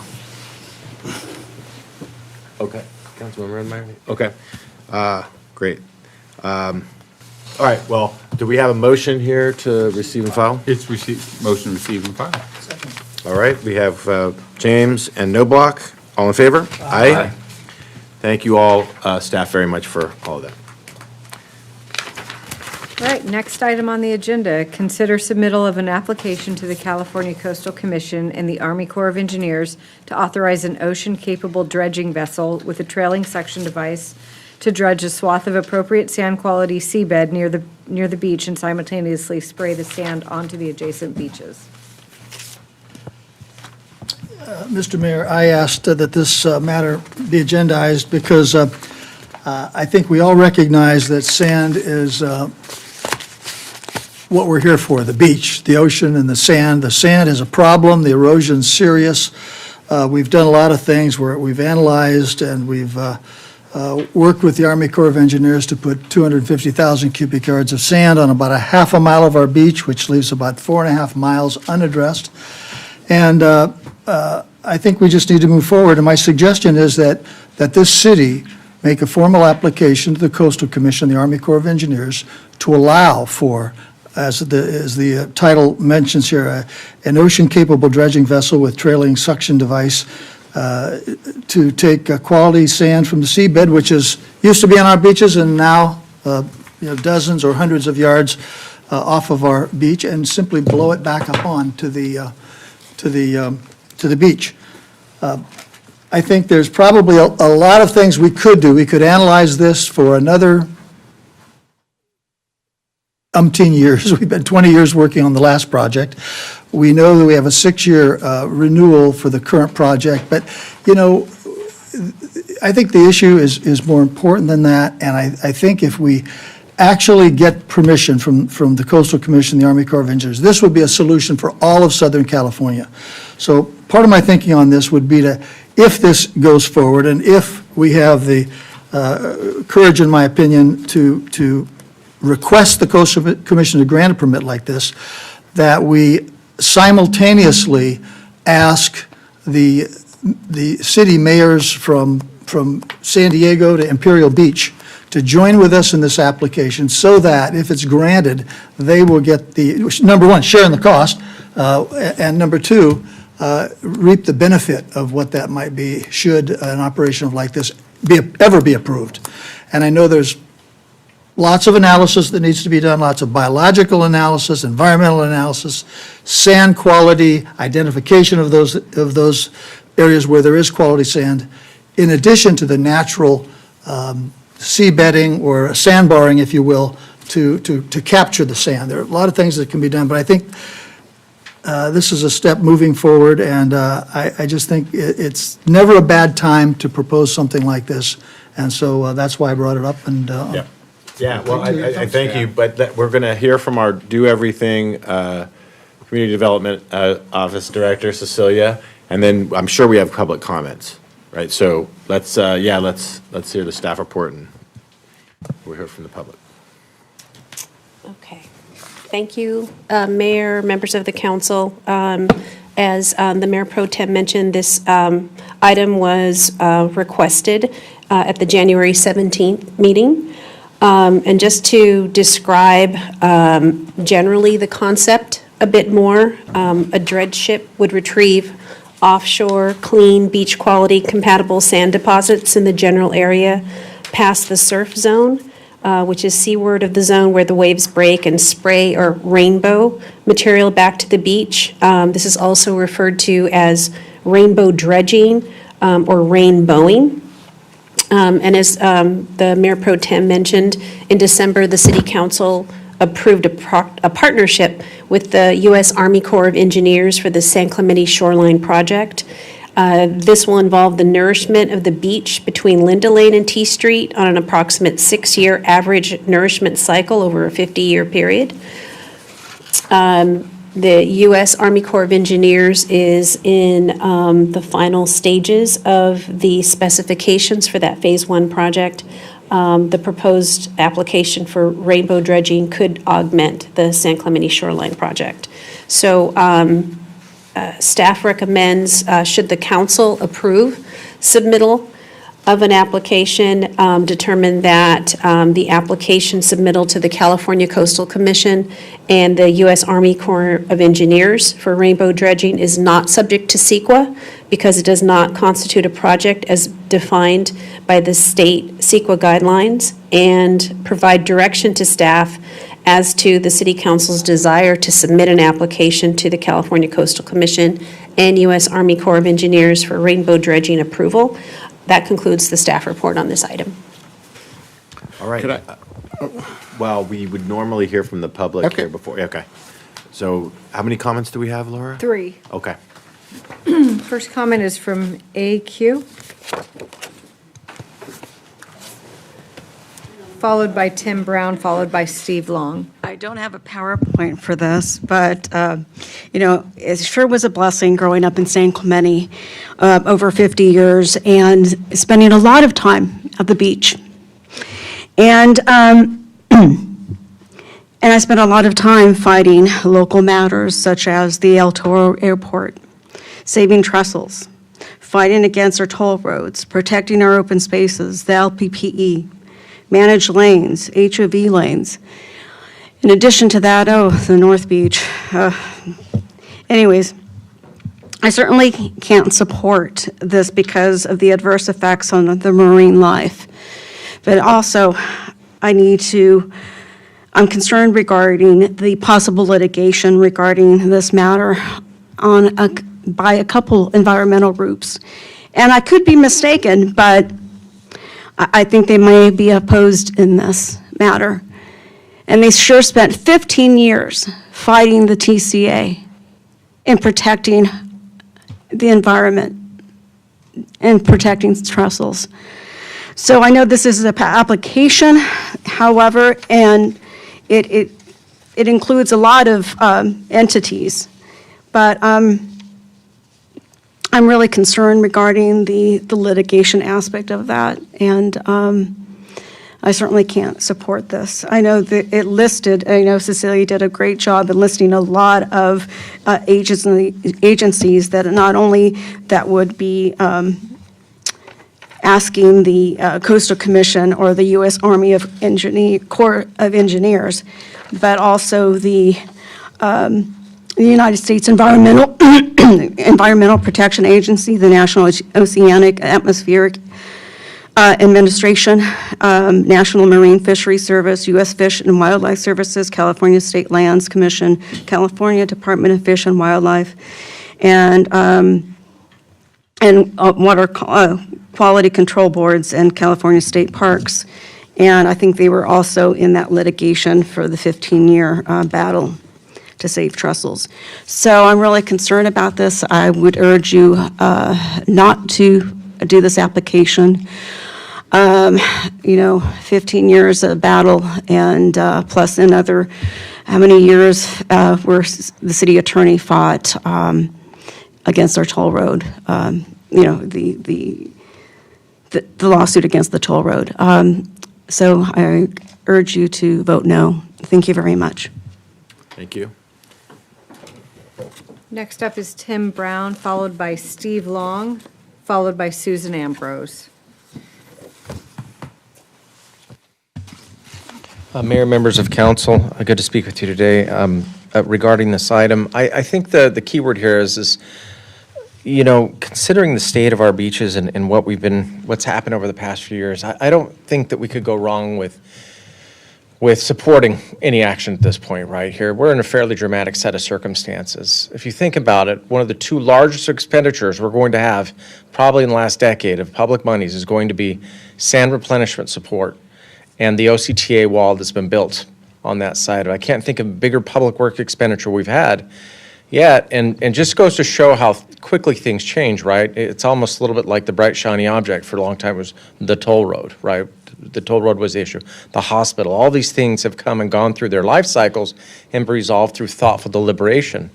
But if you go on, for example, on the city website, and I want to look up sand replenishment efforts, there's no key word or project that has been delineated that shows our sand replenishment efforts.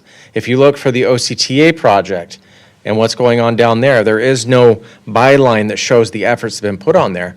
That's not a reflection on this council or the staff. It just shows that it hasn't necessarily been established as a priority. And so I'm supportive of efforts like this. I think that what would be helpful to focus this council is the establishment of a subcommittee. A few years ago, we had a public safety subcommittee established. Why?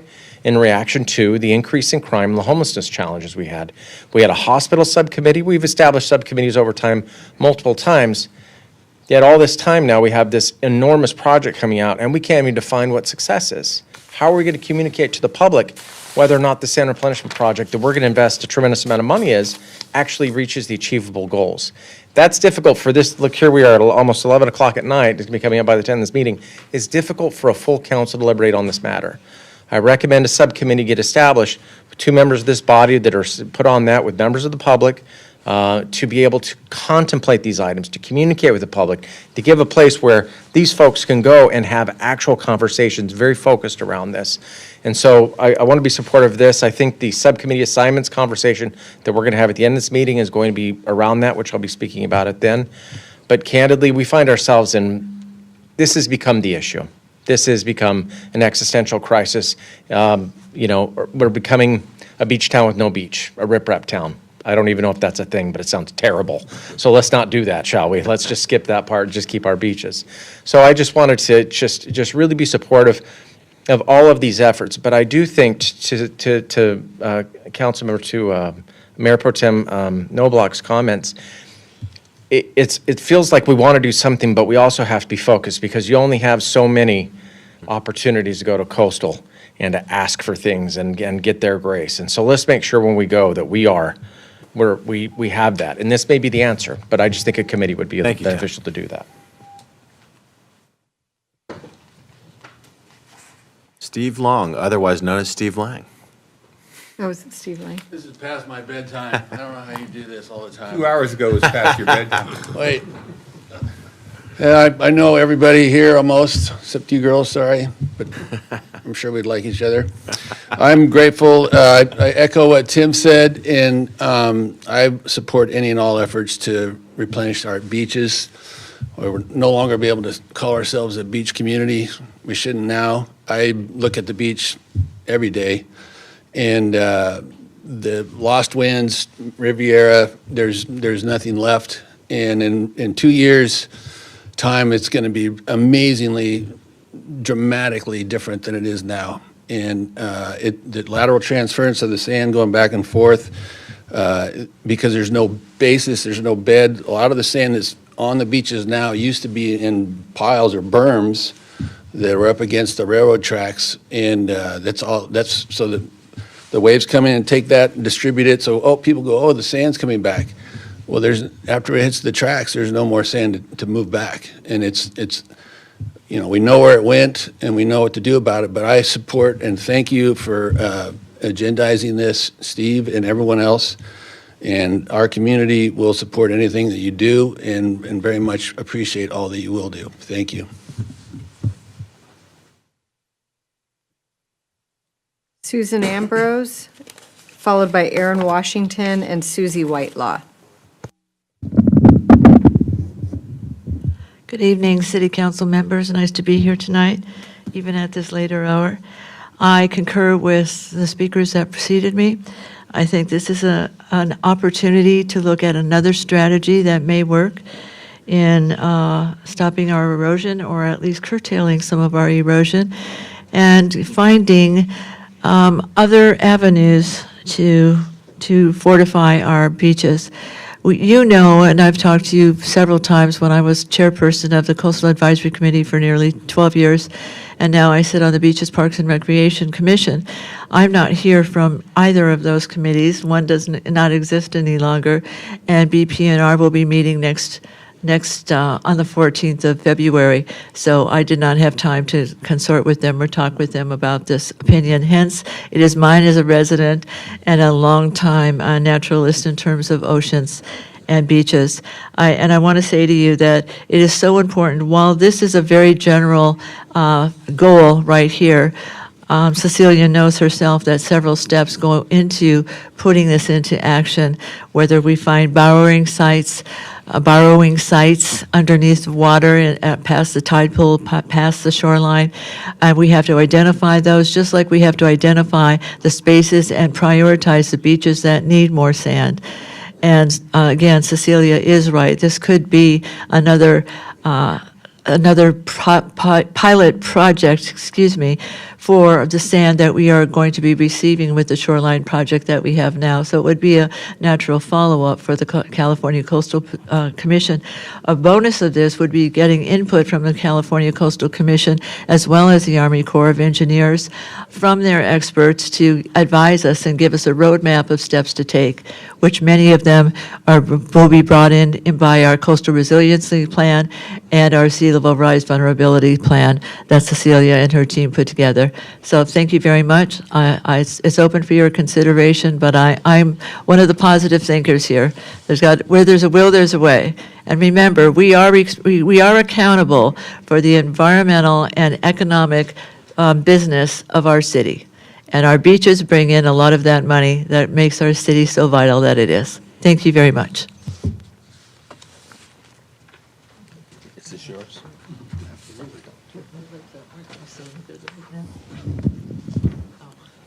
Good evening, Council. Mayor Pro Tem, honorable council members. Thank you for agendizing this. I know we talked about this in December. Tim Brown, you kind of stole my thunder, but a little bit. Remember I mentioned I'm always out in the city, and they're always asking what status is going on with the beach sand and things like that. And I know I mentioned to one person that if we could put a tab on our website, and if you do get this subcommittee and have professional members in our community that have PhDs in this stuff, like Susie Whiteclaw, Ben that was on the BPNR, those people are part of your subcommittee. I mean, they're not, I know that you don't have the staff and all that, but someone that you can hire that would probably be like semi-retired like me, that would be donating most of their time than charging you to be devoted just to beach sand, because everybody else is doing so many different things. This is just so important. But have a tab on our website where they click and not have to wait for San Clemente Times to print something to find out what's going on with the railroad tracks, what's going on with the rocks. You know, that would be very nice to have. I just put this speaker card in, so on my oral communications, I wouldn't talk about it since we were already here. But yes, appreciate those efforts, and please get that subcommittee going. Thank you. And the final card is Susie Whitelaw. Hello again. I have to say I completely agree with Steve that our sand that's taken off our beach, it didn't go down to Oceanside. It's right off our coast there, and we need to find it, and we need to bring it back. However, we need to bring it back in the same old-fashioned way that the current project, the current federal project is going to do. What they do is they pick it up from the seafloor, they bring it in via pipeline, and they pipe it onto the beach, which is the most environmentally friendly way of doing it. It helps preserve our kelp beds and helps preserve the other benthic habitats. The only difference between the current project that's going to be implemented next year and rainbowing is that rainbowing at the last minute, they take the sand and they spray it up in the air, unfortunately not on the beach, but into the nearshore zone. At least I've never seen any project where they actually could get close enough to the shore where it would hit the beach. And the problem with that happens is that then there's a lot of turbidity generated. And if you'll read the feasibility study done by the Army Corps of Engineers, turbidity is a really big consideration. And when you have that much turbidity, it hurts all the kelp and hurts all the benthic stuff.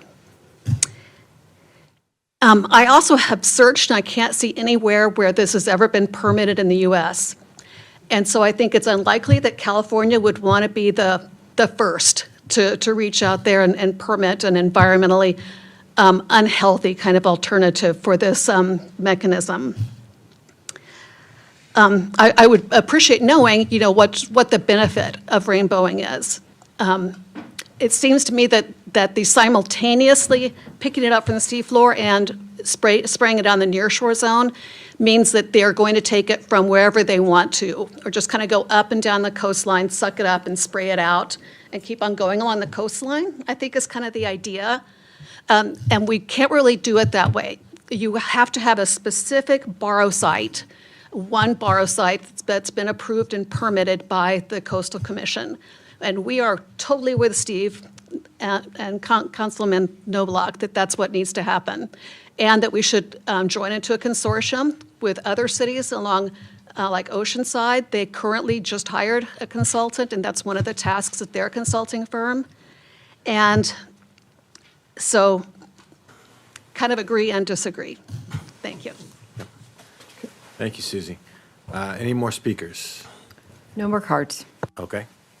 Councilmember Cabral? I did talk with Susie earlier in the day and earlier about a thing called opportunistic permitting, where that apparently we've had here in the past that we've let expire. I don't know if it's an appropriate question for staff, if you're aware of that, where you take the sand where it is and then use it, rather than the rainbowing effect where you're really dropping it in the ocean, clear the beaches in surf zones. I don't have experience with that. That was a program that was administered by the Public Works Department in the past. Okay. Do you want to have Susan? Yeah, if there's someone that...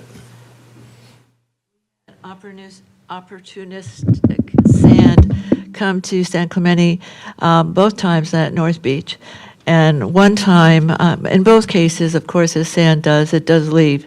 So I think the last time we did it at North Beach, unfortunately, a big storm came in within 10 days and took away most of that sand. On that case, however, most of that sand ended up going down south, and state beaches were delighted because they got a good quantity of that sand.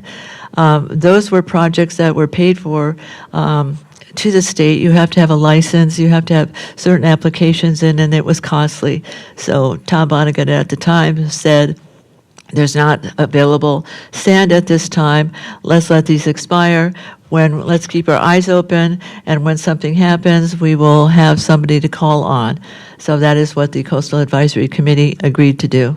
I appreciate that. Thank you. Thank you. Other comments? Yeah, I love the idea of let's get on this, let's get going, let's find solutions. My concern is that we might be moving too fast on this without getting a little bit more research information, especially when we have coming down the road the grant to study our beaches and what would be feasible approaches, natural approaches and other approaches. When does that start? It's ongoing. It's ongoing, And we yeah. expect to get the result later this year. Sorry, when we get the result, yes. And it'll go on for what, like 20 years or so? It's a long-term study. Uh, It'll be monitored over long term. But we're getting a first report back soon? Is that Just so you go ahead status, and provide us. Yeah, I think there might be two different projects being discussed. So I think the project that Councilmember Enmeyer is talking about is the nature-based coastal resiliency feasibility study, where it has kicked off. We're making a presentation next week to the Beaches Park and Recreation Commission, and that would look at sand retention structures offshore, to look at how we retain and can replenish the sand using these structures. Right, and the 20-year project, the sand replenishment project that we're getting the first installment of later this year does continue into the future with re-replenishment of sand every 5-6 years into the future.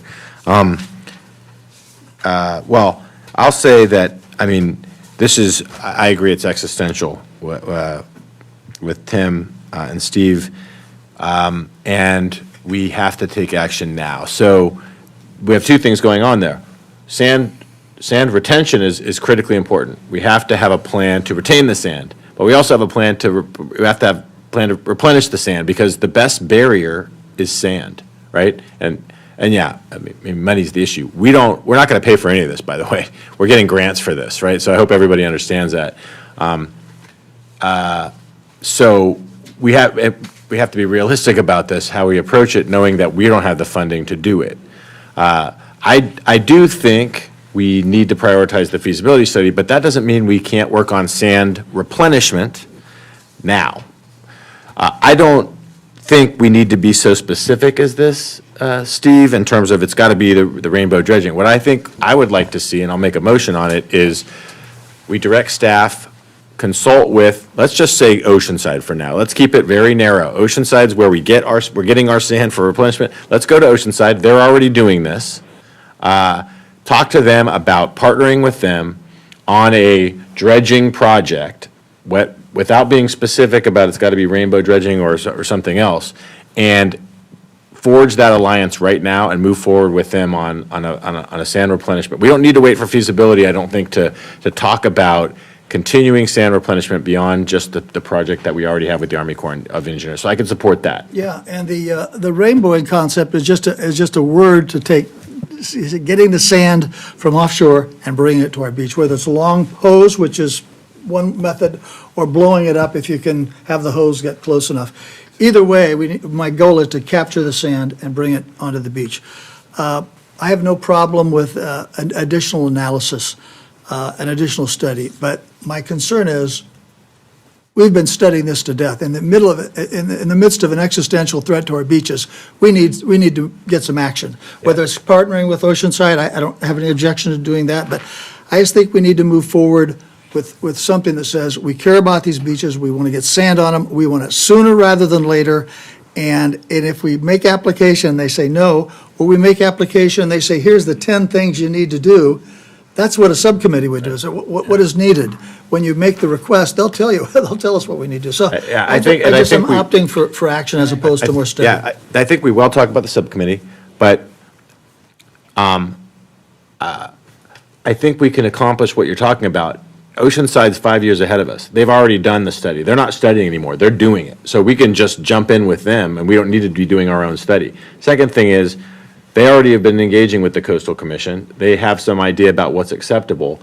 We can give staff the direction and working with them to make the communication with the Coastal Commission without going through the full permitting process. I don't want to put a permit in that's got no chance of success, right? That would be a waste of time. So let's do that front work. So I think we're all talking about the same thing. Gene, I'm sorry you haven't gotten a chance. I think former Mayor Brown is spot on. I think we should have had a subcommittee on this probably 5 years ago. I'm going to laud the efforts of Dr. Whitelaw and on the Save Our Beaches group. I'd really like to keep them outside the city proper of planning, so you're not subject to the Brown Act and all that nonsense. I think your thoughts are going to be more productive outside shooting in. I'm not too sure about the rainbowing. I looked into the rainbowing, and again, Susie, you're spot on. It really doesn't get onto the beach. I'm not too sure what it does once it gets close to the beach. There's only one person in this room who truly knows the issues, and that's the good doctor back there. And I'm going to take her advice. Although the one caveat I'll have to say is we don't know that sand's out there. I mean, and we really need to make that determination before we go down some road until we have the study by the expert saying, oh yeah, that sand is out there. In other words, you don't know that it'll work, right? So Right. you don't go down the road if you're not sure it might work. We can no longer just sit here and talk about it. We have to take action. I'm not sure the rainbow thing at this point is the right action, but I think we're all in agreement that to put together a subcommittee and work with the Save Our Beaches group, work with other communities, talk about a JPA, talk about a consortium, whatever you want to call it. I think if we had done that 10 years ago, 15 years ago, we wouldn't have the problems we have at Cypress Shores right now. So that's looking in the rearview mirror. That has very little, that doesn't help us that much. But it shows us what not to do going forward. We absolutely positively have to take action. And I think a subcommittee getting together and coming back to the council is the way to go. Well, let me try and put that into a motion so we can move on here. What if we move to direct staff to contact Oceanside, and not to just highlight them, but they just actually passed exactly what we're talking about. They have the same type of erosion, and we get our sand from there. So to talk to Oceanside and forge an alliance there and understand what they're doing and try to get in on their dredging efforts. Also, secondarily, to engage with the Coastal Commission to not necessarily put an application in, but just find out from them what type of projects might be something that would be approved or that they've approved in other places. And 3, we create the subcommittee, and we can vote on that in a second when we go through our committees and subcommittees of 2 council members, and just 2, who can engage with the public and Dr. Whitelaw and the good folks in Cypress Cove about the issues, but not formally have them as part of the body, because then you'd get into the Brown Act. Right. And by the way, I met with Assemblywoman Davies the other day, and they are creating a beach subcommittee, I should say a beach committee in the state assembly. And I think it's a joint committee with the Senate and the Assembly. So there's going to be that resource available too, but they're just now getting started. Right, and that raises a great point. Going back to the funding, we don't have the money to do any of this. I hope everybody understands that. We can't do this. We need state funding to come in and pay for all of this, right? They're not going to pay for it unless we have a good plan to pitch to them. So And/or federal money. well, federal money, it took 20 years to get the federal money. I think we got a better shot at the state money, so hopefully we could leverage those. But I think what we can do locally as they're gearing up at the state level is all of this legwork so that we can be ready to pitch these projects when the grant funding is there.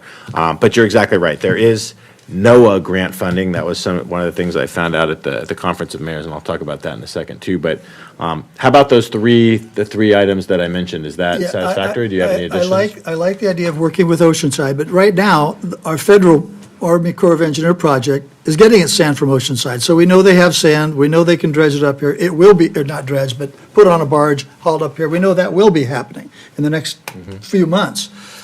So that definitely is happening. Regarding the rainbowing, bringing the sand back up, the entire city of Dubai, world-class city, was built on rainbowing sand onto the beach. And the water flowed off, and the beach settled down, and they compacted it, and they built high-rises on it. And it does work. It's not a new technology, and it can happen, whether it's sucked from 100 yards or half a mile and piped up or rainbowed. The idea is to get the sand, so when we say we don't know it's there, it's there. It didn't go to the moon. It's there. So I like the idea of partnering with Oceanside. I can support that. My concern, and I want to make sure we move forward in an intelligent way, but my only concern is if we have a subcommittee, and I think we probably need to do that, but I just want to make sure the subcommittee doesn't take 6 months or 6 years or an ungodly amount of time to do the analysis Which is and why come we're back. also giving direction to staff, separate apart from the subcommittee, to do certain things. Yeah, to communicate with the Army, or with the Coastal Commission and so forth. To communicate Yeah. with the Coastal Commission, I talk agree with about that. rainbowing and anything, and feel them out, see how they feel I about it. agree with that. Okay. That's a good idea. The subcommittee can come back with objectives and timelines to be approved by the council. Yeah. I'd second your motion. Okay, so we have the motion and a second. Any discussion?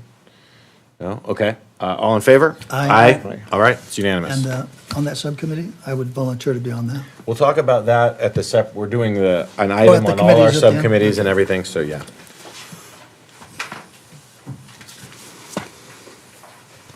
Okay, next item on the agenda is consideration of taking minutes, city clerk taking minutes in closed session. I ask that this matter be brought up only because I think in the spirit of transparency and accuracy, that a record of closed sessions would be helpful. That record is confidential, just like the material discussed in the closed session is confidential. But I think there would simply be a record of action that was taken, so that if there's any question or dispute or clarification that needs to be given, the record's available. Historically, it's been done. It's only not been done in the very recent past. So that's Here why I in San agendized Clemente this. or broadly? No, here. Okay. Here, and broadly, but specifically here. All right. Any other comment? I don't have a preference on this either way.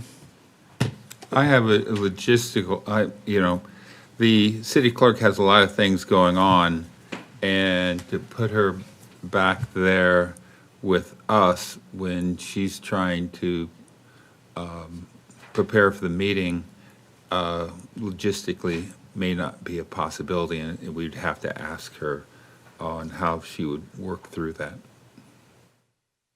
Victor? Did we have comments on this, or? We just received a speaker card. Okay, perfect. Thank you, Victor. Oh, that's you. So I feel like I could lend some experience to it. So I was sitting in closed session one time, this is 7, 8 years ago or whatever, and Joanne is busily taking notes, and the council at the time says, "Why does she do that?" And we're all looking at each other, well, they just started doing that a few years ago, and we said, do we ever use that? And they're like, not really. We don't use it that much. It's not really informative. And I said, can they use that against us in a legal proceeding? And they're like, yeah, they sure can. And we're like, let's not do that anymore, shall we? And so we stopped. And so I don't know, I'm not an attorney, like you have two very good attorneys, three, like a whole bunch up here. Oh, that was a. You guys pick, all right? You guys pick, who's the best attorney? But I would say that was the background as to when we stopped doing it. It was primarily because there was, remember the whole, like there was, anyway, it goes, long story.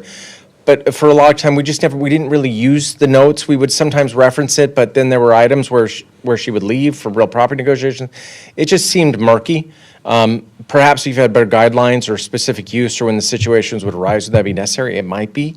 But for a long time, it just felt like she was just doing a lot of work and we weren't utilizing it at all. And so that was the background for it. So just wanted to give that context to help kind of inform the conversation because it was a funny one. It was actually one that I just remembered when you brought it up. I'm like, why did we stop? And that was it. So that's the context behind it. Thank you. Yeah. Yeah, I have concerns for the reasons just stated. The legal, we are in closed session for a reason. I don't think I'd support, maybe on an occasion, we would, if there's right circumstances, we could call for items to be noted, but overall, I don't support the concept. Yeah, I would say that I have concerns about the legal concerns about disclosure. We would have to defend it on a individual basis, and we've recently in a lawsuit with someone trying to get attorney-client privilege. You still have to go in and defend it. It's not automatic. We would spend legal funds defending that request for the information. It also, I think, chills open thought and dialogue, right? If you know someone's taking notes right next to you, it's going to change how you have discussion back there in closed session, and we want to have free and open discussion. And, God, it's getting late. I forgot the third one. So I can't support it because, yeah, I think it would be kind of counterproductive to our closed session operations back there. So that's where I come out. In response to the city clerk's position, the job of the city clerk is to take minutes of our meetings. She takes minutes of this meeting. She should take minutes of our closed meeting. The information is still confidential, and any risk of litigation would be the same whether minutes are taken or not. But I think it's one that is, again, historically relevant and I think important for the sake of proper record keeping and accountability. So that's my thoughts, which is why. Appreciate that. You reminded me of my third one. We're solving a problem that doesn't exist. That's exactly what I was going to say. We have had no issues with what was discussed, very, very little. So I think there's really not a reason to change it. If there was, maybe we'd have another discussion. But I don't think there's been an issue that we're trying to address here, so. Actually, just to kind, it doesn't look like this is going to pass, but in response, there has been an issue. I've been on this council for 2 years, and there's been at least several situations where direction to this council was taken from closed session, and I said, I don't remember that consensus or that vote. And with simple minutes, there would be no issue. So it doesn't look like it supports, but. Call for the question. Appreciate that. I think we were able to resolve that amongst ourselves, which is how we should do it. Okay, do we have a motion? No. We have no motion. Well, I'll make a motion that the clerk take minutes to remain confidential as they should be during closed sessions. Okay, do we have a second? Okay, no second, fails for lack of a second. And on to oral communications, part 2. We do have a couple of cards. Donna Vidrine, is she still here? I don't see. Gone. And Aaron Washington, did you say you don't need to speak? You made your comments? Oh, you do have comments, okay. All right, here I am again. So the homeless situation, appreciate all the efforts. One thing I want to say, I know what we call neighborhood watch or something like that. I know there's been activity where people have been dropping homeless in our city down by the pier. Residents like myself, been down there staking it out. It happens between 7 and 9 p.m. on Tuesday and Wednesday. But I think they changed the location from going down to the pier. And it's obvious if you look at some of the people that are being dropped off with like 10 bags, you know it wasn't on the city bus. So we're continuing that, but one thing I wanted to say on the website, if you can have a link on what you're doing with the homelessness, that's great. I know it's work or something. Hell, delegate it down to Human Affairs and send it to us and teach us how to use the website. I'll put it in there. But just give us something where the community can click and see all the great things you're doing. One other thing is I know there's a lot of questions about campers. I know in OC Tavern parking lot, there's like 2. They've been there for like 2 months. The other one is Christinitos going into the base. You know, when I go off of Christinitos to go on the base, they're all up along there. But I think there's a question of what's San Diego County, what's San Clemente, what's the base? I don't know, but if it is, I just say as council members, have someone look into that. And if we do have a liaison with the Marine Corps, you know, discuss it, let them know about it so that they can help engage that. But there's a lot of squatting going down there as well. But anyways, the link on the website for us to click and not have to read in the paper and see the actions you are taking is what we need. Thanks. Thank you. Okay, moving on to reports. Yes, city manager. Nothing else, thank you. You talked enough today? City attorney. Yeah, I'm good too for tonight. Thanks very much. I got a couple of things. One thing I would like the city manager to look at, we spoke about this, is the area in North Beach where the restrooms are taken over every day by vagrants. I would very much like to see if we could partition that off and make it a area for under 12 years of age and accompanying adults. I'm not sure Coastal will allow us to do that. I'm not sure if anyone would allow us to do that, but it's taken over every day, and the children aren't allowed to use that equipment.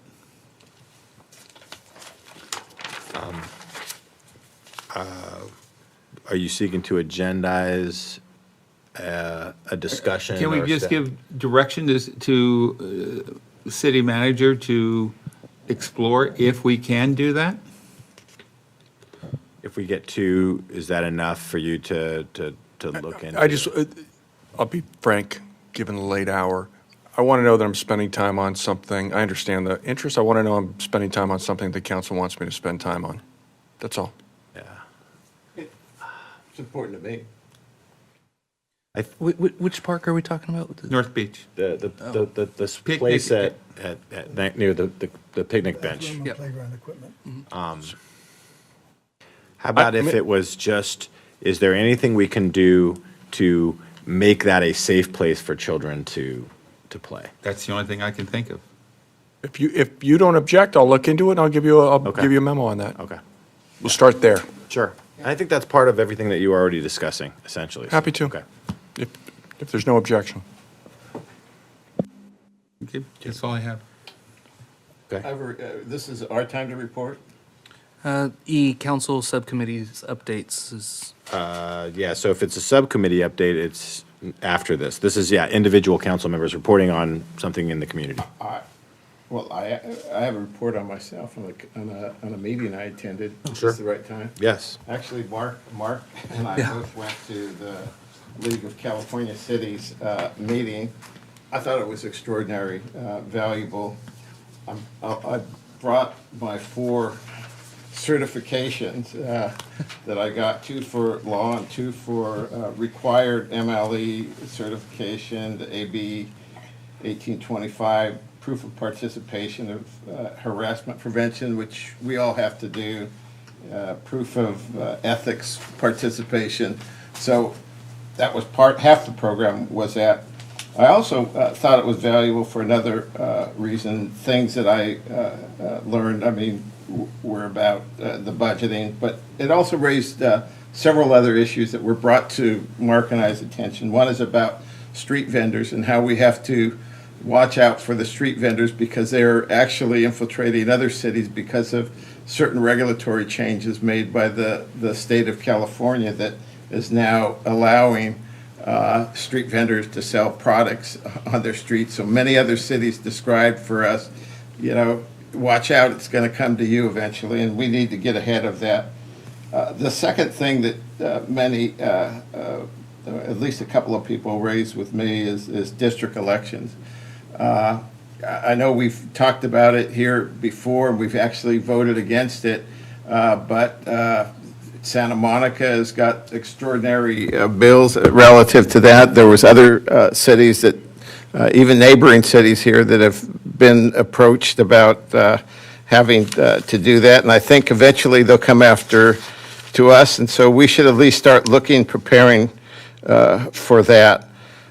Third, there was people that mentioned that there was First Amendment audits going through some of the cities where they come in with cameras and test the limits of what they can photograph, and ordinarily, people, someone maybe sitting in the front entrance or on the third floor will say, you can't film here, call the police. We get in trouble because we don't have it properly organized. In fact, I would say that on our third floor, someone could walk in through the double doors that are wedged open all the time, and that would be public space, and they might make a good case, since we don't have any signage that it's not public space, to come through. It's just something we need to look at. I think I've raised this with the city manager. I'm not asking for anything to be done.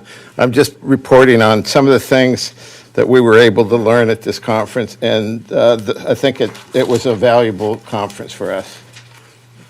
I'll just add a little bit to that. One of the great things from this conference was the networking with all the other council members throughout California.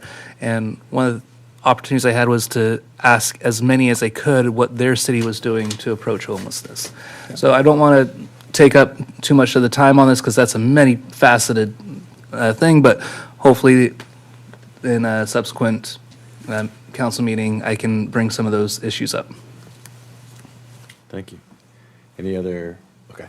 Well, I will report on the conference of mayors that we heard about.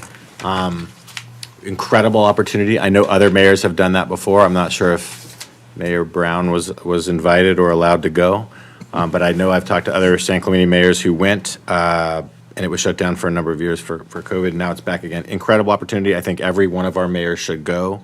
We should certainly support that. You're there with 250 mayors from across the country, big and small cities, and it's all about what's the cutting edge idea to make your city better.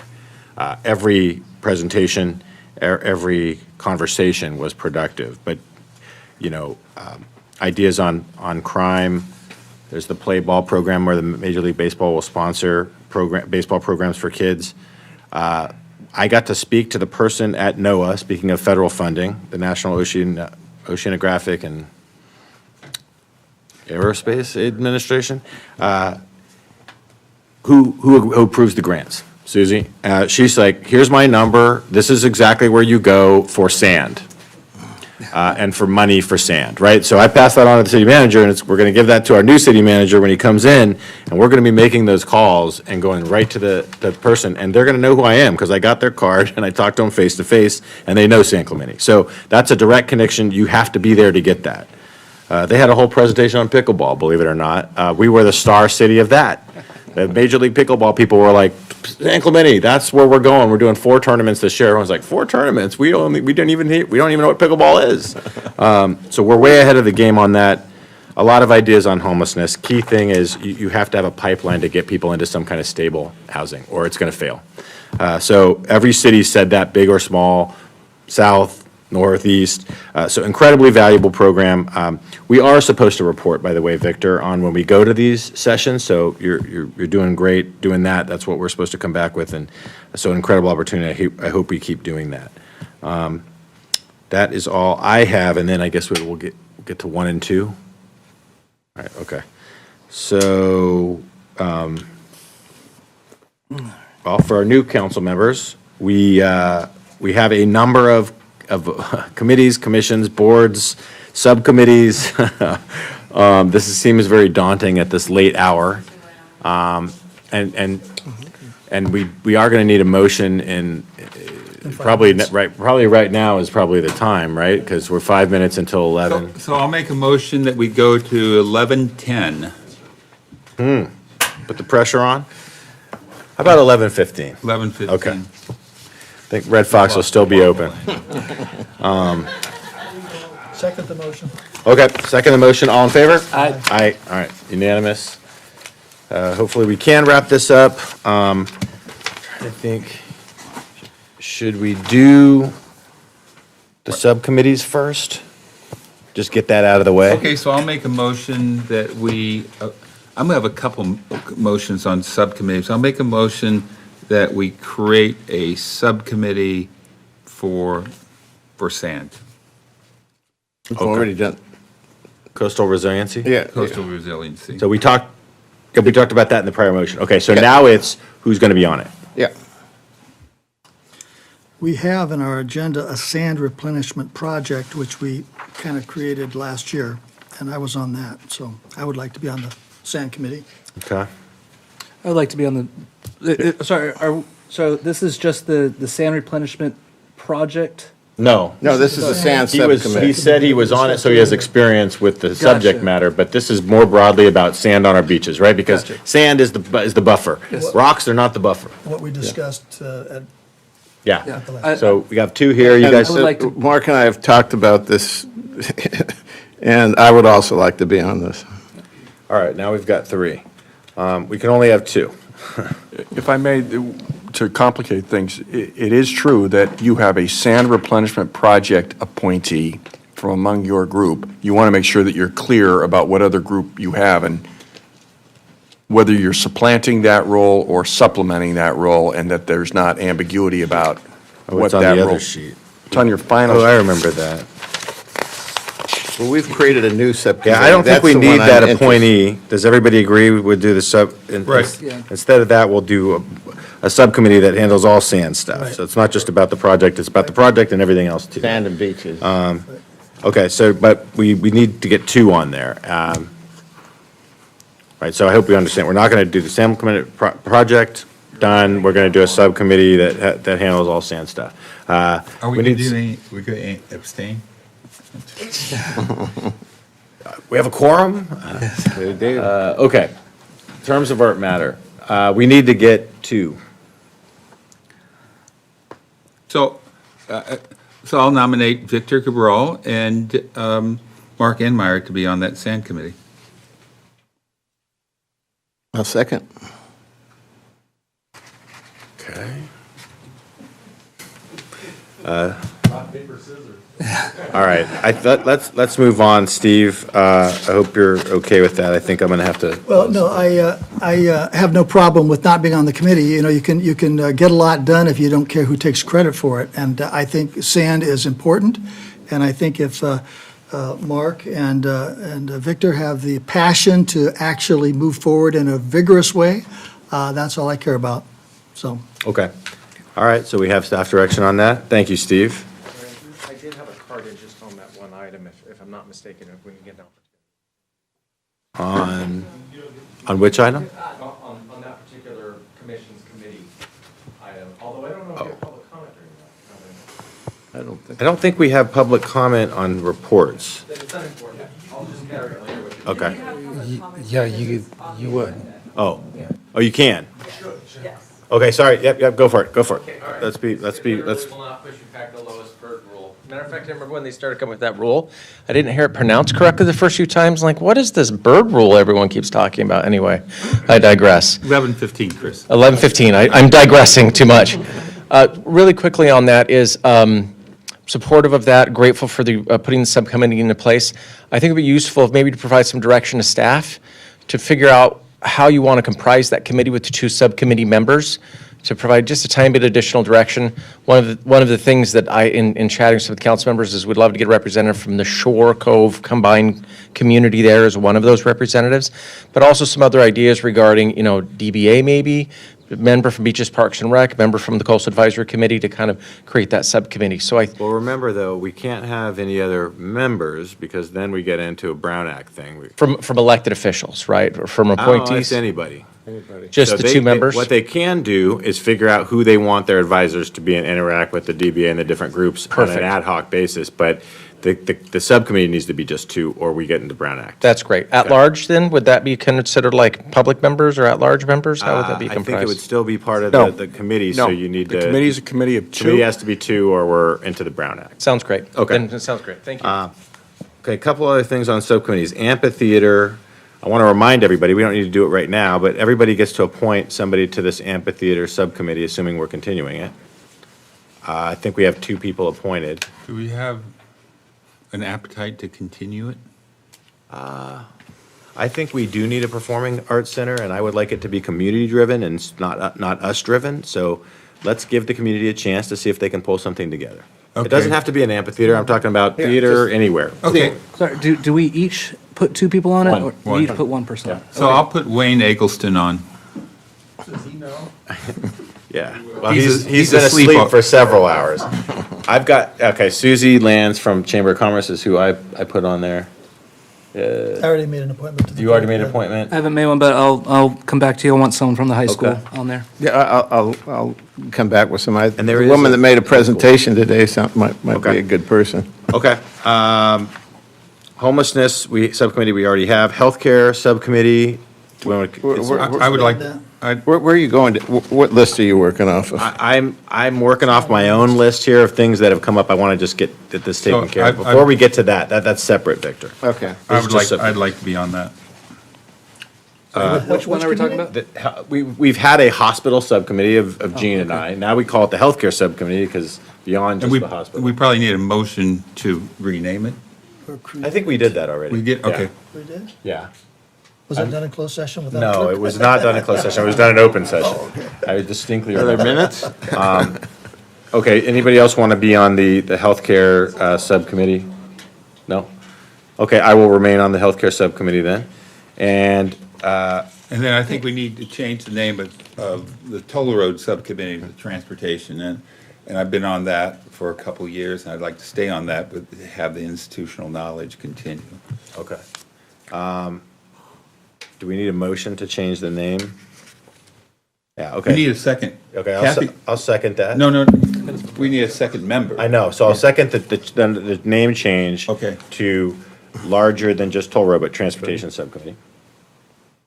I mean, I don't, no, but I'll do it if nobody else wants to Well, do we're it. kind of already doing. Okay, yeah, we are sort of doing We're it. already part of doing it. Yeah. So, Okay, so anyway, the first thing is, do we agree that we change the name to transportation subcommittee? Aye. Aye? Aye.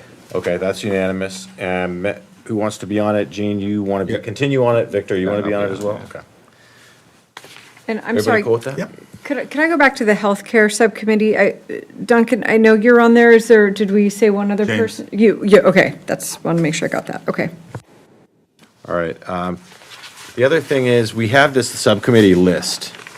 Most of these are, I mean, honestly, Subcommittee or the regular committee and commissions? not the committee and commissions. But separately, we got this subcommittee list. It's attachment I'm 2 going of to your close agenda that out report. first. I'm looking on here, design. oh yeah, those need to go. Design review is okay. Other than that, I don't think we need these other ones. This one, Urban Design, Anderson and Dory, 2004. What about the dog Okay, so access? I'm going to make a motion that we discontinue all subcommittees on this list except for the ones we've just been talking about. The design review subcommittee? And design review subcommittee. And there's one there that we need to, ad hoc subcommittee for train horns. I'm good No, yeah, I think- for killing that, but we have to make sure staff stays on it. We may have to What are get the back. two committees now? The design review and what? Design review, we would keep, hospital, which is now healthcare, toll road, which is now transportation, amphitheater, which we talked about, and homeless. So everything except for those 5, we would discontinue. Do we need to keep the human trafficking subcommittee? No. Okay, I think we accomplished what we were trying to do. all right. Was that a motion? Motion to, yes. Second. Clean up the subcommittees. Okay. All in favor? Aye. Aye, all right. So you have what you need there? Or, okay. All right, let's get to the actual appointed representatives to committees and commissions. Hopefully, we can get a consensus here.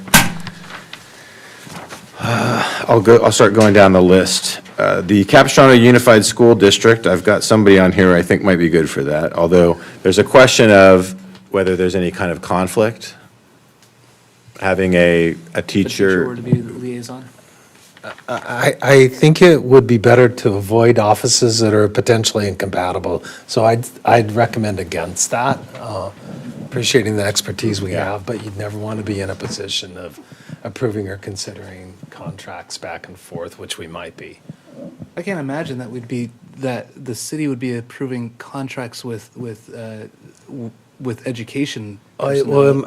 I'm thinking of joint use agreements for facilities, Swimming pool, transportation or sports parking, field. stuff like that you'd want it, the problem, the issue is whether the offices are overlapping in any respect, and the stakes. Well, how about this? Yeah, we can- I'm very interested in education too. What if it was Enmeyer and me, and if there was an issue where there was a conflict, I would take that. And if it's not, Mark can continue to serve on it. Go ahead and maybe footnote that. The stakes are really high because if you have incompatible offices, you could forfeit one, and you wouldn't want that one to be your career. So it's low risk, high stakes, I guess, is what I'm saying. And just on the spot here, I haven't been, but why don't you go do that, footnote that, and then if there's a concern with that approach, I would get back to you. The committee member, this isn't a committee, this is a liaison position. Yeah, it's So very. I think if there was ever an issue of a joint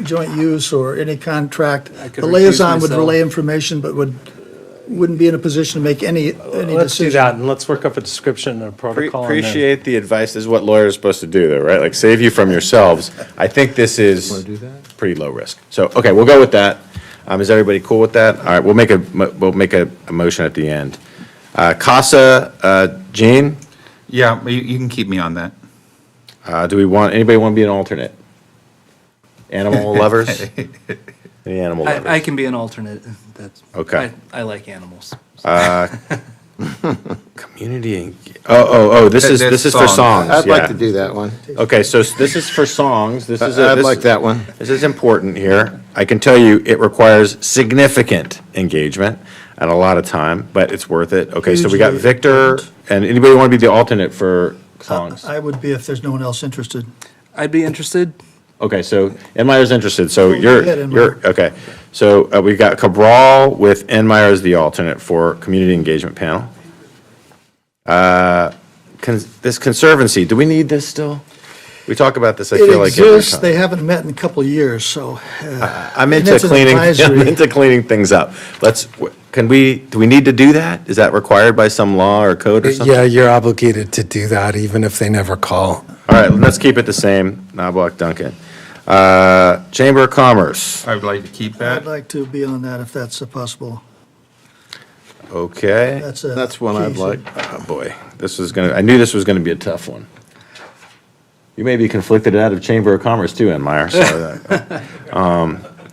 All right, so, gosh, we got Gene, they love Gene, right? So I can report as the alternate, they really like Gene at the Chamber. They endorse me. I'm pretty tempted to, So I'll make a motion, James and Cabral on the Chamber of Commerce. Second. okay, Anyone else interested, or just those three? just those three. I'd like to put you on there, Steve, but, Well, I can go it's a with- motion, if we got three people. all right, okay. Three people All right, make decisions on Enmeyer, this are you- council.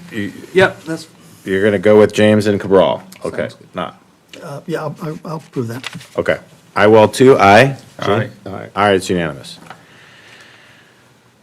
Okay, DBA, again, an important group.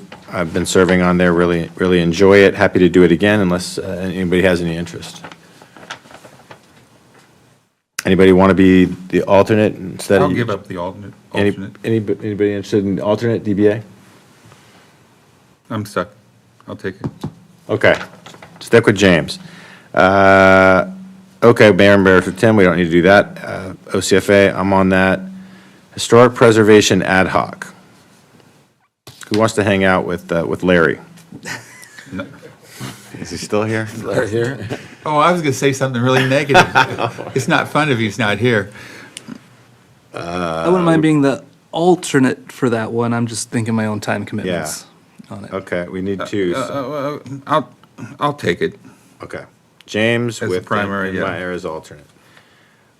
We talked about the So- healthcare subcommittee. And now, JPIA, I just discovered they owe me $100. It says the compensation is $100 a year. Where's my $100? I'm interested in that. That's an insurance issue. I was on it the first year I was on the council. I could support Steve for this. I'm good. I'll support him, too. All right, cool. Investment advisory.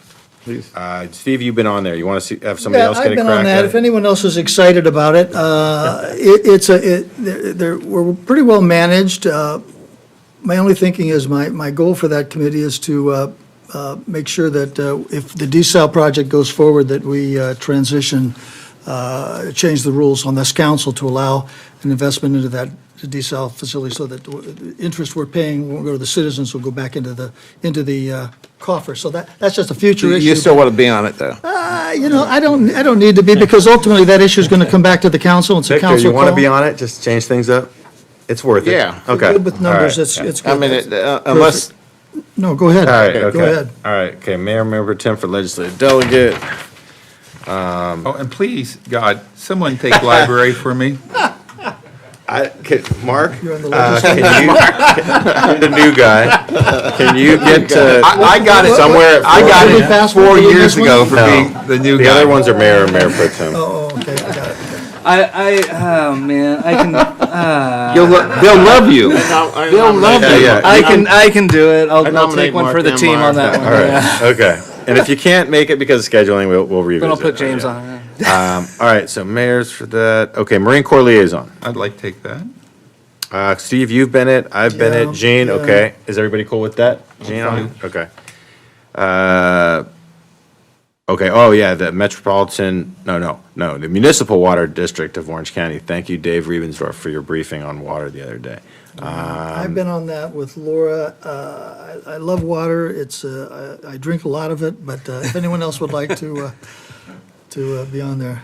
I think you've done a great job. Yeah. Okay, I'll be the alternate. Okay. So no block is the primary still? Yes. Yeah, he's our water guy. Agency. Yeah, we'll stay with the same thing with the 9 water agencies. Yeah, let's do that. Okay. OCTA, wait, We don't have one. this is, wait, this is different than, okay, yeah, this is OCTA workshops. Eliminate that committee, and the function would be covered I don't by think the we've other- ever used it. And if we do need it, we'll just We don't take have it out of anybody here. the transportation Exactly. subcommittee. Okay, that's fine. So we will do away with the transportation planning workshops. And if there's a request from OCTA or we're supposed to go to something, we'll send one of the subcommittee members. San Replenishment Project, we don't need that one anymore, so we can strike that one. SCAG General Assembly. That's the meeting on the desert. We voted on that at the last meeting. We voted on that one. Okay, yes, thank you for the reminder. Ooh. Social service, community service. Don't you think I'm a social services kind of guy? I'll keep it. Okay. I You I can could do have that it. one if, You want to have Mark be social service, community budget? Yeah, that's Okay. fine with me. Great. Okay, watershed, Knobloch again on the water thing. You guys want to stay on that? Yeah, I guess, yeah. Okay, transportation, Excuse me, if you can appoint a staff as an alternate on this committee. On which one? On South Orange County Watershed. Watershed, if you, you can as an, rather than a council member. okay, so then let's, Dave Rievensdorf's been doing a great yeah, job let's on do that. Dave Okay. then as the alternate. Perfect, Okay. thank you, Laura, appreciate that. Transportation Subcommittee, we did, right? Yeah. Toll Road Subcommittee, So- eliminate. Vector. Vector, so let me talk about Vector for a moment. Traditionally, at least, no, I shouldn't say traditionally, but when I first came on, Michelle Schumacher was on this, and then Jim Dahl was on this. I think we have a community member that would really work out very well. He owns his own pest control exterminating company, Isaac Camacho, a guy who's very active in the chamber. He's interested in being on this, and I would nominate Isaac. Actually, Councilmember James, Mayor Pro Tem Noblock's term expires in January 2024, so it would be next year that. It'd be next you year. could Okay, appoint, never right. mind. Yeah, good. Okay, we don't have, I'll let him know. Okay. Unless you want to give up, he could give up his position. No, I don't think on that committee there's a single non-elected on that entire board. Okay, we'll revisit that next year. Prefer to continue. Well, wasn't Jim Dahl on? Oh, anyway. Dahl was on it, Okay. and Schumacher was on it before Dahl. All right, wall of recognition. Anybody want to do that? The mayor ought to be on that. Okay, I'll do that. So we are right there. 11:15. I will move that we move this request to support the controlled substances fentanyl thing to the next meeting. I think we were, right? Make a motion to approve it, we'll get it done. Mayor, just want you to vote on this, on the, Oh, yeah, on the okay. chart, yeah. So all in favor of everything that we discussed? Aye. Aye. It's unanimous. I don't think I can support the fentanyl thing. It's, I know this is crazy, but it's. What? Todd Spitzer supports it, and Tom Umberg. You got everybody in on Well, it. this whole thing about giving people a card saying fentanyl is bad when they should be getting arrested, but I will support it nonetheless. All right. I'll make a motion that we do approve the letter of support for the SB 44. Second. All right. All in favor? Aye. It's unanimous. And you have a motion on adjournment. Move that we adjourn to the next meeting on February 21, 2023. Closed session begin at 5 PM. Regular business to commence at 6. The meeting will take place at 9:10 Kelly Negosio, second floor, San Clemente. Second. All in favor? Aye. It's unanimous. Hey.